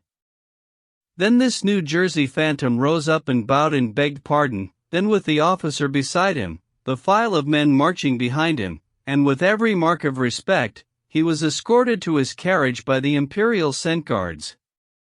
The officer saluted again and fell back. The New Jersey sprite bowed in return and had presence of mind enough to pretend that he had simply called on a matter of private business with those emperors, and so waved them an adieu and drove from the field. Imagine a poor Frenchman ignorantly intruding upon a public rostrum sacred to some sixpenny dignitary in America. The police would scare him to death first with a storm of their elegant blasphemy, and then pull him to pieces getting him away from there. We are measurably superior to the French in some things, but they are immeasurably our betters in others. Enough of Paris for the present. We have done our whole duty by it. We have seen the Tuileries, the Napoleon Column, the Madeleine, that wonder of wonders, the tomb of Napoleon, all the great churches and museums, libraries, imperial palaces, and sculpture and picture galleries, the Pantheon, Jardin des Plantes, the opera, the circus, the legislative body, the billiard rooms, the barbers, the grisettes. Ah, the grisettes! I had almost forgotten. They are another romantic fraud. They were, if you let the books of travel tell it, always so beautiful, so neat and trim, so graceful, so naive and trusting, so gentle, so winning, so faithful to their shop duties, so irresistible to buyers in their prattling importunity, so devoted to their poverty-stricken students of the Latin Quarter, so light-hearted and happy on their Sunday picnics in the suburbs, and oh, so charmingly, so delightfully immoral. Stuff! For 3 or 4 days I was constantly saying, "Quick, Ferguson! Is that a grisette?" And he always said, "No." He comprehended at last that I wanted to see a grisette. Then he showed me dozens of them. They were like nearly all the French women I ever saw, homely. They had large hands, large feet, large mouths, they had pug noses as a general thing, and mustaches that not even good breeding could overlook. They combed their hair straight back without parting. They were ill-shaped, they were not winning, they were not graceful. I knew by their looks that they ate garlic and onions, and lastly and finally, to my thinking it would be base flattery to call them immoral. Aroint thee, wench! I sorrow for the vagabond student of the Latin Quarter now, even more than formerly I envied him. Thus topples to earth another idol of my infancy. We have seen everything, and tomorrow we go to Versailles. We shall see Paris only for a little while as we come back to take up our line of march for the ship, and so I may as well bid the beautiful city a regretful farewell. We shall travel many thousands of miles after we leave here and visit many great cities, but we shall find none so enchanting as this. Some of our party have gone to England, intending to take a roundabout course and rejoin the vessel at Leghorn or Naples several weeks hence. We came near going to Geneva, but have concluded to return to Marseilles and go up through Italy from Genoa. I will conclude this chapter with a remark that I am sincerely proud to be able to make, and glad, as well, that my comrades cordially endorse it, to wit, by far the handsomest women we have seen in France were born and reared in America. I feel now like a man who has redeemed a failing reputation and shed luster upon a dim escutcheon, by a single just deed done at the 11th hour. Let the curtain fall, to slow music. Chapter 16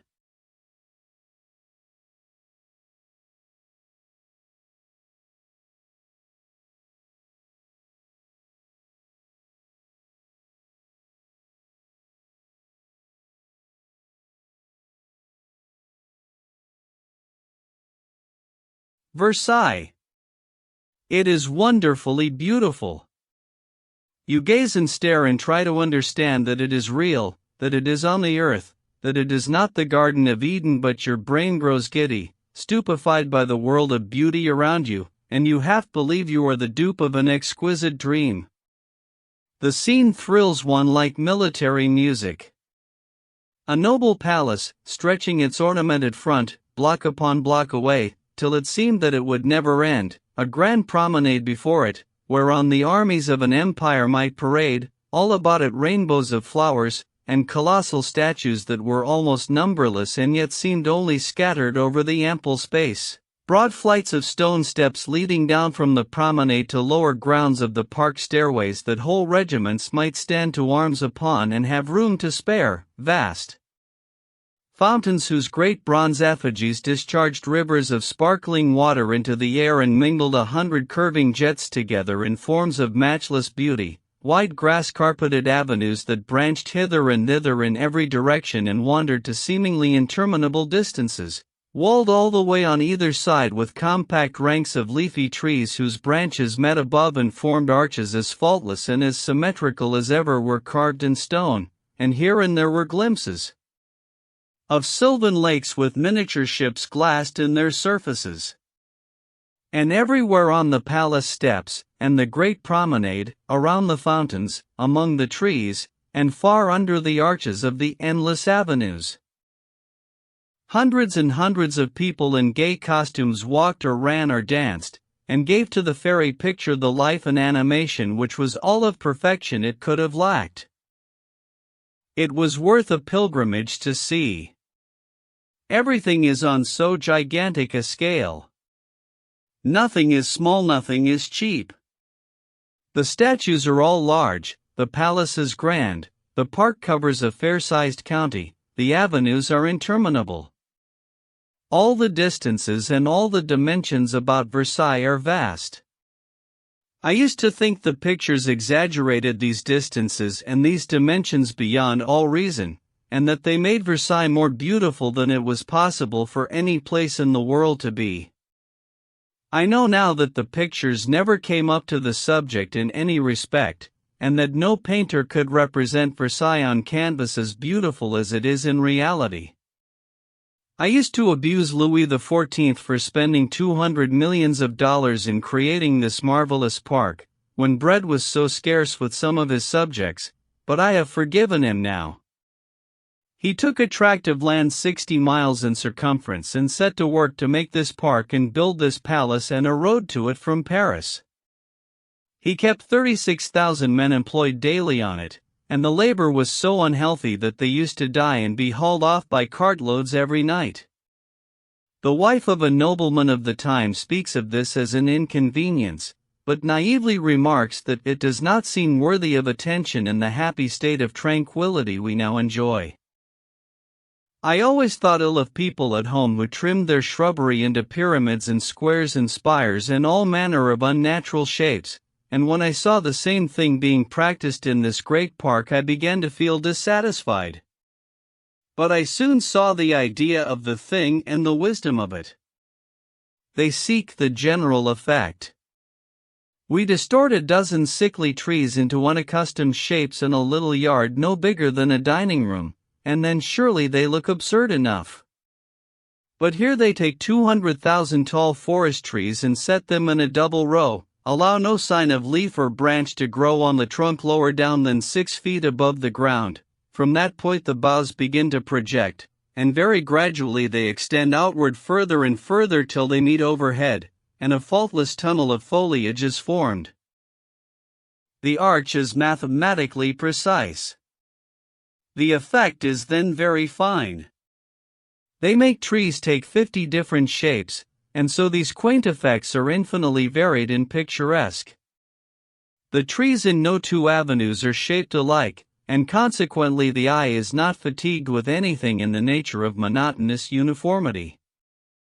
I will drop this subject now, leaving it to others to determine how these people manage to make endless ranks of lofty forest trees grow to just a certain thickness of trunk, say 1 2/3 feet, how they make them spring to precisely the same height for miles, how they make them grow so close together, how they compel one huge limb to spring from the same identical spot on each tree and form the main sweep of the arch, and how all these things are kept exactly in the same condition and in the same exquisite shapeliness and symmetry month after month and year after year, for I have tried to reason out the problem and have failed.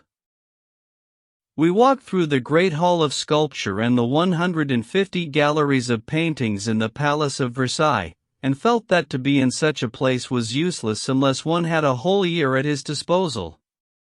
These pictures are all battle scenes, and only one solitary little canvas among them all treats of anything but great French victories.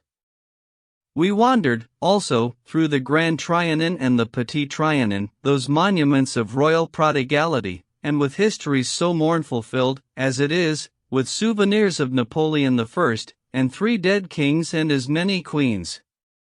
In one sumptuous bed they had all slept in succession, but no one occupies it now.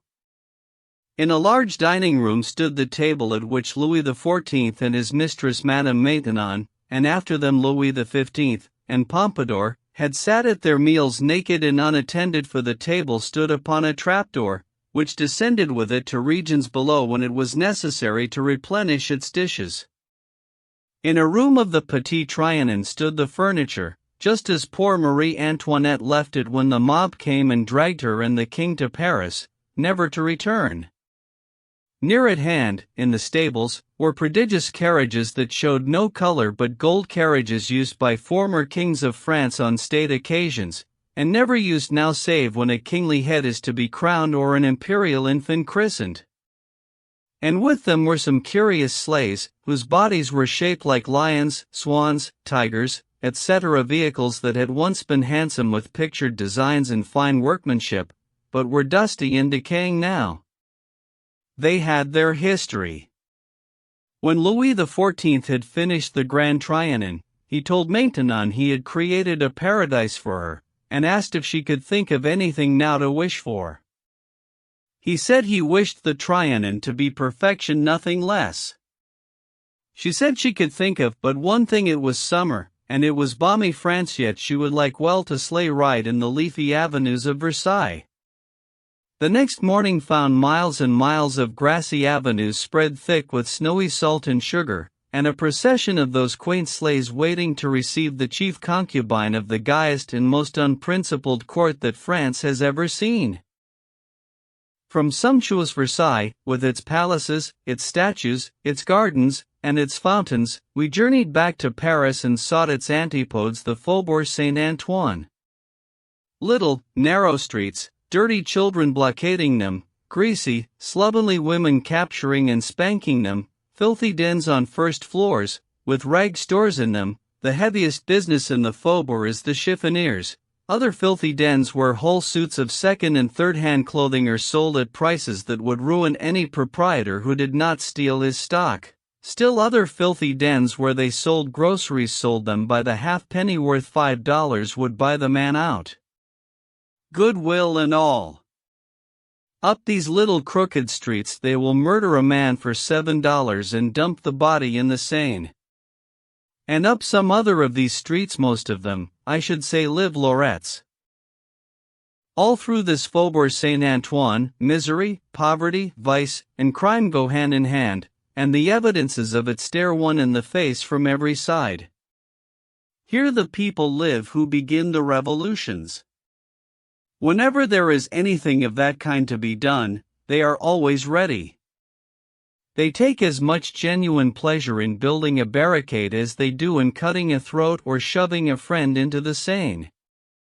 It is these savage-looking ruffians who storm the splendid halls of the Tuileries occasionally, and swarm into Versailles when a king is to be called to account. But they will build no more barricades, they will break no more soldiers' heads with paving stones. Louis Napoleon has taken care of all that. He is annihilating the crooked streets and building in their stead noble boulevards as straight as an arrow, avenues which a cannonball could traverse from end to end without meeting an obstruction more irresistible than the flesh and bones of men, boulevards whose stately edifices will never afford refuges and plotting places for starving, discontented revolution breeders. 5 of these great thoroughfares radiate from one ample center which is exceedingly well adapted to the accommodation of heavy artillery. The mobs used to riot there, but they must seek another rallying place in future. And this ingenious Napoleon paves the streets of his great cities with a smooth, compact composition of asphaltum and sand. No more barricades of flagstones, no more assaulting His Majesty's troops with cobbles. I cannot feel friendly toward my quondam fellow American, Napoleon III, especially at this time, July, 1867. When in fancy I see his credulous victim, Maximilian, lying stark and stiff in Mexico, and his maniac widow watching eagerly from her French asylum for the form that will never come, but I do admire his nerve, his calm self-reliance, his shrewd good sense. Chapter 17.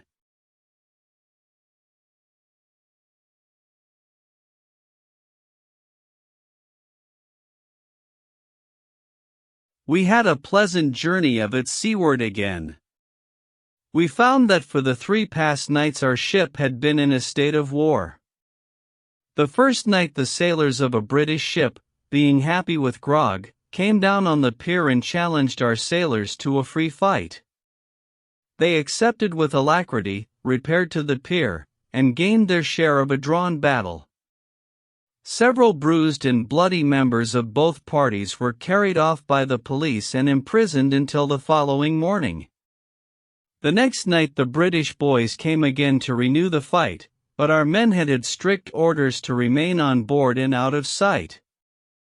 They did so, and the besieging party grew noisy and more abusive as the fact became apparent, to them, that our men were afraid to come out. They went away finally with a closing burst of ridicule and offensive epithets. The third night they came again and were more obstreperous than ever. They swaggered up and down the almost deserted pier, and hurled curses, obscenity, and stinging sarcasms at our crew. It was more than human nature could bear. The executive officer ordered our men ashore with instructions not to fight. They charged the British and gained a brilliant victory. I probably would not have mentioned this war had it ended differently. But I travel to learn, and I still remember that they picture no French defeats in the battle galleries of Versailles. It was like home to us to step on board the comfortable ship again and smoke and lounge about her breezy decks. And yet it was not altogether like home, either, because so many members of the family were away. We missed some pleasant faces which we would rather have found at dinner, and at night there were gaps in the euchre parties which could not be satisfactorily filled. Moult was in England, Jack in Switzerland, Charlie in Spain. Blucher was gone, none could tell where. But we were at sea again, and we had the stars and the ocean to look at, and plenty of room to meditate in. In due time the shores of Italy were sighted, and as we stood gazing from the decks, early in the bright summer morning, the stately city of Genoa rose up out of the sea and flung back the sunlight from her 100 palaces. Here we rest for the present, or rather, here we have been trying to rest, for some little time, but we run about too much to accomplish a great deal in that line.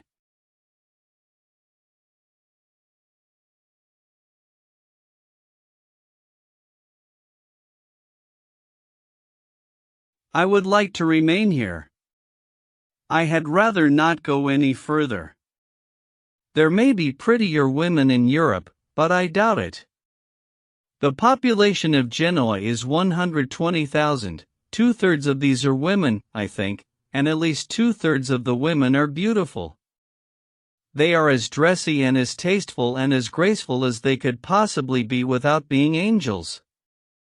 However, angels are not very dressy, I believe. At least the angels in pictures are not, they wear nothing but wings. But these Genoese women do look so charming. Most of the young demoiselles are robed in a cloud of white from head to foot, though many trick themselves out more elaborately. 9/10 of them wear nothing on their heads but a filmy sort of veil, which falls down their backs like a white mist. They are very fair, and many of them have blue eyes, but black and dreamy dark brown ones are met with oftenest. The ladies and gentlemen of Genoa have a pleasant fashion of promenading in a large park on the top of a hill in the center of the city, from 6 till 9 in the evening, and then eating ices in a neighboring garden an hour or two longer. We went to the park on Sunday evening. 2,000 persons were present, chiefly young ladies and gentlemen. The gentlemen were dressed in the very latest Paris fashions, and the robes of the ladies glinted among the trees like so many snowflakes. The multitude moved round and round the park in a great procession. The bands played, and so did the fountains. The moon and the gas lamps lit up the scene, and altogether it was a brilliant and an animated picture. I scanned every female face that passed, and it seemed to me that all were handsome. I never saw such a freshet of loveliness before. I did not see how a man of only ordinary decision of character could marry here, because before he could get his mind made up he would fall in love with somebody else. Never smoke any Italian tobacco. Never do it on any account. It makes me shudder to think what it must be made of. You cannot throw an old cigar stub down anywhere, but some vagabond will pounce upon it on the instant. I like to smoke a good deal, but it wounds my sensibilities to see one of these stub hunters watching me out of the corners of his hungry eyes and calculating how long my cigar will be likely to last. It reminded me too painfully of that San Francisco undertaker who used to go to sick beds with his watch in his hand and timed the corpse. One of these stub hunters followed us all over the park last night, and we never had a smoke that was worth anything. We were always moved to appease him with the stub before the cigar was half gone, because he looked so viciously anxious. He regarded us as his own legitimate prey, by right of discovery, I think, because he drove off several other professionals who wanted to take stock in us. Now, they surely must chew up those old stubs, and dry and sell them for smoking tobacco. Therefore, give your custom to other than Italian brands of the article. The Superb and the City of Palaces are names which Genoa has held for centuries. She is full of palaces, certainly, and the palaces are sumptuous inside, but they are very rusty without and make no pretensions to architectural magnificence. Genoa the Superb would be a felicitous title if it referred to the women. We have visited several of the palace's immense thick-walled piles, with great stone staircases, tessellated marble pavements on the floors. Sometimes they make a mosaic work, of intricate designs, wrought in pebbles or little fragments of marble laid in cement, and grand salons hung with pictures by Rubens, Guido, Titian, Paul Veronese, and so on, and portraits of heads of the family, in plumed helmets and gallant coats of mail, and patrician ladies in stunning costumes of centuries ago. But, of course, the folks were all out in the country for the summer, and might not have known enough to ask us to dinner if they had been at home, and so all the grand empty salons, with their resounding pavements, their grim pictures of dead ancestors, and tattered banners with the dust of bygone centuries upon them, seemed to brood solemnly of death and the grave, and our spirits ebbed away, and our cheerfulness passed from us. We never went up to the 11th story. We always began to suspect ghosts. There was always an undertaker-looking servant alone, too, who handed us a program, pointed to the picture that began the list of the salon he was in, and then stood stiff and stark and unsmiling in his petrified livery till we were ready to move on to the next chamber, whereupon he marched sadly ahead and took up another malignantly respectful position as before. I wasted so much time praying that the roof would fall in on these dispiriting flunkies that I had but little left to bestow upon palace and pictures. And besides, as in Paris, we had a guide. Perdition catch all the guides. This one said he was the most gifted linguist in Genoa, as far as English was concerned, and that only 2 persons in the city beside himself could talk the language at all. He showed us the birthplace of Christopher Columbus, and after we had reflected in silent awe before it for 15 minutes, he said it was not the birthplace of Columbus, but of Columbus' grandmother. When we demanded an explanation of his conduct, he only shrugged his shoulders and answered in barbarous Italian. I shall speak further of this guide in a future chapter. All the information we got out of him we shall be able to carry along with us, I think. I have not been to church so often in a long time as I have in the last few weeks. The people in these old lands seem to make churches their specialty. Especially does this seem to be the case with the citizens of Genoa. I think there is a church every 300 or 400 yards all over town. The streets are sprinkled from end to end with shovel-hatted, long-robed, well-fed priests, and the church bells by dozens are pealing all the day long, nearly. Every now and then one comes across a friar of orders grey, with shaven head, long, coarse robe, rope girdle and beads, and with feet cased in sandals or entirely bare. These worthies suffer in the flesh and do penance all their lives, I suppose, but they look like consummate famine breeders. They are all fat and serene. The old cathedral of San Lorenzo is about as notable a building as we have found in Genoa.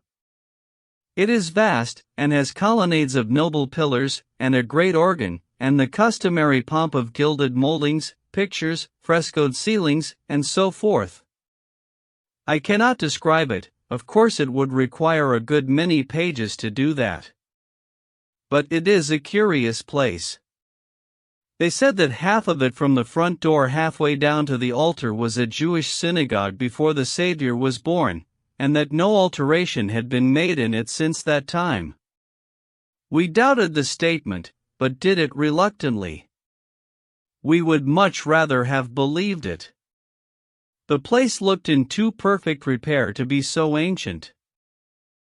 The main point of interest about the cathedral is the little chapel of St. John the Baptist. They only allow women to enter it on one day in the year, on account of the animosity they still cherish against the sex because of the murder of the saint to gratify a caprice of Herodias. In this chapel is a marble chest, in which, they told us, were the ashes of St. John, and around it was wound a chain, which, they said, had confined him when he was in prison. We did not desire to disbelieve these statements, and yet we could not feel certain that they were correct, partly because we could have broken that chain, and so could St. John, and partly because we had seen St. John's ashes before, in another church. We could not bring ourselves to think St. John had 2 sets of ashes. They also showed us a portrait of the Madonna which was painted by St. Luke, and it did not look half as old and smoky as some of the pictures by Rubens. We could not help admiring the apostle's modesty in never once mentioning in his writings that he could paint. But isn't this relic matter a little overdone? We find a piece of the true cross in every old church we go into, and some of the nails that held it together. I would not like to be positive, but I think we have seen as much as a keg of these nails. Then there is the crown of thorns. They have part of one in Sainte-Chapelle, in Paris, and part of one also in Notre Dame. And as for bones of Saint Denis, I feel certain we have seen enough of them to duplicate him if necessary. I only meant to write about the churches, but I keep wandering from the subject. I could say that the Church of the Annunciation is a wilderness of beautiful columns, of statues, gilded moldings, and pictures almost countless, but that would give no one an entirely perfect idea of the thing, and so where is the use? One family built the whole edifice, and have got money left. There is where the mystery lies. We had an idea at first that only a mint could have survived the expense. These people here live in the heaviest, highest, broadest, darkest, solidest houses one can imagine. Each one might laugh a siege to scorn. 100 feet front and 100 high is about the style, and you go up 3 flights of stairs before you begin to come upon signs of occupancy. Everything is stone, and stone of the heaviest, floors, stairways, mantels, benches, everything. The walls are 4 to 5 feet thick. The streets generally are 4 or 5 to 8 feet wide and as crooked as a corkscrew. You go along one of these gloomy cracks, and look up and behold the sky like a mere ribbon of light, far above your head, where the tops of the tall houses on either side of the street bend almost together. You feel as if you were at the bottom of some tremendous abyss, with all the world far above you. You wind in and out and here and there, in the most mysterious way, and have no more idea of the points of the compass than if you were a blind man. You can never persuade yourself that these are actually streets, and the frowning, dingy, monstrous houses dwellings, till you see one of these beautiful, prettily dressed women emerge from them, see her emerge from a dark, dreary-looking den that looks dungeon all over, from the ground away halfway up to heaven. And then you wonder that such a charming moth could come from such a forbidding shell as that. The streets are wisely made narrow and the houses heavy and thick and stony, in order that the people may be cool in this roasting climate. And they are cool, and stay so. And while I think of it, the men wear hats and have very dark complexions, but the women wear no headgear but a flimsy veil like a gossamer's web, and yet are exceedingly fair as a general thing. Singular, isn't it? The huge palaces of Genoa are each supposed to be occupied by one family, but they could accommodate 100, I should think. They are relics of the grandeur of Genoa's palmy days, the days when she was a great commercial and maritime power several centuries ago. These houses, solid marble palaces though they be, are in many cases of a dull pinkish color, outside, and from pavement to eaves are pictured with Genoese battle scenes, with monstrous Jupiters and Cupids, and with familiar illustrations from Grecian mythology. Where the paint has yielded to age and exposure and is peeling off in flakes and patches, the effect is not happy.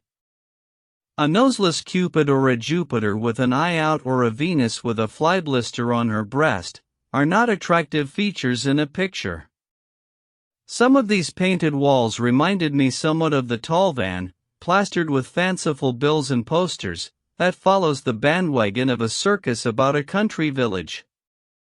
I have not read or heard that the outsides of the houses of any other European city are frescoed in this way. I cannot conceive of such a thing as Genoa in ruins.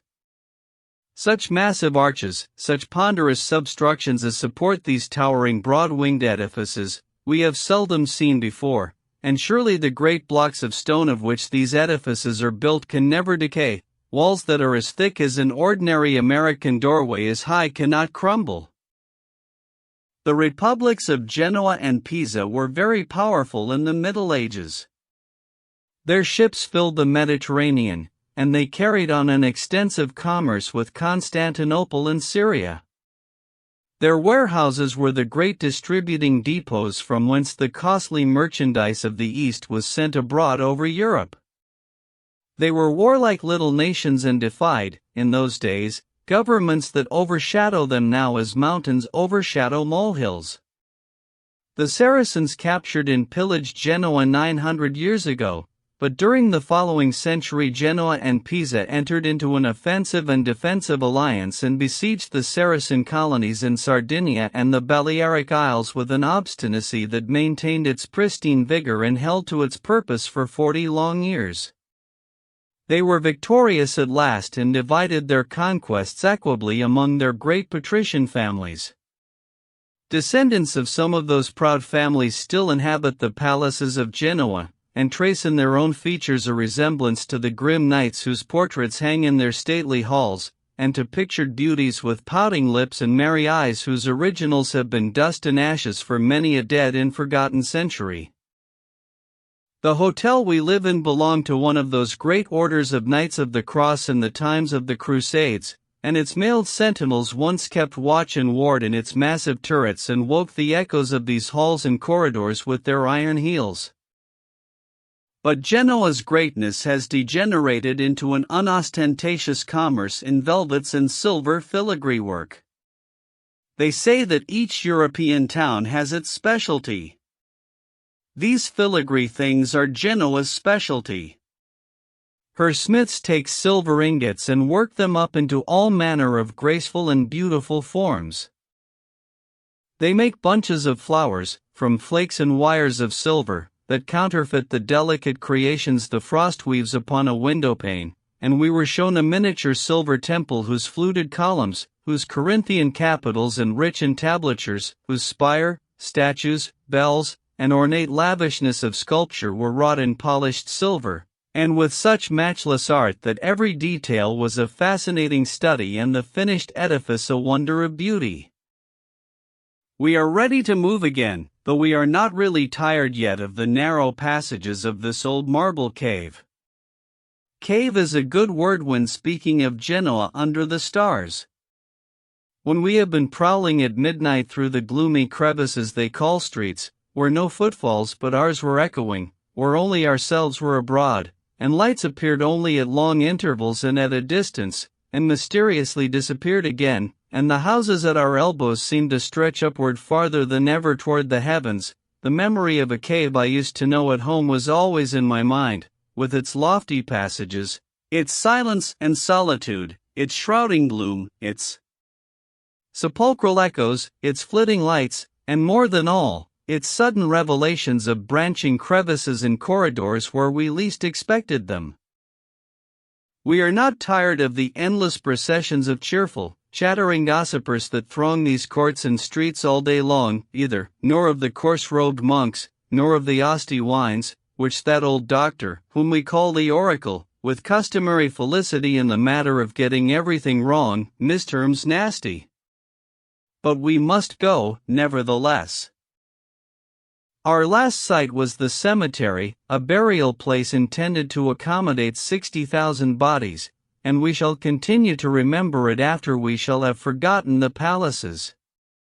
It is a vast marble colonnade corridor extending around a great unoccupied square of ground. Its broad floor is marble, and on every slab is an inscription, for every slab covers a corpse.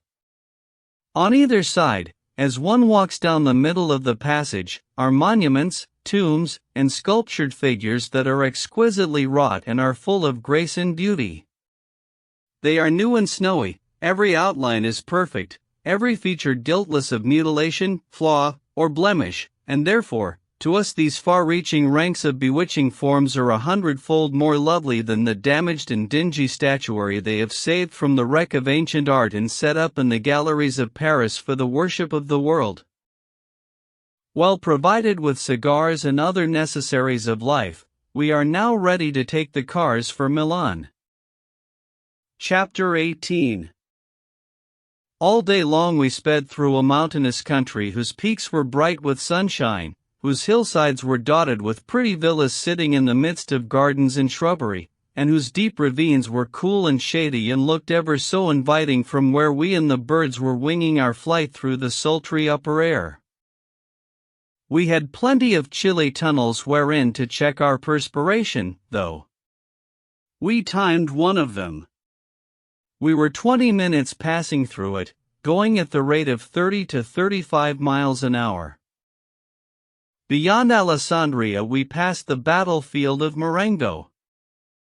Toward dusk we drew near Milan and caught glimpses of the city and the blue mountain peaks beyond.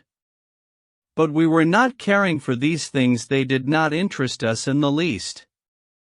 We were in a fever of impatience, we were dying to see the renowned cathedral. We watched in this direction and that all around everywhere. We needed no one to point it out, we did not wish anyone to point it out, we would recognize it even in the desert of the Great Sahara. At last, a forest of graceful needles, shimmering in the amber sunlight, rose slowly above the pygmy housetops, as one sometimes sees, in the far horizon, a gilded and pinnacled mass of cloud lift itself above the waste of waves, at sea, the cathedral. We knew it in a moment. Half of that night, and all of the next day, this architectural autocrat was our sole object of interest. What a wonder it is! So grand, so solemn, so vast. And yet so delicate, so airy, so graceful.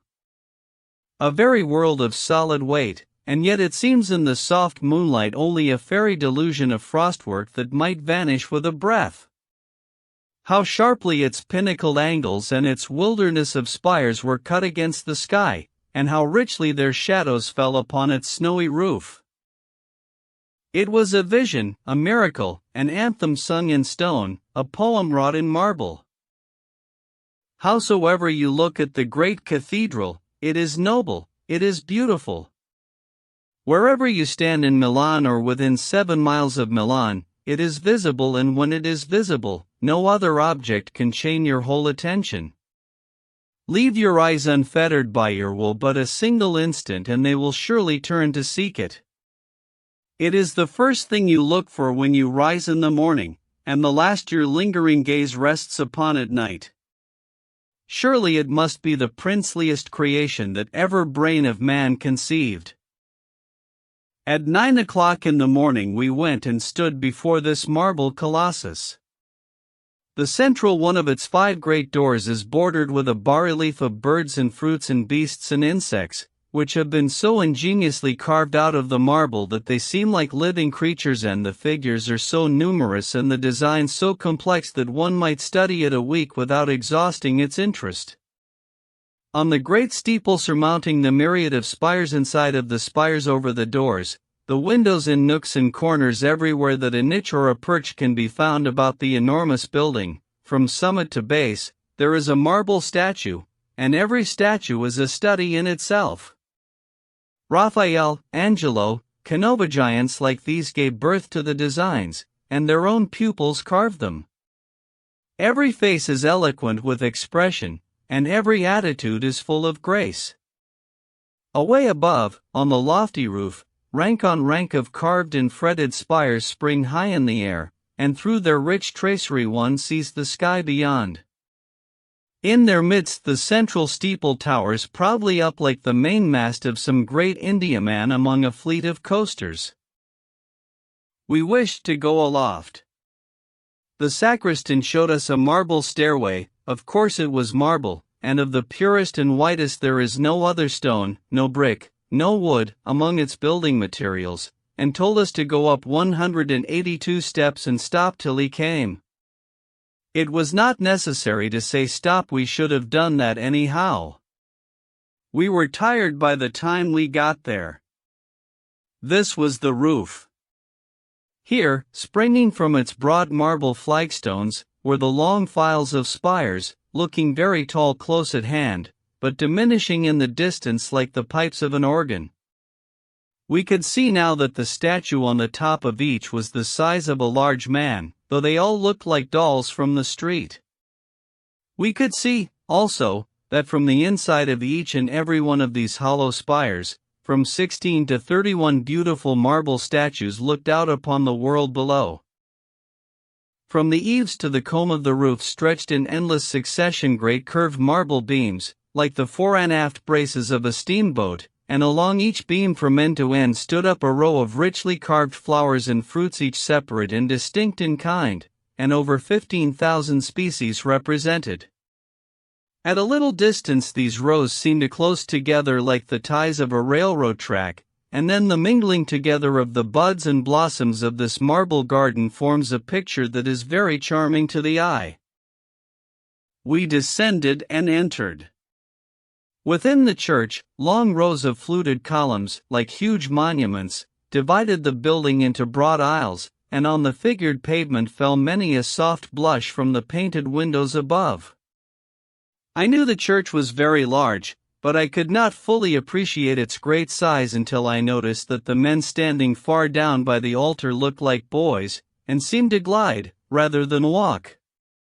We loitered about gazing aloft at the monster windows all aglow with brilliantly colored scenes and the lives of the Savior and his followers. Some of these pictures are mosaics, and so artistically are their 1,000 particles of tinted glass or stone put together that the work has all the smoothness and finish of a painting.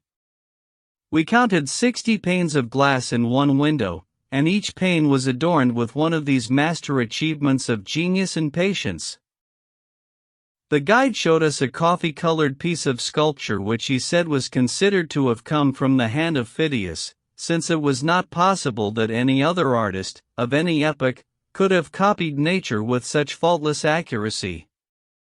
The figure was that of a man without a skin, with every vein, artery, muscle, every fiber and tendon and tissue of the human frame represented in minute detail.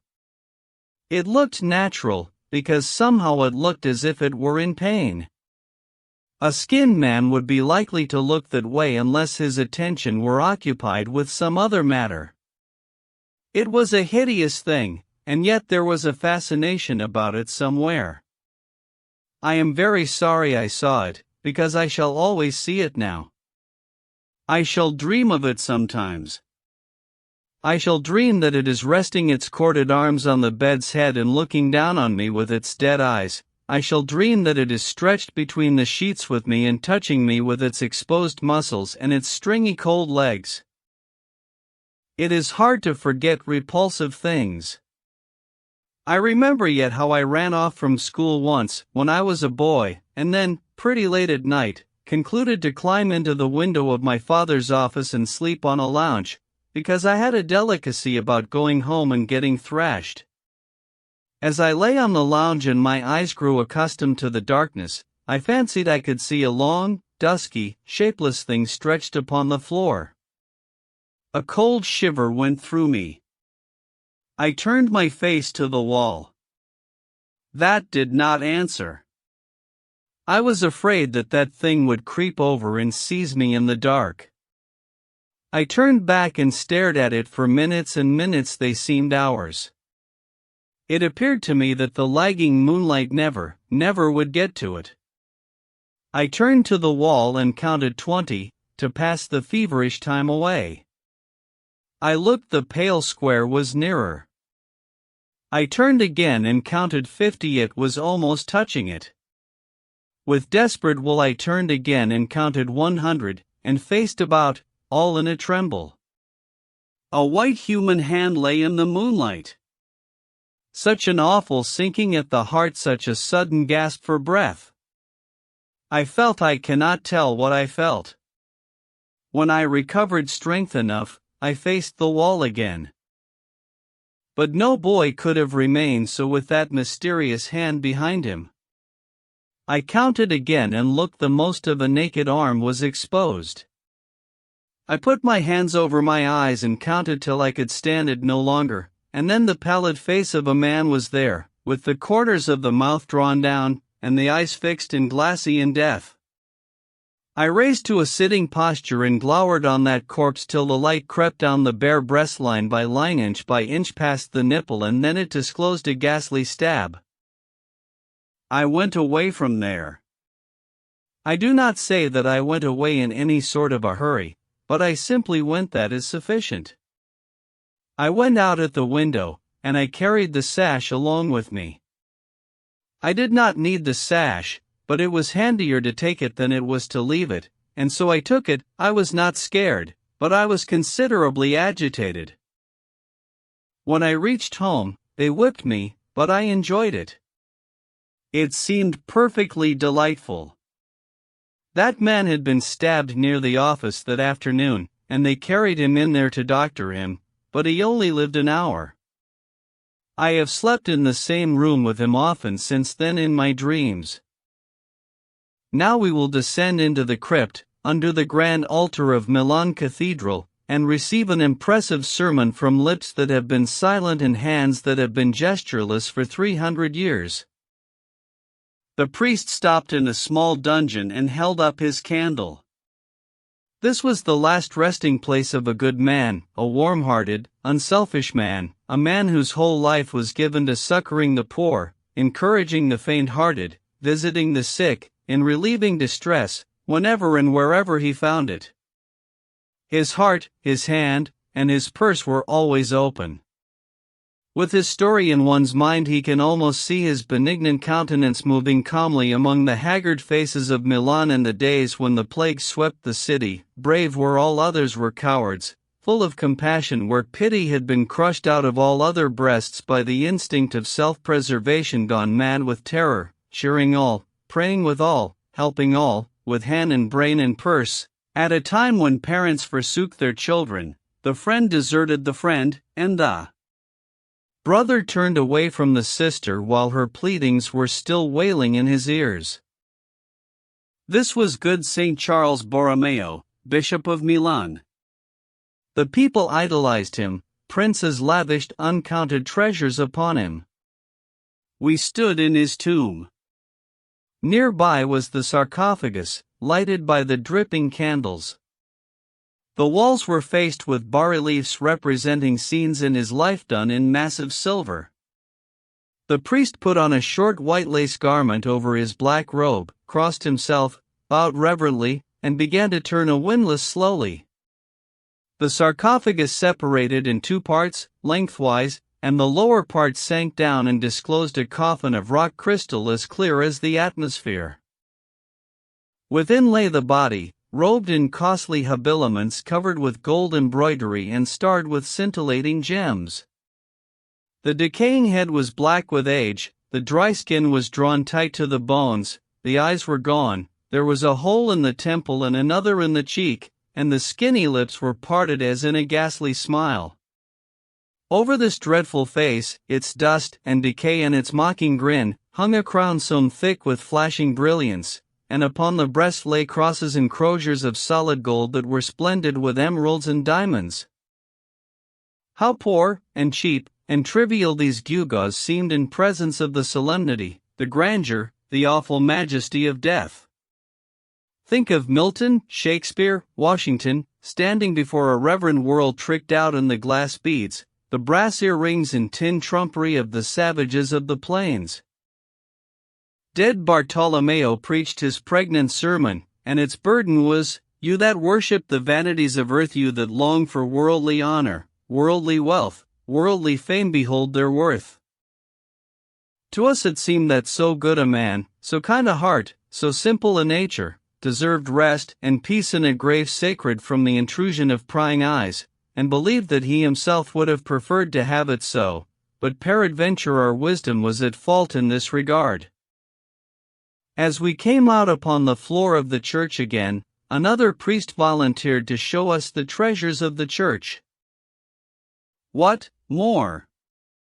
The furniture of the narrow chamber of death we had just visited weighed 6 millions of francs in ounces in carats alone, without a penny thrown into the account for the costly workmanship bestowed upon them. But we followed into a large room filled with tall wooden presses like wardrobes. He threw them open, and behold, the cargoes of crude bullion of the assay offices of Nevada faded out of my memory. There were virgins and bishops there, above their natural size, made of solid silver, each worth, by weight, from 800,000 to 2 millions of francs, and bearing gemmed books in their hands worth 80,000. There were bas-reliefs that weighed 600 pounds, carved in solid silver, croziers and crosses, and candlesticks 6 and 8 feet high, all of virgin gold, and brilliant with precious stones, and beside these were all manner of cups and vases, and such things. Rich in proportion. It was an Aladdin's palace. The treasures here, by simple weight, without counting workmanship, were valued at 50 millions of francs. If I could get the custody of them for a while, I fear me the market price of silver bishops would advance shortly, on account of their exceeding scarcity in the Cathedral of Milan. The priest showed us 2 of St. Paul's fingers, and 1 of St. Peter's, a bone of Judas Iscariot, it was black, and also bones of all the other disciples, a handkerchief in which the Savior had left the impression of his face. Among the most precious of the relics were a stone from the Holy Sepulchre, part of the crown of thorns. They have a whole one at Notre Dame, a fragment of the purple robe worn by the Savior, a nail from the cross, and a picture of the Virgin and Child painted by the veritable hand of St. Luke. This is the second of St. Luke's Virgins we have seen. Once a year all these holy relics are carried in procession through the streets of Milan. I like to revel in the driest details of the great cathedral. The building is 500 feet long by 180 wide, and the principal steeple is in the neighborhood of 400 feet high. It has 7,148 marble statues, and will have upwards of 3,000 more when it is finished. In addition, it has 1,500 bas-reliefs. It has 136 spires, 21 more are to be added. Each spire is surmounted by a statue 6.5 feet high. Everything about the church is marble, and all from the same quarry. It was bequeathed to the archbishopric for this purpose centuries ago.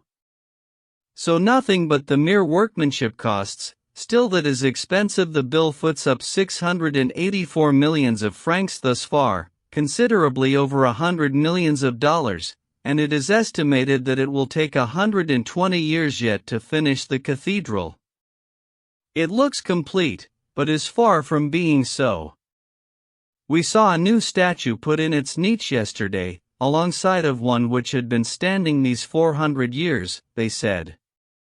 There are 4 staircases leading up to the main steeple, each of which cost $100,000, with the 408 statues which adorn them. Marco Campioni was the architect who designed the wonderful structure more than 500 years ago, and it took him 46 years to work out the plan and get it ready to hand over to the builders.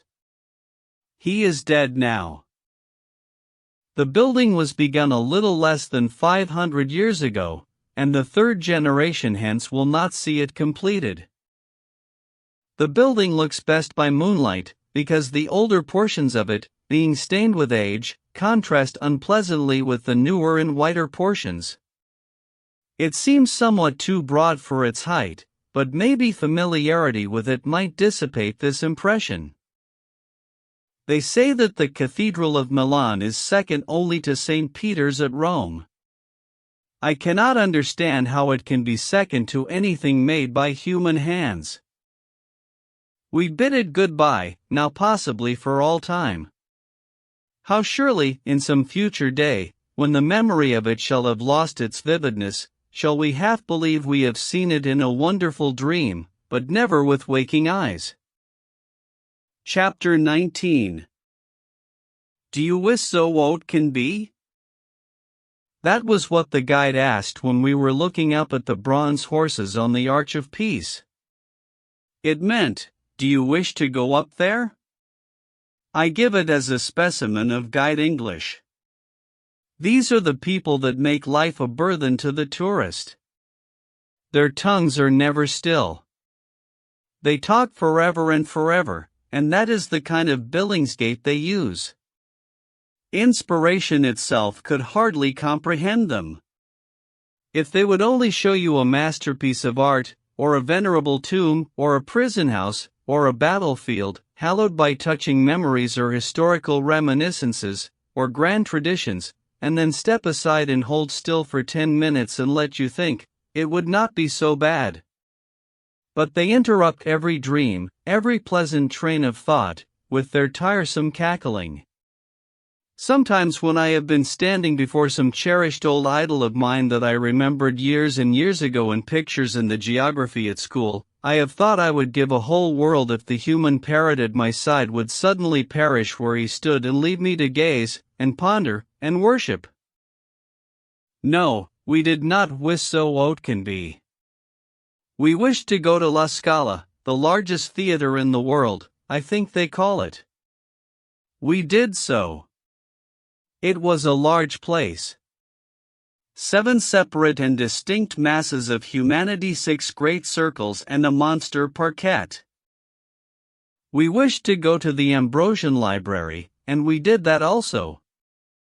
We saw a manuscript of Virgil, with annotations in the handwriting of Petrarch, the gentleman who loved another man's Laura, and lavished upon her all through life a love which was a clear waste of the raw material.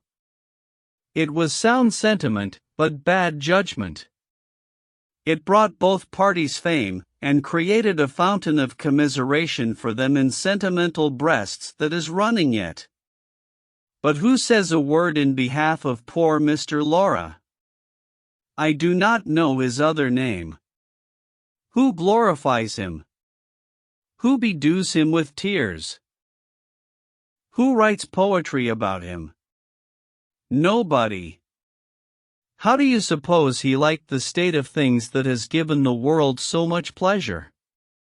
How did he enjoy having another man following his wife everywhere and making her name a familiar word in every garlic exterminating mouth in Italy with his sonnets to her preempted eyebrows?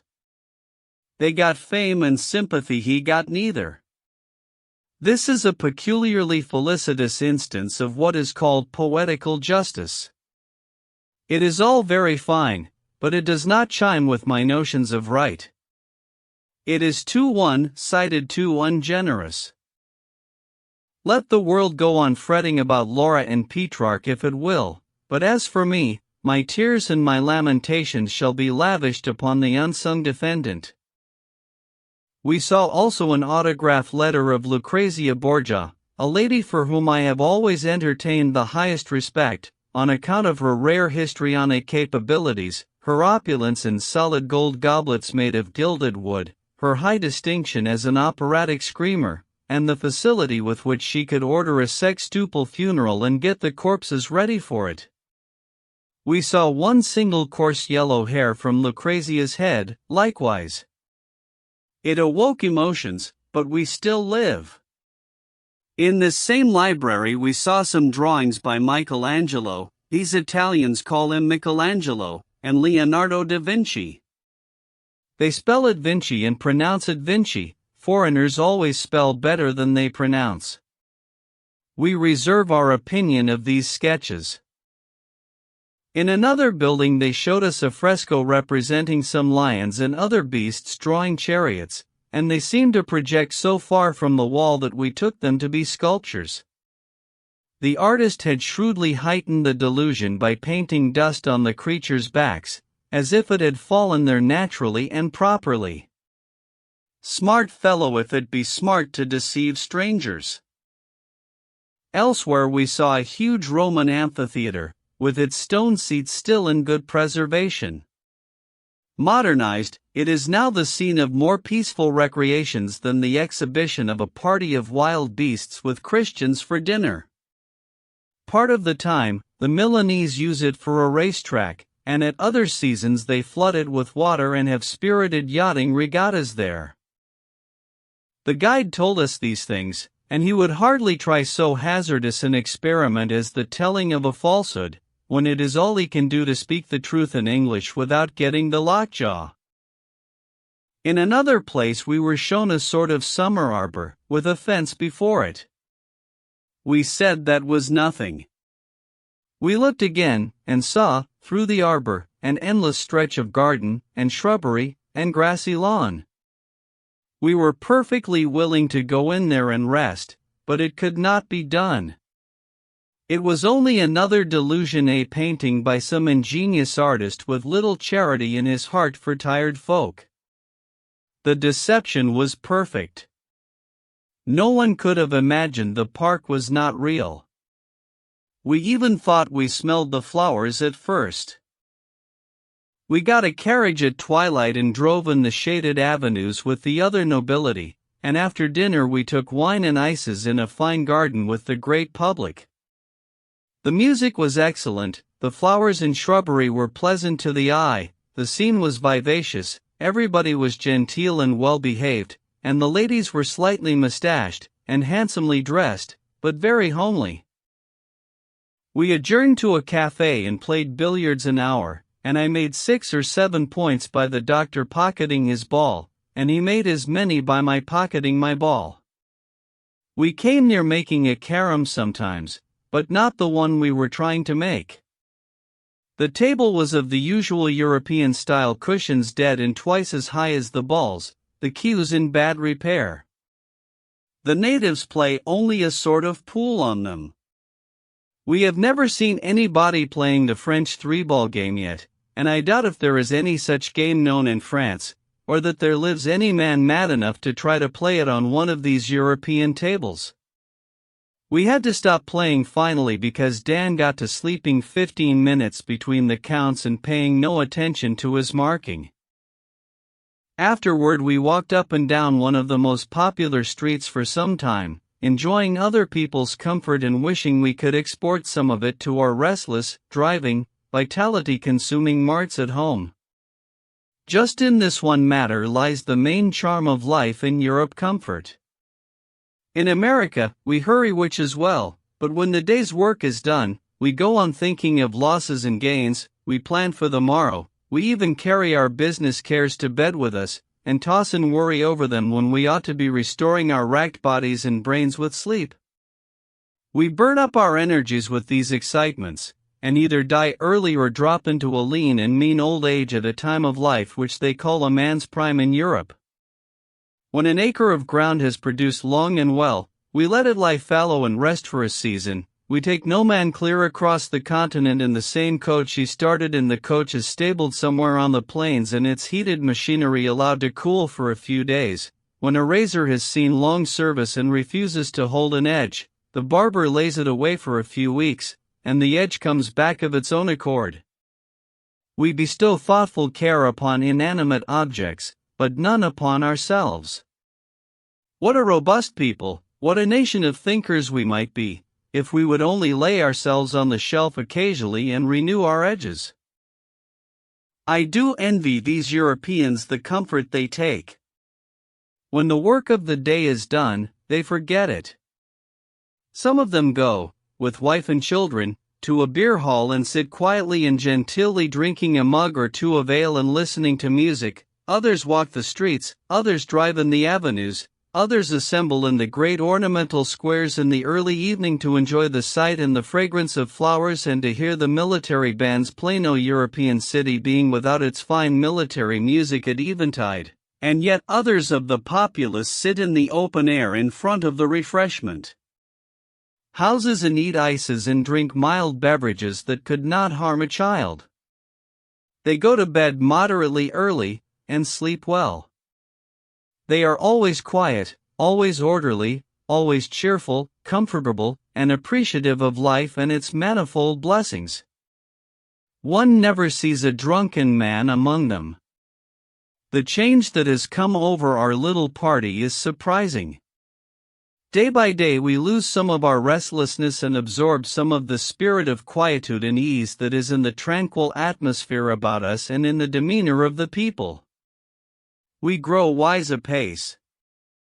We begin to comprehend what life is for. We have had a bath in Milan, in a public bathhouse. They were going to put all three of us in one bathtub, but we objected. Each of us had an Italian farm on his back. We could have felt affluent if we had been officially surveyed and fenced in. We chose to have 3 bathtubs, and large one-tubs suited to the dignity of aristocrats who had real estate, and brought it with them. After we were stripped and had taken the first chilly dash, we discovered that haunting atrocity that has embittered our lives in so many cities and villages of Italy and France: there was no soap. I called. A woman answered, and I barely had time to throw myself against the door. She would have been in another second. I said, "Beware, woman. Go away from here, go away, now, or it will be the worse for you. I am an unprotected male, but I will preserve my honor at the peril of my life." These words must have frightened her, for she scurried away very fast. Dan's voice rose on the air. "Oh, bring some soap, why don't you?" The reply was Italian. Dan resumed. "Soap, you know soap. That is what I want, soap. Soap, soap, soap, soap, soup, soap. Hurry up. I don't know how you Irish spell it, but I want it. Spell it to suit yourself, but fetch it. I'm freezing." I heard the doctor say impressively. Dan, how often have we told you that these foreigners cannot understand English? Why will you not depend upon us? Why will you not tell us what you want, and let us ask for it in the language of the country? It would save us a great deal of the humiliation your reprehensible ignorance causes us. I will address this person in his mother tongue. Here, Caspetto. Corpo di Bacco. Sacramento. Sulfurino, soap, you son of a gun. Dan, if you would let us talk for you, you would never expose your ignorant vulgarity. Even this fluent discharge of Italian did not bring the soap at once, but there was a good reason for it. There was not such an article about the establishment. It is my belief that there never had been. They had to send far uptown, and to several different places before they finally got it, so they said. We had to wait 20 or 30 minutes. The same thing had occurred the evening before, at the hotel. I think I have divined the reason for this state of things at last. The English know how to travel comfortably, and they carry soap with them. Other foreigners do not use the article. At every hotel we stop at we always have to send out for soap, at the last moment, when we are grooming ourselves for dinner, and they put it in the bill along with the candles and other nonsense.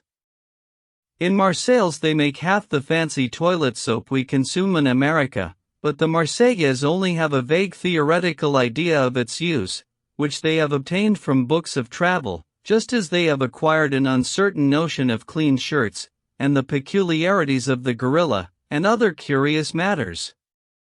This reminds me of poor Blucher's note to the landlord in Paris. Paris, Lou 7 Juillet. Monsieur le landlord, sir, pourquoi don't you met us some savon in your bedchambers? Est-ce que vous pensez you will steal it? La nuit passée you charged me pour deux chandelles when I only had one. Here vous avez charged me avec glacé when I had none at all. Tout les jours you are coming some fresh game or other on me, mais vous ne pouvez pas play this savon dodge on me twice. Savon is a necessary de la vie to anybody but a Frenchman, etjlri or de cet hotel or make trouble. You hear me. Allons. Blucher.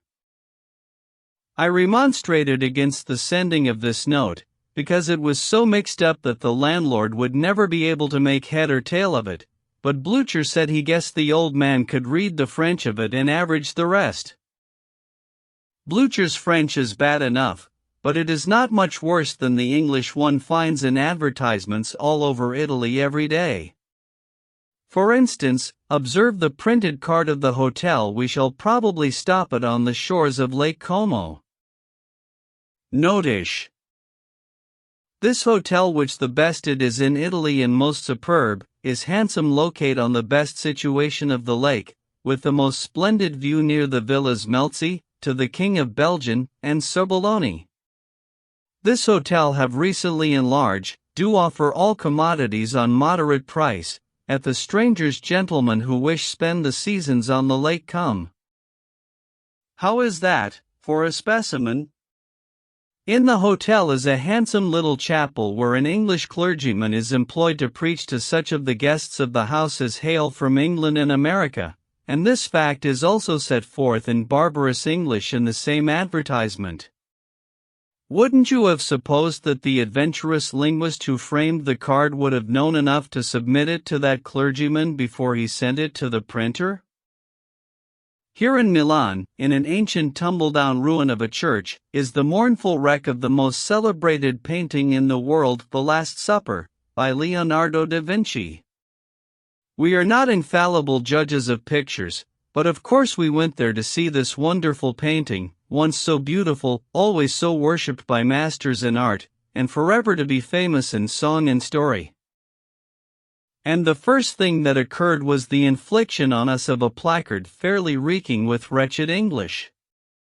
Take a morsel of it, Bartholomew, that is the first figure on the left-hand side at the spectator, uncertain and doubtful about what he thinks to have heard, and upon which he wants to be assured by himself at Christ and by no others. Good, isn't it? And then Peter is described as argumenting in a threatening and angrily condition at Judas Iscariot. This paragraph recalls the picture. The Last Supper is painted on the dilapidated wall of what was a little chapel attached to the main church in ancient times, I suppose. It is battered and scarred in every direction, and stained and discolored by time, and Napoleon's horses kicked the legs off most the disciples when they, the horses, not the disciples, were stabled there more than half a century ago. I recognized the old picture in a moment, the Savior with bowed head seated at the center of a long, rough table with scattering fruits and dishes upon it, and 6 disciples on either side in their long robes, talking to each other, the picture from which all engravings and all copies have been made for 3 centuries. Perhaps no living man has ever known an attempt to paint the Lord's Supper differently. The world seems to have become settled in the belief, long ago, that it is not possible for human genius to outdo this creation of Da Vinci's. I suppose painters will go on copying it as long as any of the original is left visible to the eye. There were a dozen easels in the room, and as many artists transferring the great picture to their canvases. 50 proofs of steel engravings and lithographs were scattered around, too. And as usual, I could not help noticing how superior the copies were to the original, that is, to my inexperienced eye. Wherever you find a Raphael, a Rubens, a Michelangelo, a Carracci, or a Da Vinci, and we see them every day, you find artists copying them, and the copies are always the handsomest. Maybe the originals were handsome when they were new, but they are not now. This picture is about 30 feet long, and 10 or 12 high, I should think, and the figures are at least life-size. It is one of the largest paintings in Europe. The colors are dimmed with age, the countenances are scaled and marred, and nearly all expression is gone from them. The hair is a dead blur upon the wall, and there is no life in the eyes. Only the attitudes are certain. People come here from all parts of the world, and glorify this masterpiece. They stand entranced before it with bated breath and parted lips, and when they speak, it is only in the catchy ejaculations of rapture. Oh, wonderful! Such expression! Such grace of attitude! Such dignity! Such faultless drawing! Such matchless coloring! Such feeling! What delicacy of touch! What sublimity of conception! A vision! A vision! I only envy these people. I envy them their honest admiration, if it be honest their delight, if they feel delight. I harbor no animosity toward any of them. But at the same time the thought will intrude itself upon me, how can they see what is not visible? What would you think of a man who looked at some decayed, blind, toothless, pockmarked Cleopatra, and said, "What matchless beauty! What soul! What expression!" What would you think of a man who gazed upon a dingy, foggy sunset, and said, "What sublimity! What feeling! What richness of coloring!" What would you think of a man who stared in ecstasy upon a desert of stumps and said, "Oh, my soul, my beating heart, what a noble forest is here"? You would think that those men had an astonishing talent for seeing things that had already passed away. It was what I thought when I stood before the Last Supper and heard men apostrophizing wonders, and beauties, and perfections which had faded out of the picture and gone, 100 years before they were born.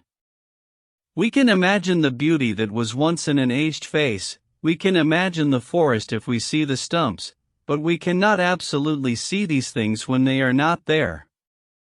I am willing to believe that the eye of the practiced artist can rest upon the Last Supper and renew a luster where only a hint of it is left, supply a tint that has faded away, restore an expression that is gone, patch, and color, and add to the dull canvas until at last its figures shall stand before him aglow with the life, the feeling, the freshness, with all the noble beauty that was theirs when first they came from the hand of the Master.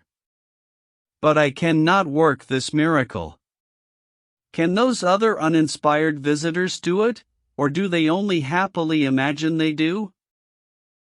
After reading so much about it, I am satisfied that the Last Supper was a very miracle of art once. But it was 300 years ago. It vexes me to hear people talk so glibly of feeling, expression, tone, and those other easily acquired and inexpensive technicalities of art that make such a fine show in conversations concerning pictures. There is not one man in 7,500 that can tell what a pictured face is intended to express. There is not one man in 500 that can go into a courtroom and be sure that he will not mistake some harmless innocent of a juryman for the black-hearted assassin on trial. Yet such people talk of character and presume to interpret expression in pictures. There is an old story that Matthews, the actor, was once lauding the ability of the human face to express the passions and emotions hidden in the breast. He said the countenance could disclose what was passing in the heart plainer than the tongue could. Now, he said, observe my face, what does it express? Despair. Bah, it expresses peaceful resignation. What does this express? Rage. Stuff. It means terror. This. Imbecility. Fool. It is smothered ferocity.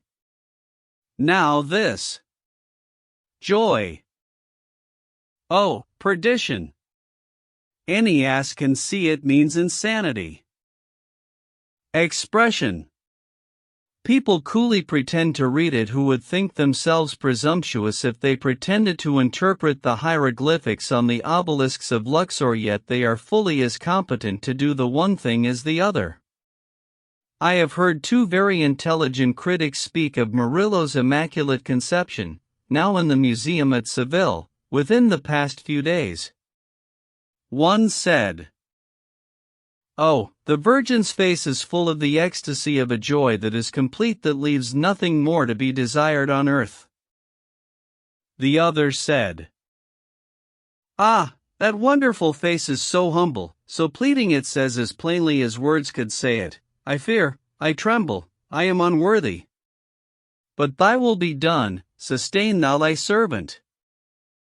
The reader can see the picture in any drawing room. It can be easily recognized. The Virgin, the only young and really beautiful Virgin that was ever painted by one of the old masters, some of us think, stands in the crescent of the new moon, with a multitude of cherubs hovering about her, and more coming. Her hands are crossed upon her breast, and upon her uplifted countenance falls a glory out of the heavens. The reader may amuse himself, if he chooses, in trying to determine which of these gentlemen read the Virgin's expression aright, or if either of them did it. Anyone who is acquainted with the old masters will comprehend how much the Last Supper is damaged when I say that the spectator cannot really tell, now, whether the disciples are Hebrews or Italians. These ancient painters never succeeded in denationalizing themselves.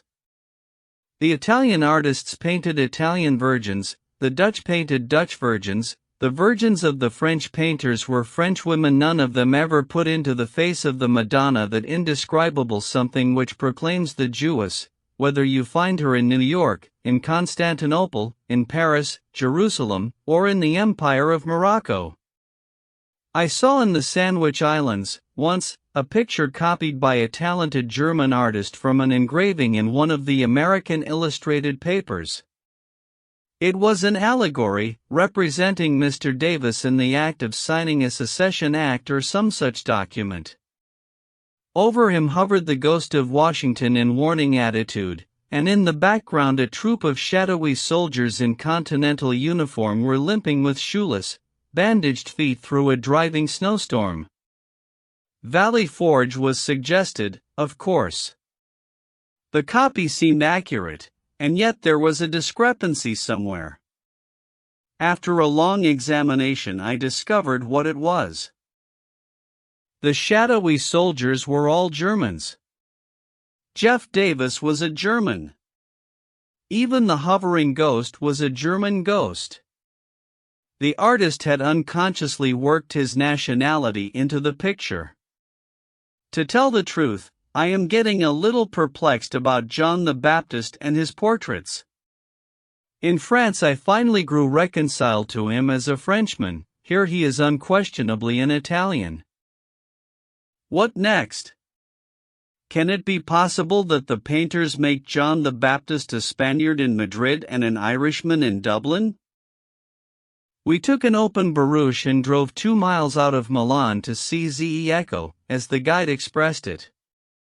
The road was smooth, it was bordered by trees, fields, and grassy meadows, and the soft air was filled with the odor of flowers.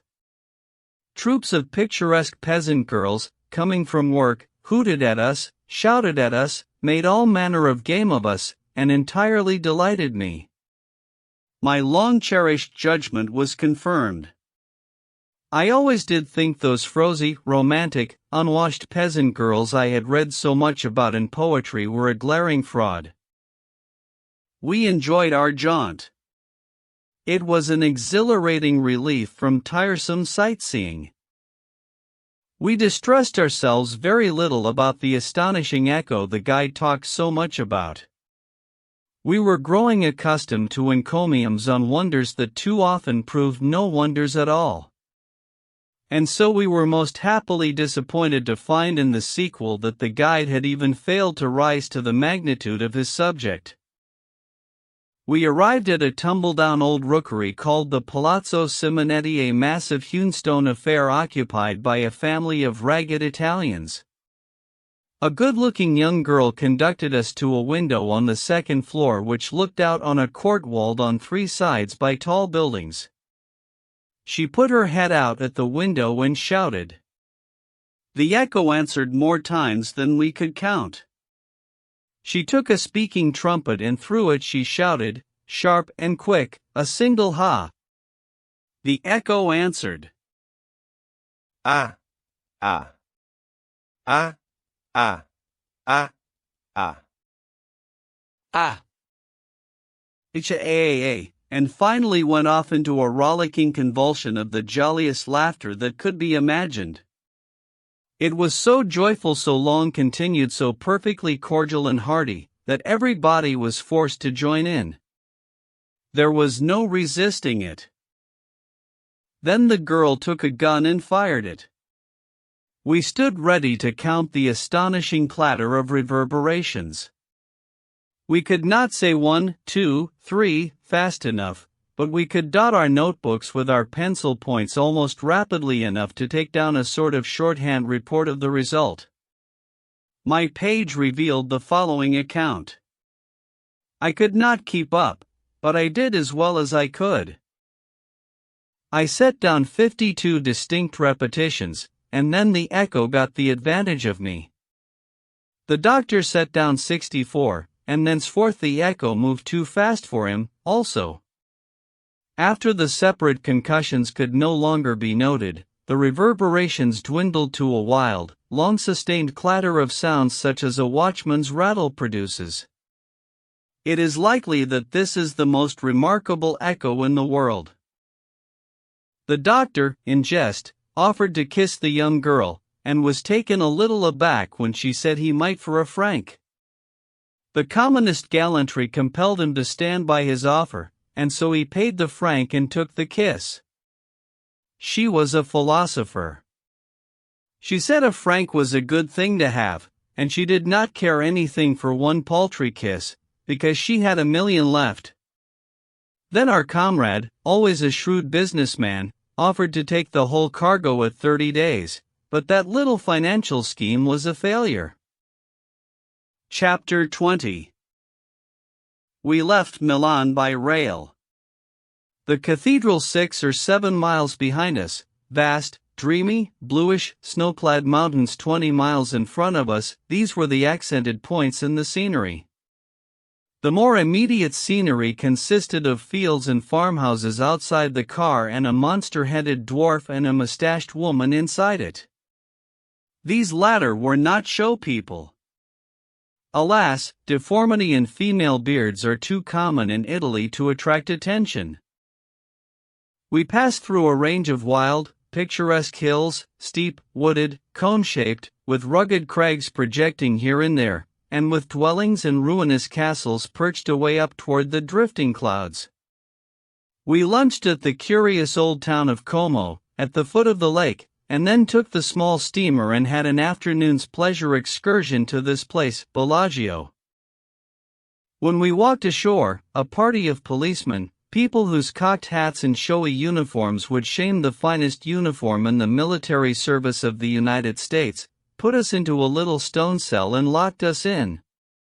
We had the whole passenger list for company, but their room would have been preferable, for there was no light, there were no windows, no ventilation.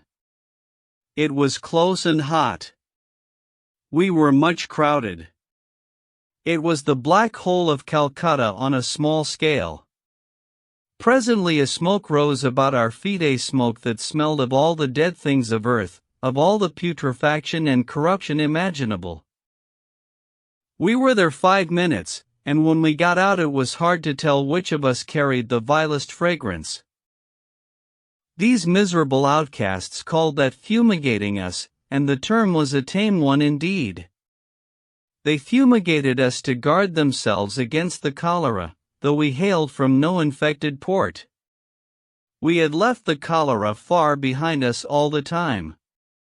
However, they must keep epidemics away somehow or other, and fumigation is cheaper than soap. They must either wash themselves or fumigate other people. Some of the lower classes had rather die than wash, but the fumigation of strangers causes them no pangs. They need no fumigation themselves.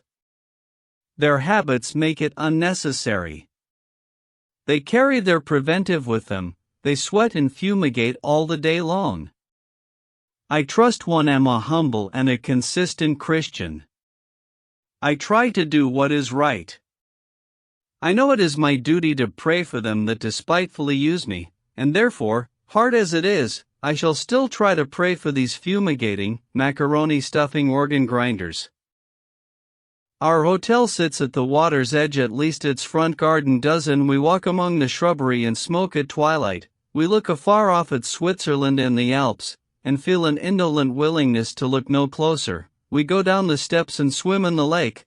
We take a shapely little boat and sail abroad among the reflections of the stars, lie on the thwarts and listen to the distant laughter, the singing, the soft melody of flutes and guitars that comes floating across the water from pleasuring gondolas. We close the evening with exasperating billiards on one of those same old execrable tables. A midnight luncheon in our ample bedchamber, a final smoke in its contracted veranda facing the water, the gardens, and the mountains, a summing up of the day's events. Then to bed, with drowsy brains harassed with a mad panorama that mixes up pictures of France, of Italy, of the ship, of the ocean, of home, in grotesque and bewildering disorder.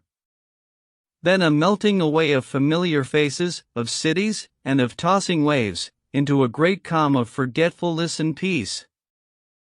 After which, the nightmare. Breakfast in the morning, and then the lake. I did not like it yesterday. I thought Lake Tahoe was much finer. I have to confess now, however, that my judgment erred somewhat, though not extravagantly.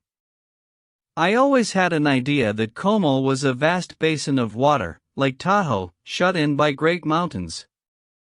Well, the border of huge mountains is here, but the lake itself is not a basin. It is as crooked as any brook, and only from 1/4 to 2/3 as wide as the Mississippi. There is not a yard of low ground on either side of it, nothing but endless chains of mountains that spring abruptly from the water's edge and tower to altitudes varying from 1,000 to 2,000 feet.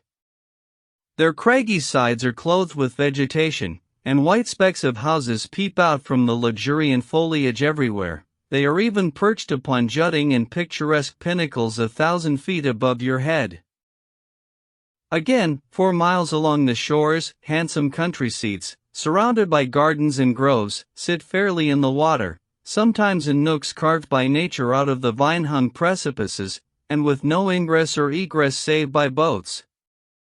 Some have great broad stone staircases leading down to the water, with heavy stone balustrades ornamented with statuary and fancifully adorned with creeping vines and bright-colored flowers, for all the world like a drop curtain in a theater, and lacking nothing but long-waisted, high-heeled women and plumed gallants in silken tights coming down to go serenading in the splendid gondola in waiting.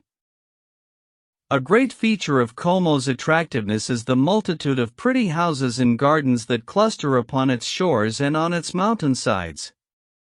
They look so snug and so homelike, and at eventide when everything seems to slumber, and the music of the vesper bells comes stealing over the water, one almost believes that nowhere else than on the Lake of Como can there be found such a paradise of tranquil repose. From my window here in Bellagio, I have a view of the other side of the lake now, which is as beautiful as a picture.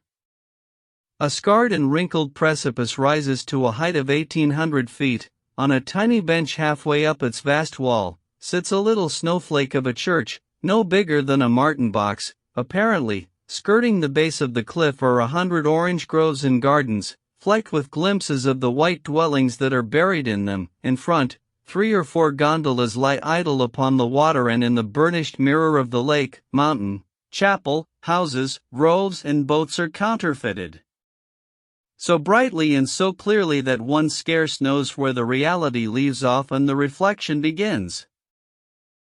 The surroundings of this picture are fine.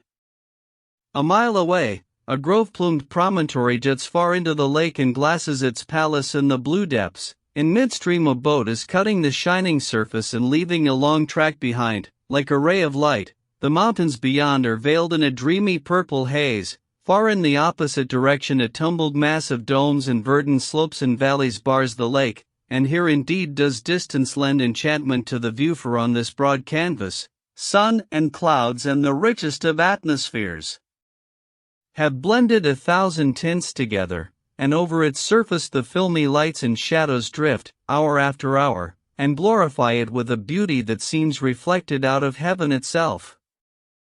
Beyond all question, this is the most voluptuous scene we have yet looked upon. Last night the scenery was striking and picturesque.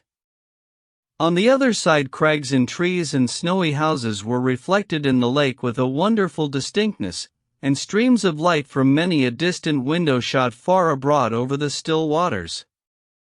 On this side, near at hand, great mansions, white with moonlight, glared out from the midst of masses of foliage that lay black and shapeless in the shadows that fell from the cliff above, and down in the margin of the lake every feature of the weird vision was faithfully repeated. Today we have idled through a wonder of a garden attached to a ducal estate, but enough of description is enough, I judge. I suspect that this was the same place the gardener's son deceived the Lady of Lyons with, but I do not know. You may have heard of the passage somewhere. A deep vale, shut out by alpine hills from the rude world, near a clear lake margined by fruits of gold and whispering myrtles, glassing softest skies, cloudless, save with rare and roseate shadows, a palace, lifting to eternal heaven its marbled walls, from out a glossy bower of coolest foliage musical with birds. That is all very well, except the clear part of the lake. It certainly is clearer than a great many lakes, but how dull its waters are compared with the wonderful transparence of Lake Tahoe. I speak of the north shore of Tahoe, where one can count the scales on a trout at a depth of 180 feet. I have tried to get this statement off at par here, but with no success, so I have been obliged to negotiate it at 50% discount. At this rate I find some takers. Perhaps the reader will receive it on the same terms 90 feet instead of 180.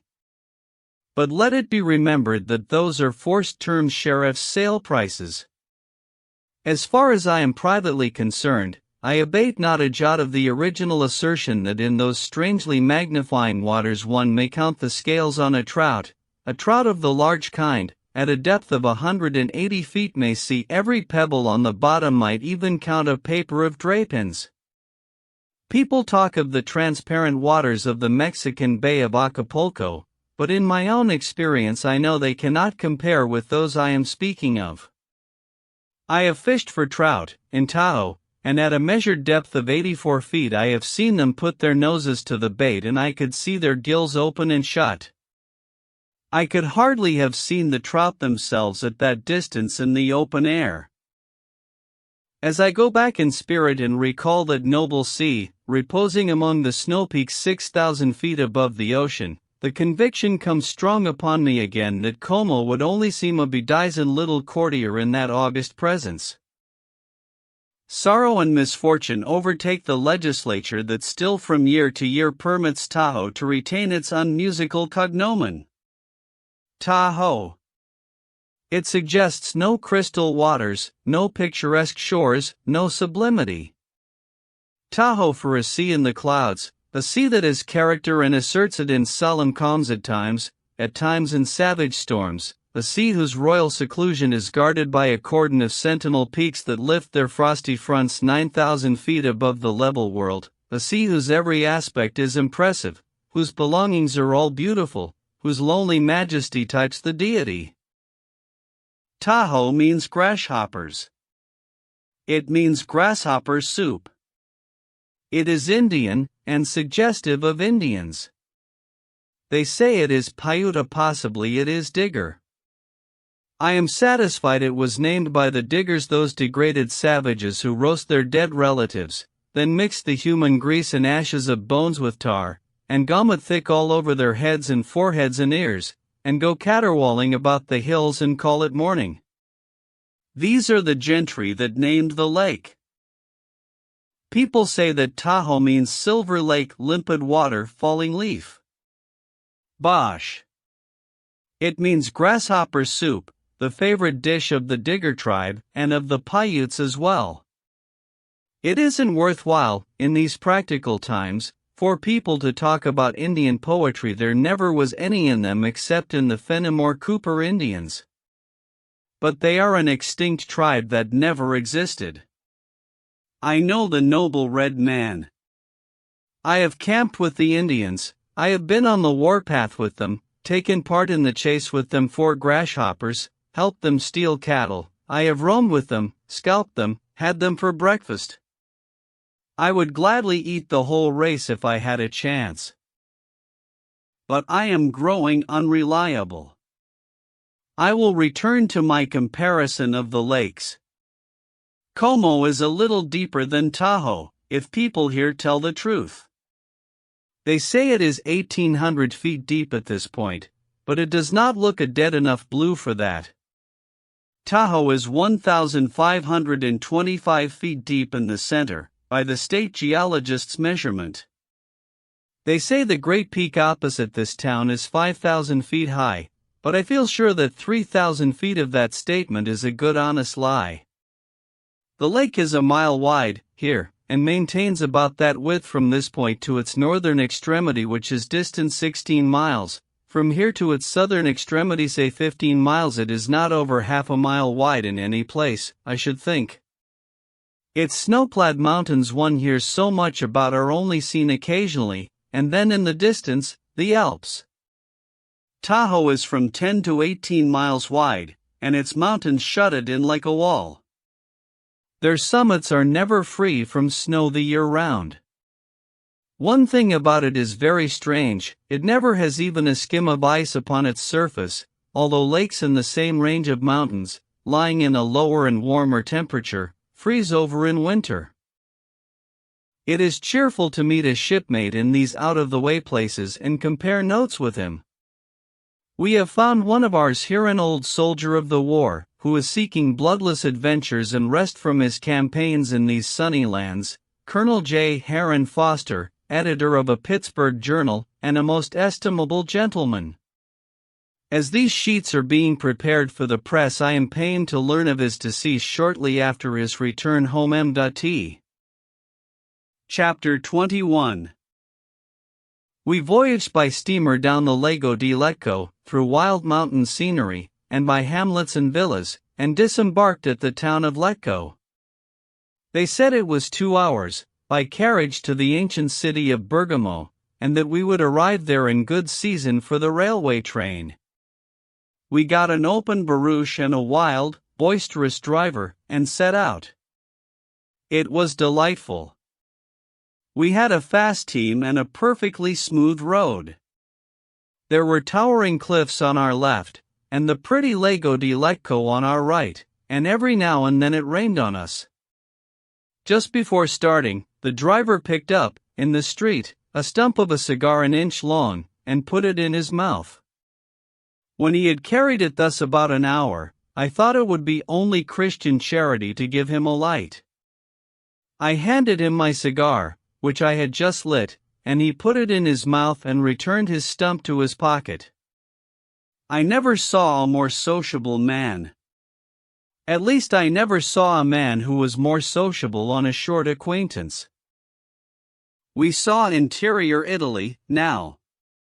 The houses were of solid stone, and not often in good repair.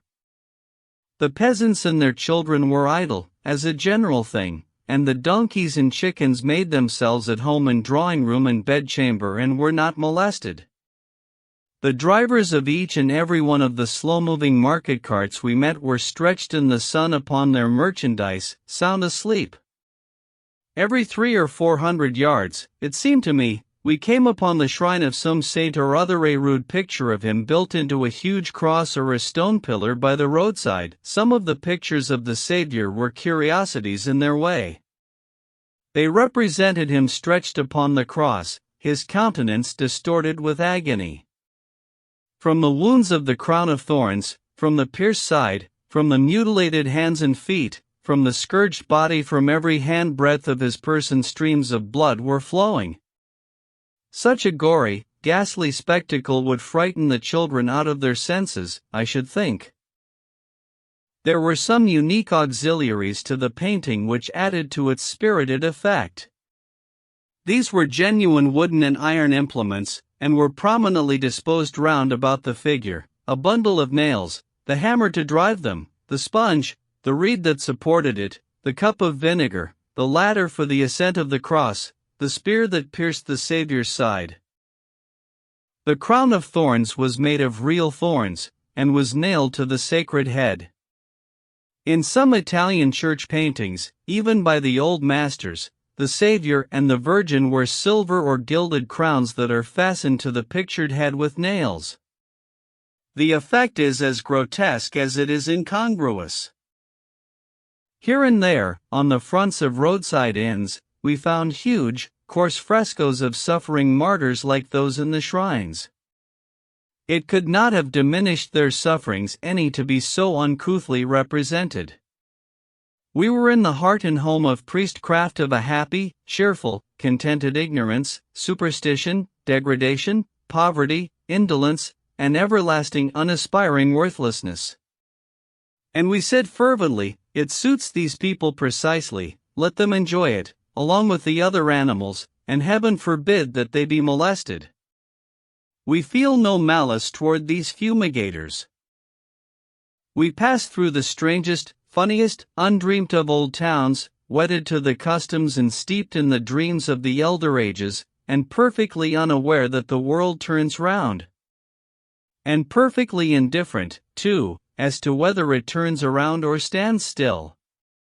They have nothing to do but eat and sleep and eat, and toil a little when they can get a friend to stand by and keep them awake. They are not paid for thinking, they are not paid to fret about the world's concerns.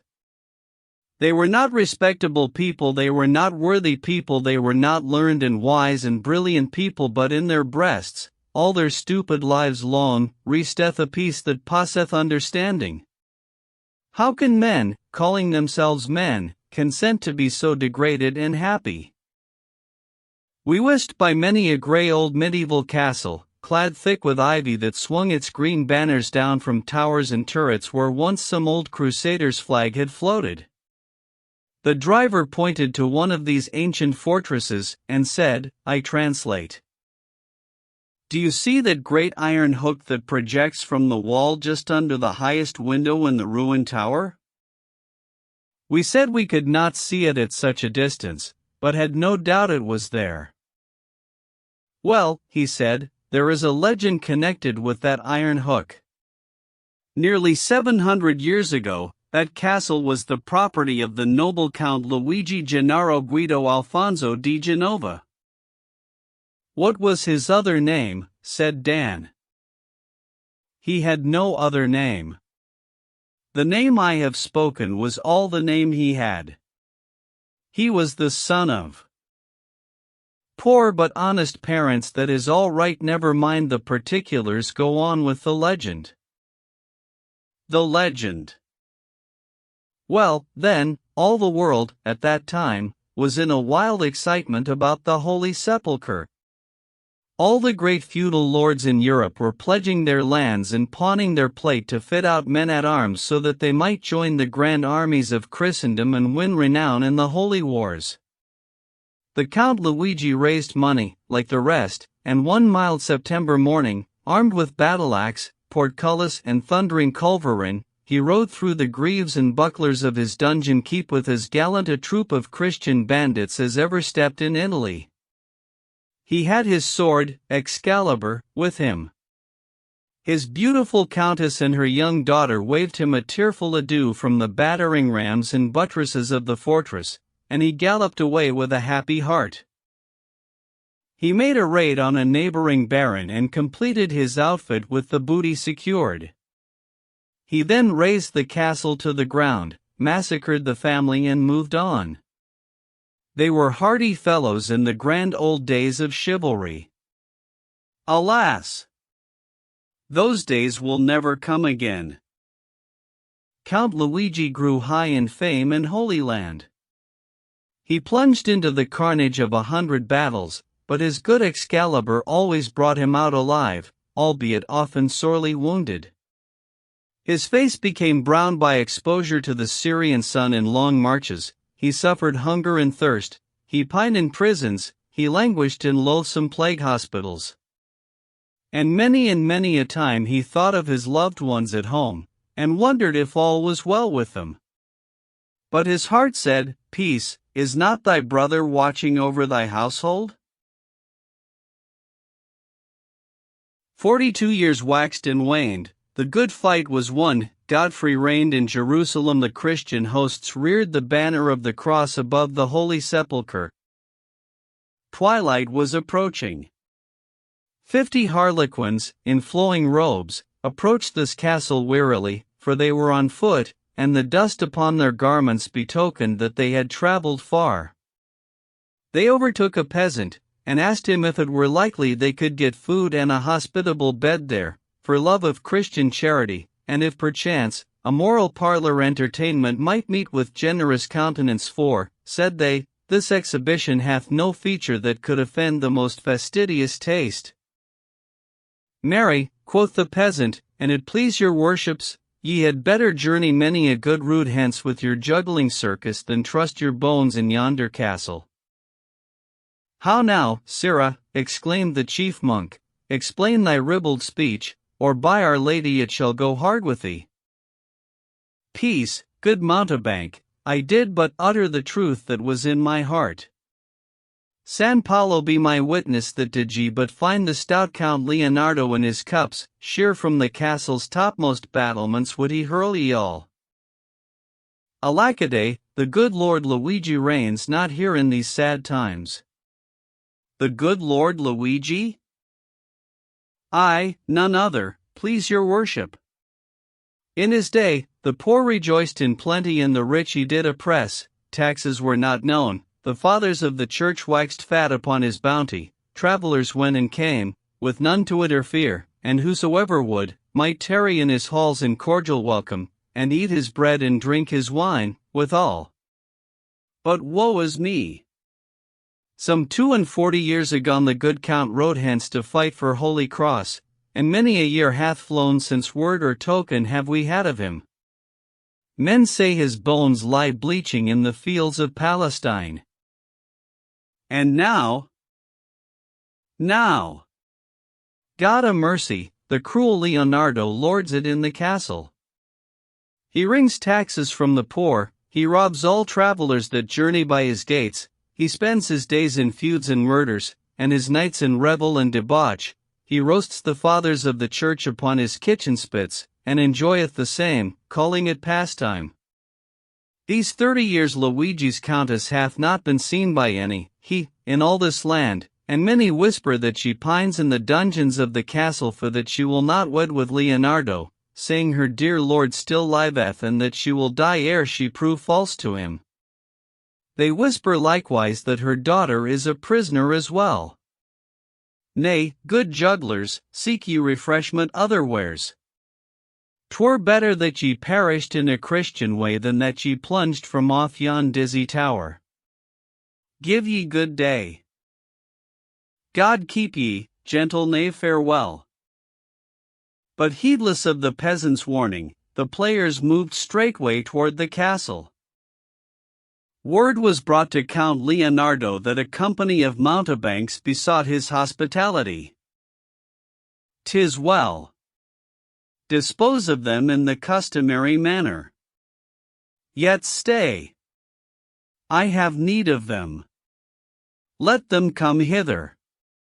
Later, cast them from the battlements, or how many priests have ye on hand? The day's results are meager, good my lord. An abbot and a dozen beggarly friars is all we have."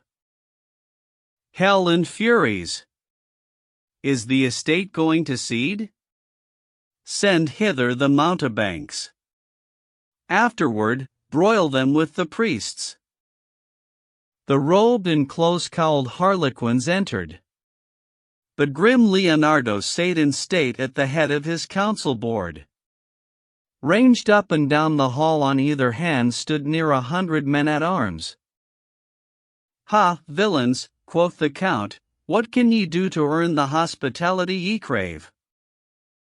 Dread lord and mighty, crowded audiences have greeted our humble efforts with rapturous applause. Among our body count we the versatile and talented Ugolino, the justly celebrated Rodolfo, the gifted and accomplished Roderigo. The management have spared neither pains nor expense. 'Sdeath! What can ye do? Curb thy prating tongue.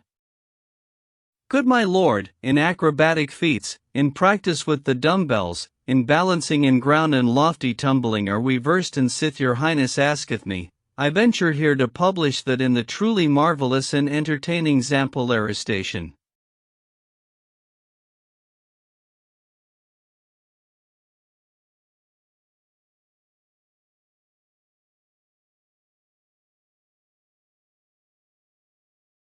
Gag him. Throttle him. Body of Bacchus. Am I a dog that I am to be assailed with polysyllabled blasphemy like to this? But hold.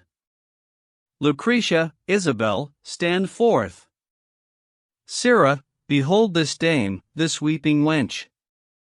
The first I marry, within the hour, the other shall dry her tears or feed the vultures. Thou and thy vagabonds shall crown the wedding with thy merry makings. Fetch hither the priest. The dame sprang toward the chief player. Oh, save me, she cried, save me from a fate far worse than death. Behold these sad eyes, these sunken cheeks, this withered frame. See thou the wreck this fiend hath made, and let thy heart be moved with pity. Look upon this damosel, note her wasted form, her halting step, her bloomless cheeks where youth should blush and happiness exult in smiles. Hear us and have compassion. This monster was my husband's brother. He who should have been our shield against all harm, hath kept us shut within the noisome caverns of his dungeon keep for lo these 30 years. And for what crime? None other than that I would not belie my troth, root out my strong love for him who marches with the legions of the cross in Holy Land, for oh, he is not dead. And wed with him. Save us, oh, save thy persecuted suppliants. She flung herself at his feet and clasped his knees. Ah! Ah! Ah! Shouted the brutal Leonardo. Priest, to thy work, and he dragged the weeping dame from her refuge. Say, once for all, will you be mine, for by my halidome, that breath that uttereth thy refusal shall be thy last on earth. Ne VER? Then die, and the sword leaped from its scabbard. Quicker than thought, quicker than the lightning's flash, 50 monkish habits disappeared, and 50 knights in splendid armor stood revealed. 50 falchions gleamed in air above the men-at-arms, and brighter, fiercer than them all, flamed Excalibur aloft, and cleaving downward struck the brutal Leonardo's weapon from his grasp. A Luigi to the rescue. Woo! A Leonardo, terra nouns. Oh, God, my husband. Oh, God, my wife. My father. My precious. Tableau. Count Luigi bound his usurping brother hand and foot. The practiced knights from Palestine made holyday sport of carving the awkward men-at-arms into chops and steaks. The victory was complete. Happiness reigned. The knights all married the daughter. Joy. Wassail. Finesse. But what did they do with the wicked brother? Oh, nothing, only hanged him on that iron hook I was speaking of. By the chin. As how? Passed it up through his gills into his mouth. Leave him there? Couple of years. Ah, is he dead? 650 years ago, or such a matter. Splendid legend, splendid lie, drive on. We reached the quaint old fortified city of Bergamo, the renowned in history, some 3/4 of an hour before the train was ready to start. The place has 30 or 40,000 inhabitants and is remarkable for being the birthplace of Harlequin. When we discovered that legend of our driver took to itself a new interest in our eyes. Rested and refreshed, we took the rail happy and contented. I shall not tarry to speak of the handsome Lago di Gardi, its stately castle that holds in its stony bosom the secrets of an age so remote that even tradition goeth not back to it, the imposing mountain scenery that ennobles the landscape thereabouts, nor yet of ancient Padua or haughty Verona, nor of their Montagues and Capulets, their famous balconies and tombs of Juliet and Romeo et al., but hurry straight to the ancient city of the sea, the widowed bride of the Adriatic. It was a long, long ride. But toward evening, as we sat silent and hardly conscious of where we were, subdued into that meditative calm that comes so surely after a conversational storm, someone shouted, "Venice!" And sure enough, afloat on the placid sea a league away, lay a great city, with its towers and domes and steeples drowsing in a golden mist of sunset. Chapter 22.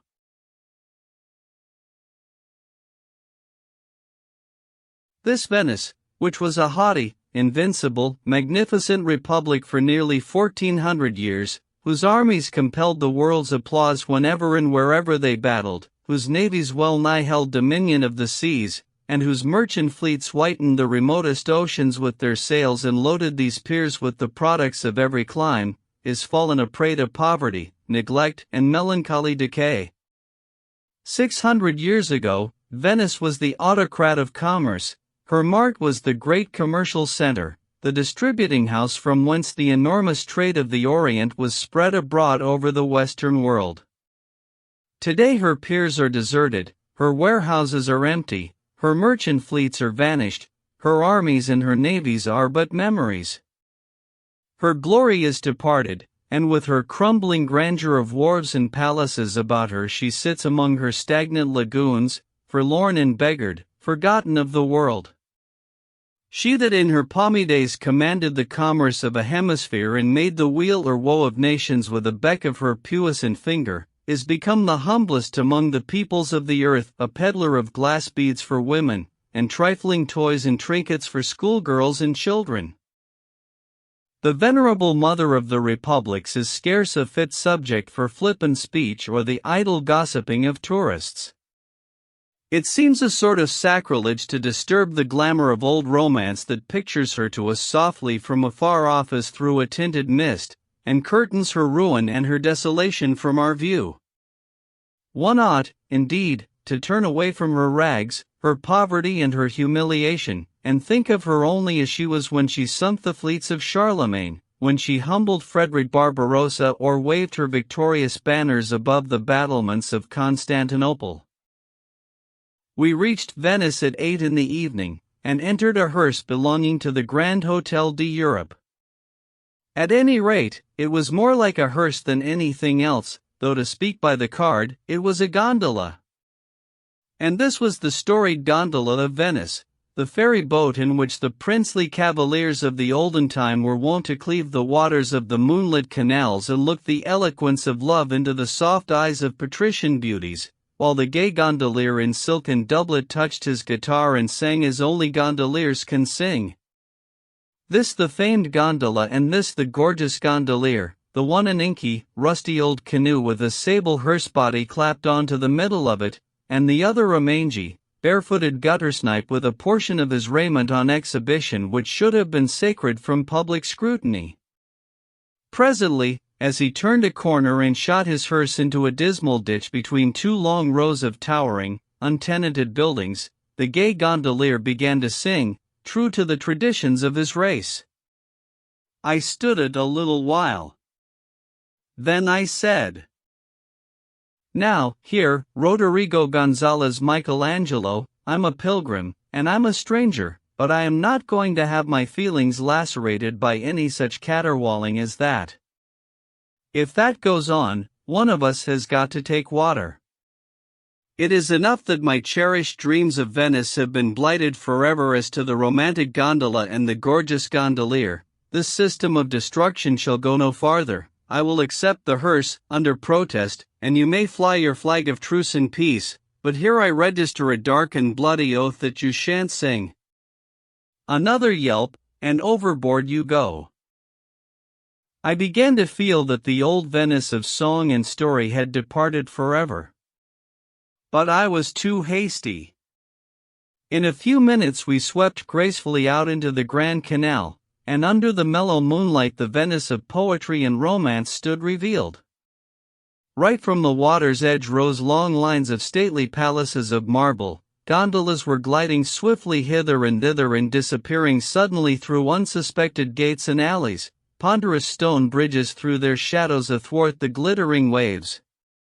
There was life and motion everywhere, and yet everywhere there was a hush, a stealthy sort of stillness, that was suggestive of secret enterprises of bravos and of lovers, and clad half in moonbeams and half in mysterious shadows, the grim old mansions of the Republic seemed to have an expression about them of having an eye out for just such enterprises as these at that same moment. Music came floating over the waters. Venice was complete. It was a beautiful picture, very soft and dreamy and beautiful. But what was this Venice to compare with the Venice of midnight? Nothing. There was a fete grand fete in honor of some saint who had been instrumental in checking the cholera 300 years ago, and all Venice was abroad on the water. It was no common affair, for the Venetians did not know how soon they might need the saint's services again, now that the cholera was spreading everywhere. So in one vast space, say a third of a mile wide and 2 miles long, were collected 2,000 gondolas, and every one of them had from 2 to 10, 20 and even 30 colored lanterns suspended about it, and from 4 to a dozen occupants. Just as far as the eye could reach, these painted lights were massed together like a vast garden of many colored flowers, except that these blossoms were never still. They were ceaselessly gliding in and out, and mingling together, and seducing you into bewildering attempts to follow their mazy evolutions. Here and there a strong red, green, or blue glare from a rocket that was struggling to get away, splendidly illuminated all the boats around it. Every gondola that swam by us, with its crescents and pyramids and circles of colored lamps hung aloft, and lighting up the faces of the young and the sweet-scented and lovely below, was a picture, and the reflections of those lights, so long, so slender, so numberless, so many-colored and so distorted and wrinkled by the waves, was a picture likewise, and one that was enchantingly beautiful. Many and many a party of young ladies and gentlemen had their state gondolas handsomely decorated, and ate supper on board, bringing their swallow-tailed, white-cravat varlets to wait upon them, and having their tables tricked out as if for a bridal supper. They had brought along the costly globe lamps from their drawing-rooms, and the lace and silken curtains from the same places, I suppose. And they had also brought pianos and guitars, and they played and sang operas, while the plebeian paper lantern gondolas from the suburbs and the back alleys crowded around to stare and listen. There was music everywhere, choruses, string bands, brass bands, flutes, everything. I was so surrounded, walled in, with music, magnificence and loveliness, that I became inspired with the spirit of the scene, and sang one tune myself. However, when I observed that the other gondolas had sailed away, and my gondolier was preparing to go overboard, I stopped. The fete was magnificent. They kept it up the whole night long, and I never enjoyed myself better than I did while it lasted. What a funny old city this Queen of the Adriatic is!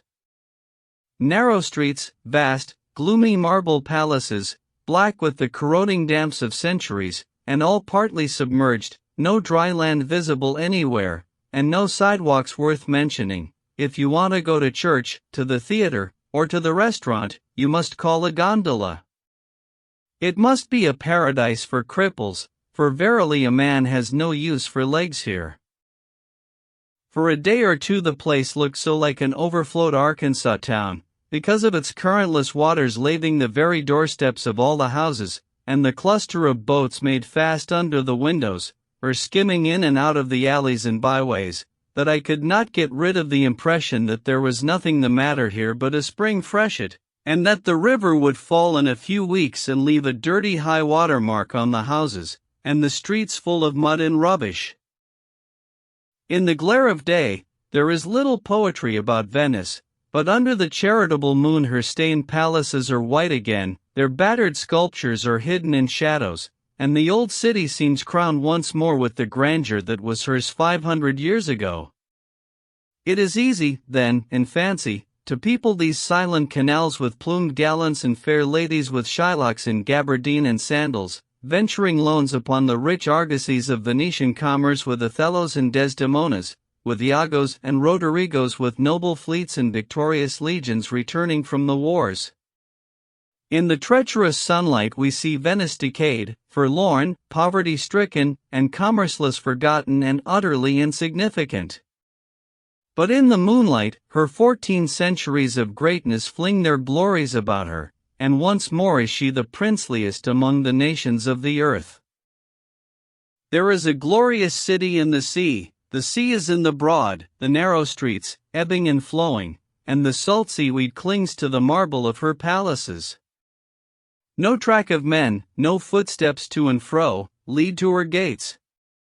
The path lies over the sea, invisible, and from the land we went, as to a floating city steering in, and gliding up her streets, as in a dream, so smoothly, silently by many a dome, mosque-like, and many a stately portico, the statues ranged along an azure sky, by many a pile, in more than eastern pride, of old the residence of merchant kings, the fronts of some, though time had shattered them, still glowing with the richest hues of art, as though the wealth within them had run o'er. What would one naturally wish to see first in Venice?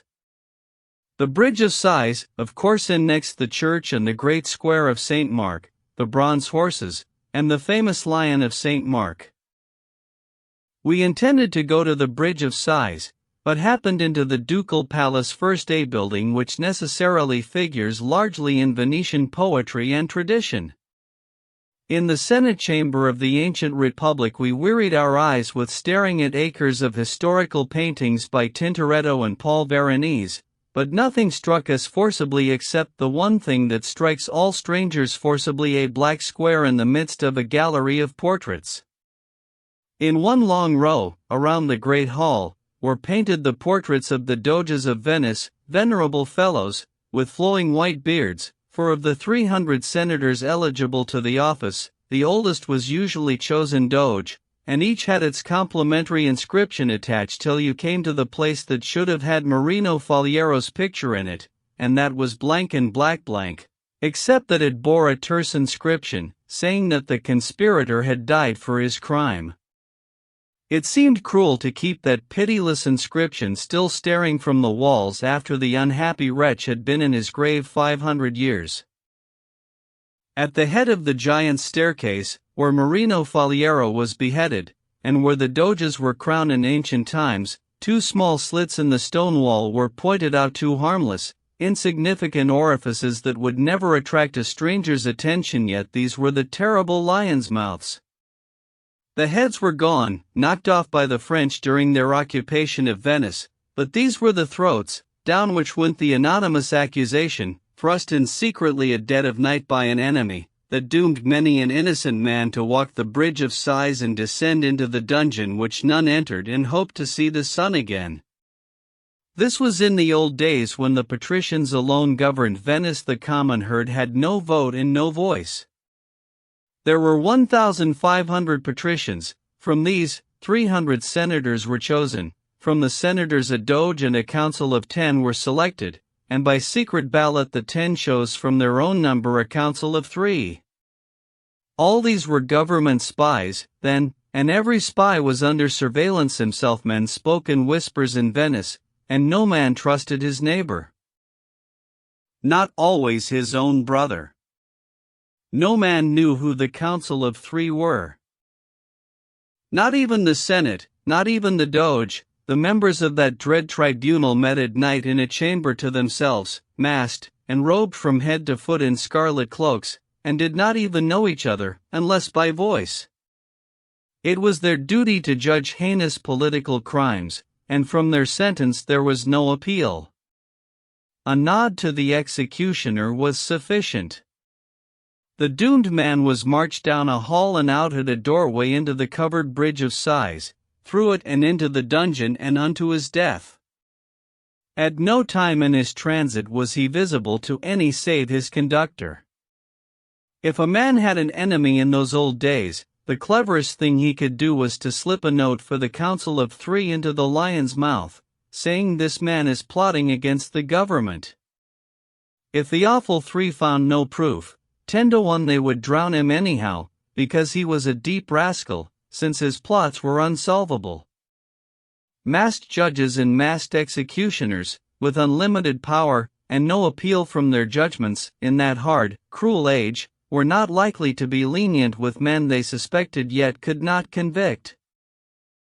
We walked through the hall of the Council of 10, and presently entered the infernal den of the Council of 3. The table around which they had sat was there still, and likewise the stations where the masked inquisitors and executioners formerly stood, frozen, upright and silent, till they received a bloody order, and then, without a word, moved off like the inexorable machines they were, to carry it out. The frescoes on the walls were startlingly suited to the place. In all the other saloons, the halls, the great state chambers of the palace, the walls and ceilings were bright with gilding, rich with elaborate carving, and resplendent with gallant pictures of Venetian victories in war, and Venetian display in foreign courts, and hallowed with portraits of the Virgin, the Savior of men, and the holy saints that preached the gospel of peace upon earth, but here, in dismal contrast, were none but pictures of death and dreadful suffering, not a living figure. But was writhing in torture, not a dead one, but was smeared with blood, gashed with wounds, and distorted with the agonies that had taken away its life. From the palace to the gloomy prison is but a step. One might almost jump across the narrow canal that intervenes. The ponderous stone bridge of sighs crosses it at the second story, a bridge that is a covered tunnel. You cannot be seen when you walk in it. It is partitioned lengthwise, and through one compartment walked such as bore light sentences in ancient times, and through the other marched sadly the wretches whom the three had doomed to lingering misery and utter oblivion in the dungeons, or to sudden and mysterious death. Down below the level of the water, by the light of smoking torches, we were shown the damp, thick-walled cells where many a proud patrician's life was eaten away by the long-drawn miseries of solitary imprisonment without light, air, books, naked, unshaven, uncombed, covered with vermin, his useless tongue forgetting its office, with none to speak to, the days and nights of his life no longer marked, but merged into one eternal eventless night, far away from all cheerful sounds, buried in the silence of a tomb, forgotten by his helpless friends, and his fated dark mystery to them forever, losing his own memory at last, and knowing no more who he was or how he came there, devouring the loaf of bread and drinking the water that were thrust into the cell by unseen hands, and troubling his worn spirit no more with hopes and fears and doubts and longings to be free, ceasing to scratch vain prayers and complainings on walls where none, not even himself, could see them, and resigning himself to hopeless apathy, driveling childishness, lunacy. Many and many a sorrowful story like this these stony walls could tell if they could but speak. In a little narrow corridor, nearby, they showed us where many a prisoner, after lying in the dungeons until he was forgotten by all save his persecutors, was brought by masked executioners and garrote, or sewed up in a sack, passed through a little window to a boat, at dead of night, and taken to some remote spot and drowned. They used to show to visitors the implements of torture wherewith the three were wont to worm secrets out of the accused villainous machines for crushing thumbs, the stocks where a prisoner sat immovable while water fell drop by drop upon his head till the torture was more than humanity could bear, and a devilish contrivance of steel, which enclosed a prisoner's head like a shell, and crushed it slowly by means of a screw. It bore the stains of blood that had trickled through its joints long ago, and on one side it had a projection whereon the torturer rested his elbow comfortably and bent down his ear to catch the moanings of the sufferer perishing within. Of course we went to see the venerable relic of the ancient glory of Venice, with its pavements worn and broken by the passing feet of 1,000 years of plebeians and patricians, the Cathedral of St. Mark. It is built entirely of precious marbles, brought from the Orient. Nothing in its composition is domestic. Its hoary traditions make it an object of absorbing interest to even the most careless stranger, and thus far it had interest for me, but no further. I could not go into ecstasies over its coarse mosaics, its unlovely Byzantine architecture, or its 500 curious interior columns from as many distant quarries. Everything was worn out, every block of stone was smooth and almost shapeless with the polishing hands and shoulders of loungers who devoutly idled here in bygone centuries and have died and gone to the Debno, simply died, I mean. Under the altar repose the ashes of St. Mark and Matthew, Luke and John, too, for all I know. Venice reveres those relics above all things earthly. For 1400 years St. Mark has been her patron saint. Everything about the city seems to be named after him, or so named as to refer to him in some way so named, or some purchase rigged in some way to scrape a sort of hurrahing acquaintance with him. That seems to be the idea. To be on good terms with St. Mark seems to be the very summit of Venetian ambition. They say Street Mark had a tame lion, and used to travel with him, and everywhere that St. Mark went, the lion was sure to go. It was his protector, his friend, his librarian. And so the winged lion of St. Mark, with the open Bible under his paw, is a favorite emblem in the grand old city. It casts its shadow from the most ancient pillar in Venice, in the grand square of St. Mark, upon the throngs of free citizens below, and has so done for many a long century. The winged lion is found everywhere, and doubtless here, where the winged lion is, no harm can come. St. Mark died at Alexandria, in Egypt. He was martyred, I think. However, that has nothing to do with my legend. About the founding of the city of Venice, say 450 years after Christ, for Venice is much younger than any other Italian city, a priest dreamed that an angel told him that until the remains of St. Mark were brought to Venice, the city could never rise to high distinction among the nations, that the body must be captured, brought to the city, and a magnificent church built over it, and that if ever the Venetians allowed the saint to be removed from his new resting place, in that day Venice would perish from off the face of the earth. The priest proclaimed his dream, and forthwith Venice set about procuring the corpse of St. Mark. One expedition after another tried and failed, but the project was never abandoned during 400 years. At last it was secured by stratagem in the year 800 and something. The commander of a Venetian expedition disguised himself, stole the bones, separated them, and packed them in vessels filled with lard. The religion of Muhammad causes its devotees to abhor anything that is in the nature of pork, and so when the Christian was stopped by the officers at the gates of the city, they only glanced once into his precious baskets, then turned up their noses at the unholy lard, and let him go. The bones were buried in the vaults of the Grand Cathedral, which had been waiting long years to receive them, and thus the safety and the greatness of Venice were secured. And to this day there be those in Venice who believe that if those holy ashes were stolen away, the ancient city would vanish like a dream, and its foundations be buried forever in the unremembering sea. Chapter 23. The Venetian gondola is as free and graceful, in its gliding movement, as a serpent. It is 20 or 30 feet long, and is narrow and deep, like a canoe. Its sharp bow and stern sweep upward from the water like the horns of a crescent, with the abruptness of the curve slightly modified. The bow is ornamented with a steel comb with a battle axe attachment which threatens to cut passing boats in two occasionally, but never does.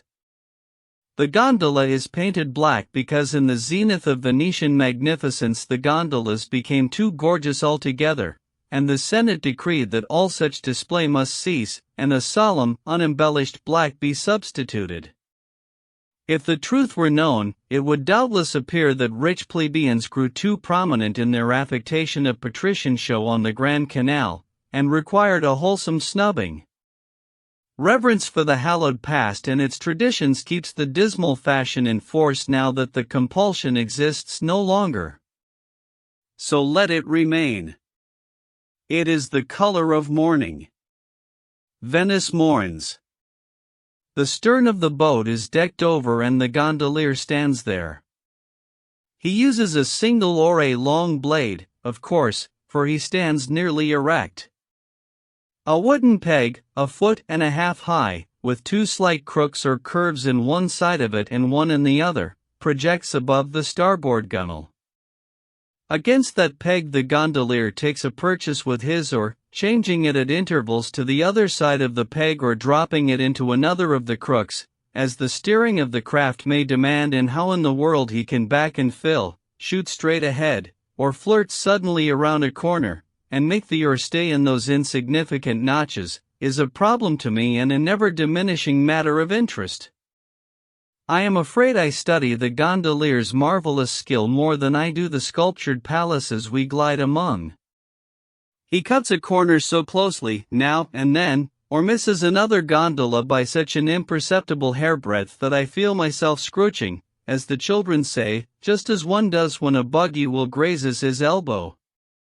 But he makes all his calculations with the nicest precision, and goes darting in and out among a Broadway confusion of busy craft with the easy confidence of the educated hackman. He never makes a mistake. Sometimes we go flying down the great canals at such a gait that we can get only the merest glimpses into front doors, and again, in obscure alleys in the suburbs, we put on a solemnity suited to the silence, the mildew, the stagnant waters, the clinging weeds, the deserted houses and the general lifelessness of the place, and move to the spirit of grave meditation. The gondolier is a picturesque rascal for all he wears no satin harness, no plumed bonnet, no silken tights. His attitude is stately, he is lithe and supple, all his movements are full of grace. When his long canoe, and his fine figure, towering from its high perch on the stern, are cut against the evening sky, they make a picture that is very novel and striking to a foreign eye. We sit in the cushioned carriage body of a cabin, with the curtains drawn, and smoke, or read, or look out upon the passing boats, the houses, the bridges, the people, and enjoy ourselves much more than we could in a buggy jolting over our cobblestone pavements at home. This is the gentlest, pleasantest locomotion we have ever known. But it seems queer, ever so queer, to see a boat doing duty as a private carriage. We see businessmen come to the front door, step into a gondola, instead of a streetcar, and go off downtown to the counting room. We see visiting young ladies stand on the stoop, and laugh, and kiss goodbye, and flirt their fans and say, "Come soon now, do you've been just as mean as ever you can be, mother's dying to see you, and we've moved into the new house, oh such a love of a place, so convenient to the post office and the church, and the Young Men's Christian Association, and we do have such fishing, and such carrying on, and such swimming matches in the backyard, oh, you must come no distance at all, and if you go down through by St. Mark's and the Bridge of Sighs, and cut through the alley and come up by the church of Santa Maria dei Frari, and into the Grand Canal, there isn't a bit of current now to come, Sally Maria bye-bye, and then the little humbug trips down the steps, jumps into the gondola, says, under her breath, 'Disagreeable old thing, I hope she won't,' goes skimming away, round the corner, and the other girl slams the street door and says, 'Well, that infliction's over, anyway. But I suppose I've got to go and see her tiresome stuck-up thing.' Human nature appears to be just the same, all over the world. We see the diffident young man, mild of mustache, affluent of hair, indigent of brain, elegant of costume, drive up to her father's mansion, tell his hackman to bail out and wait, start fearfully up the steps and meet the old gentleman right on the threshold, hear him ask what street the new British Bank is in as if that were what he came for, and then bounce into his boat and scurry away with his coward heart in his boots. See him come sneaking around the corner again, directly, with a crack of the curtain open toward the old gentleman's disappearing gondola, and out scampers his Susan with a flock of little Italian endearments fluttering from her lips, and goes to drive with him in the watery avenues down toward the Rialto. We see the ladies go out shopping, in the most natural way, and flit from street to street and from store to store, just in the good old fashion, except that they leave the gondola, instead of a private carriage, waiting at the curbstone a couple of hours for them, waiting while they make the nice young clerks pull down tons and tons of silks and velvets and moire antiques and those things, and then they buy a paper of pins and go paddling away to confer the rest of their disastrous patronage on some other firm. And they always have their purchases sent home just in the good old way.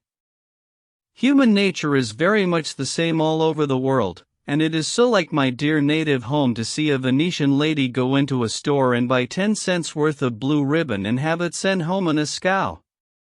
Ah, it is these little touches of nature that move one to tears in these far-off foreign lands. We see little girls and boys go out in gondolas with their nurses, for an airing. We see state families, with prayer book and beads, enter the gondola dressed in their Sunday best, and float away to church. And at midnight we see the theater break up and discharge its swarm of hilarious youth and beauty, we hear the cries of the hackman gondoliers, and behold the struggling crowd jump aboard, and the black multitude of boats go skimming down the moonlit avenues, we see them separate here and there, and disappear up divergent streets, we hear the faint sounds of laughter and of shouted farewells floating up out of the distance, and then, the strange pageant being gone, we have lonely stretches of glittering water, of stately buildings, of blotting shadows, of weird stone faces creeping into the moonlight, of deserted bridges, of motionless boats at anchor. And over all broods that mysterious stillness, that stealthy quiet, that befits so well this old dreaming Venice. We have been pretty much everywhere in our gondola. We have bought beads and photographs in the stores, and wax matches in the great square of St. Mark. The last remark suggests a digression. Everybody goes to this vast square in the evening. The military bands play in the center of it, and countless couples of ladies and gentlemen promenade up and down on either side, and platoons of them are constantly drifting away toward the old cathedral, and by the venerable column with the winged lion of St. Mark on its top, and out to where the boats lie moored, and other platoons are as constantly arriving from the gondolas and joining the great throng.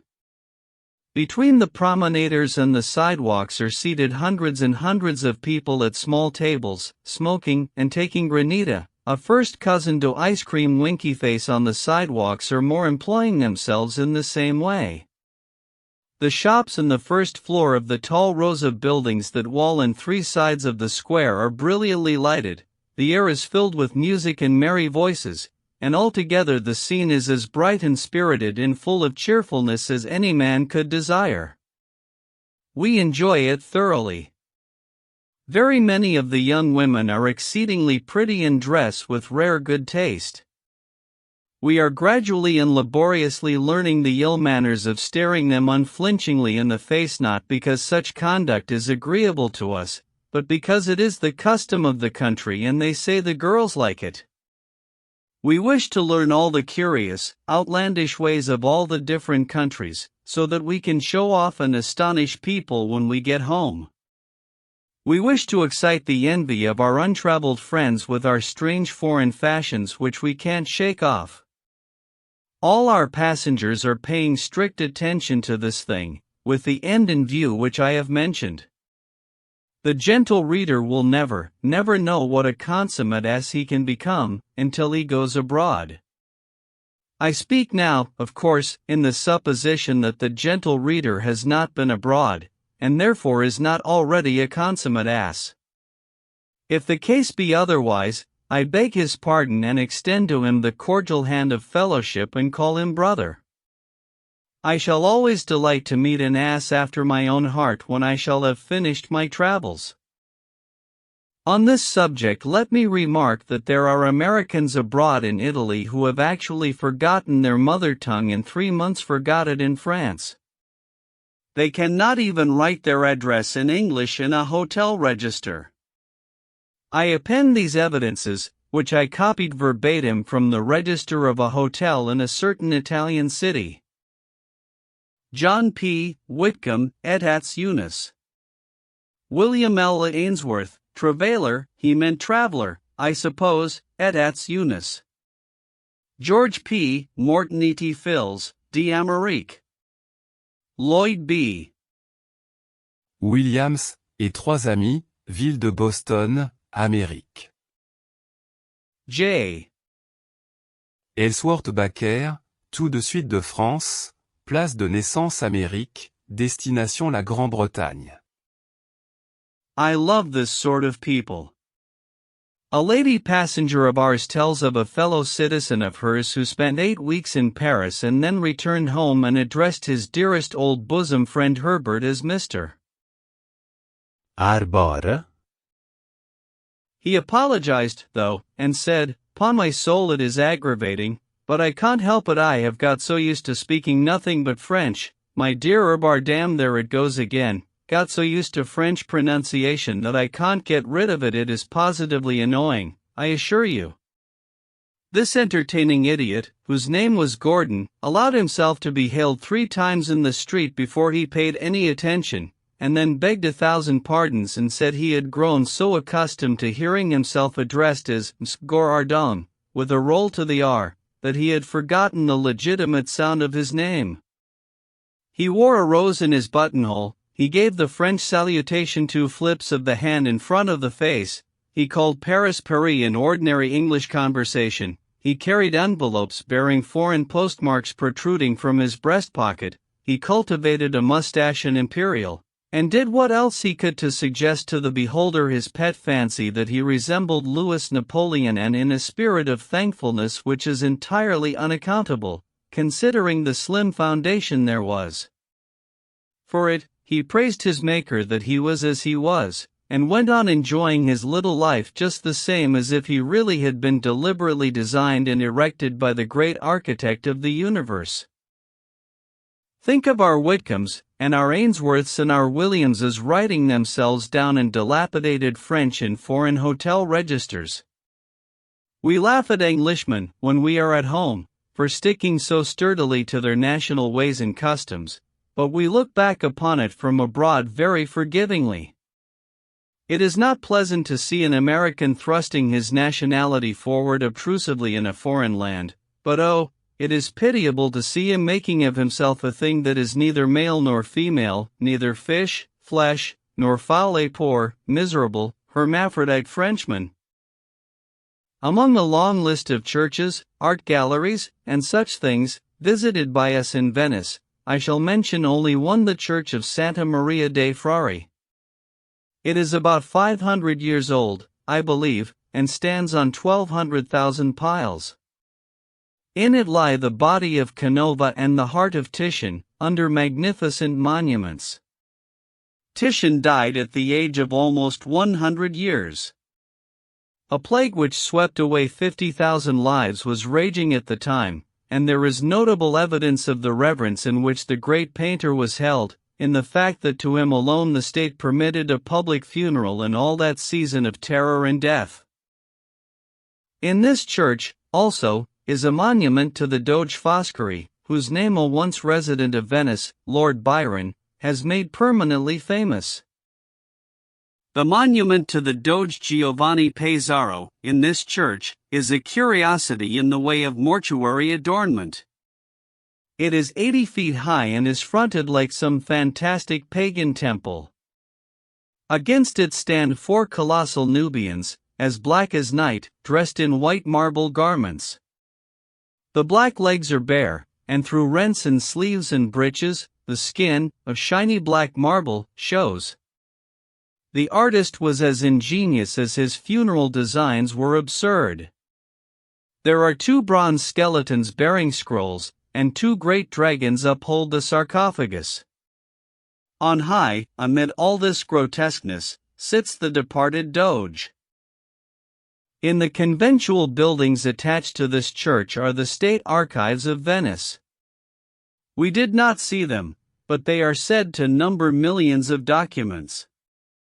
They are the records of centuries of the most watchful, observant, and suspicious government that ever existed, in which everything was written down and nothing spoken out. They fill nearly 300 rooms. Among them are manuscripts from the archives of nearly 2,000 families, monasteries, and convents. The secret history of Venice for 1,000 years is here: its plots, its hidden trials, its assassinations, its commissions of hireling spies and masked bravos, food, ready to hand, for a world of dark and mysterious romances. Yes, I think we have seen all of Venice. We have seen, in these old churches, a profusion of costly and elaborate sepulchre ornamentation such as we never dreamt of before. We have stood in the dim religious light of these hoary sanctuaries, in the midst of long ranks of dusty monuments and effigies of the great dead of Venice, until we seemed drifting back, into the solemn past, and looking upon the scenes and mingling with the peoples of a remote antiquity. We have been in a half-waking sort of dream all the time. I do not know how else to describe the feeling. A part of our being has remained still in the 19th century, while another part of it has seemed in some unaccountable way walking among the phantoms of the 10th. We have seen famous pictures until our eyes are weary with looking at them and refuse to find interest in them any longer. And what wonder, when there are 1,200 pictures by Palma the Younger in Venice and 1,500 by Tintoretto? And behold, there are Titian's and the works of other artists in proportion. We have seen Titian's celebrated Cain and Abel, his David and Goliath, his Abraham's sacrifice. We have seen Tintoretto's monster picture, which is 74 feet long and I do not know how many feet high, and thought it a very commodious picture. We have seen pictures of martyrs enough, and saints enough, to regenerate the world. I ought not to confess it, but still, since one has no opportunity in America to acquire a critical judgment in art, and since I could not hope to become educated in it in Europe in a few short weeks, I may therefore as well acknowledge with such apologies as may be due, that to me it seemed that when I had seen one of these martyrs I had seen them all. They all have a marked family resemblance to each other, they dress alike, in coarse monkish robes and sandals, they are all bald-headed, they all stand in about the same attitude, and without exception they are gazing heavenward with countenances which the Ainsworths, the Mortons, and the Williamses, E.T. Phils, inform me are full of expression. To me there is nothing tangible about these imaginary portraits, nothing that I can grasp and take a living interest in. If great Titian had only been gifted with prophecy, and had skipped a martyr, and gone over to England and painted a portrait of Shakespeare, even as a youth, which we could all have confidence in now, the world down to the latest generations would have forgiven him the lost martyr in the rescued seer. I think posterity could have spared one more martyr for the sake of a great historical picture of Titian's time and painted by his brush, such as Columbus returning in chains from the discovery of a world, for instance. The old masters did paint some Venetian historical pictures, and these we did not tire of looking at, notwithstanding representations of the formal introduction of defunct doges to the Virgin Mary in regions beyond the clouds clashed rather harshly with the proprieties, it seemed to us. But humble as we are, and unpretending, in the matter of art, our researches among the painted monks and martyrs have not been wholly in vain. We have striven hard to learn.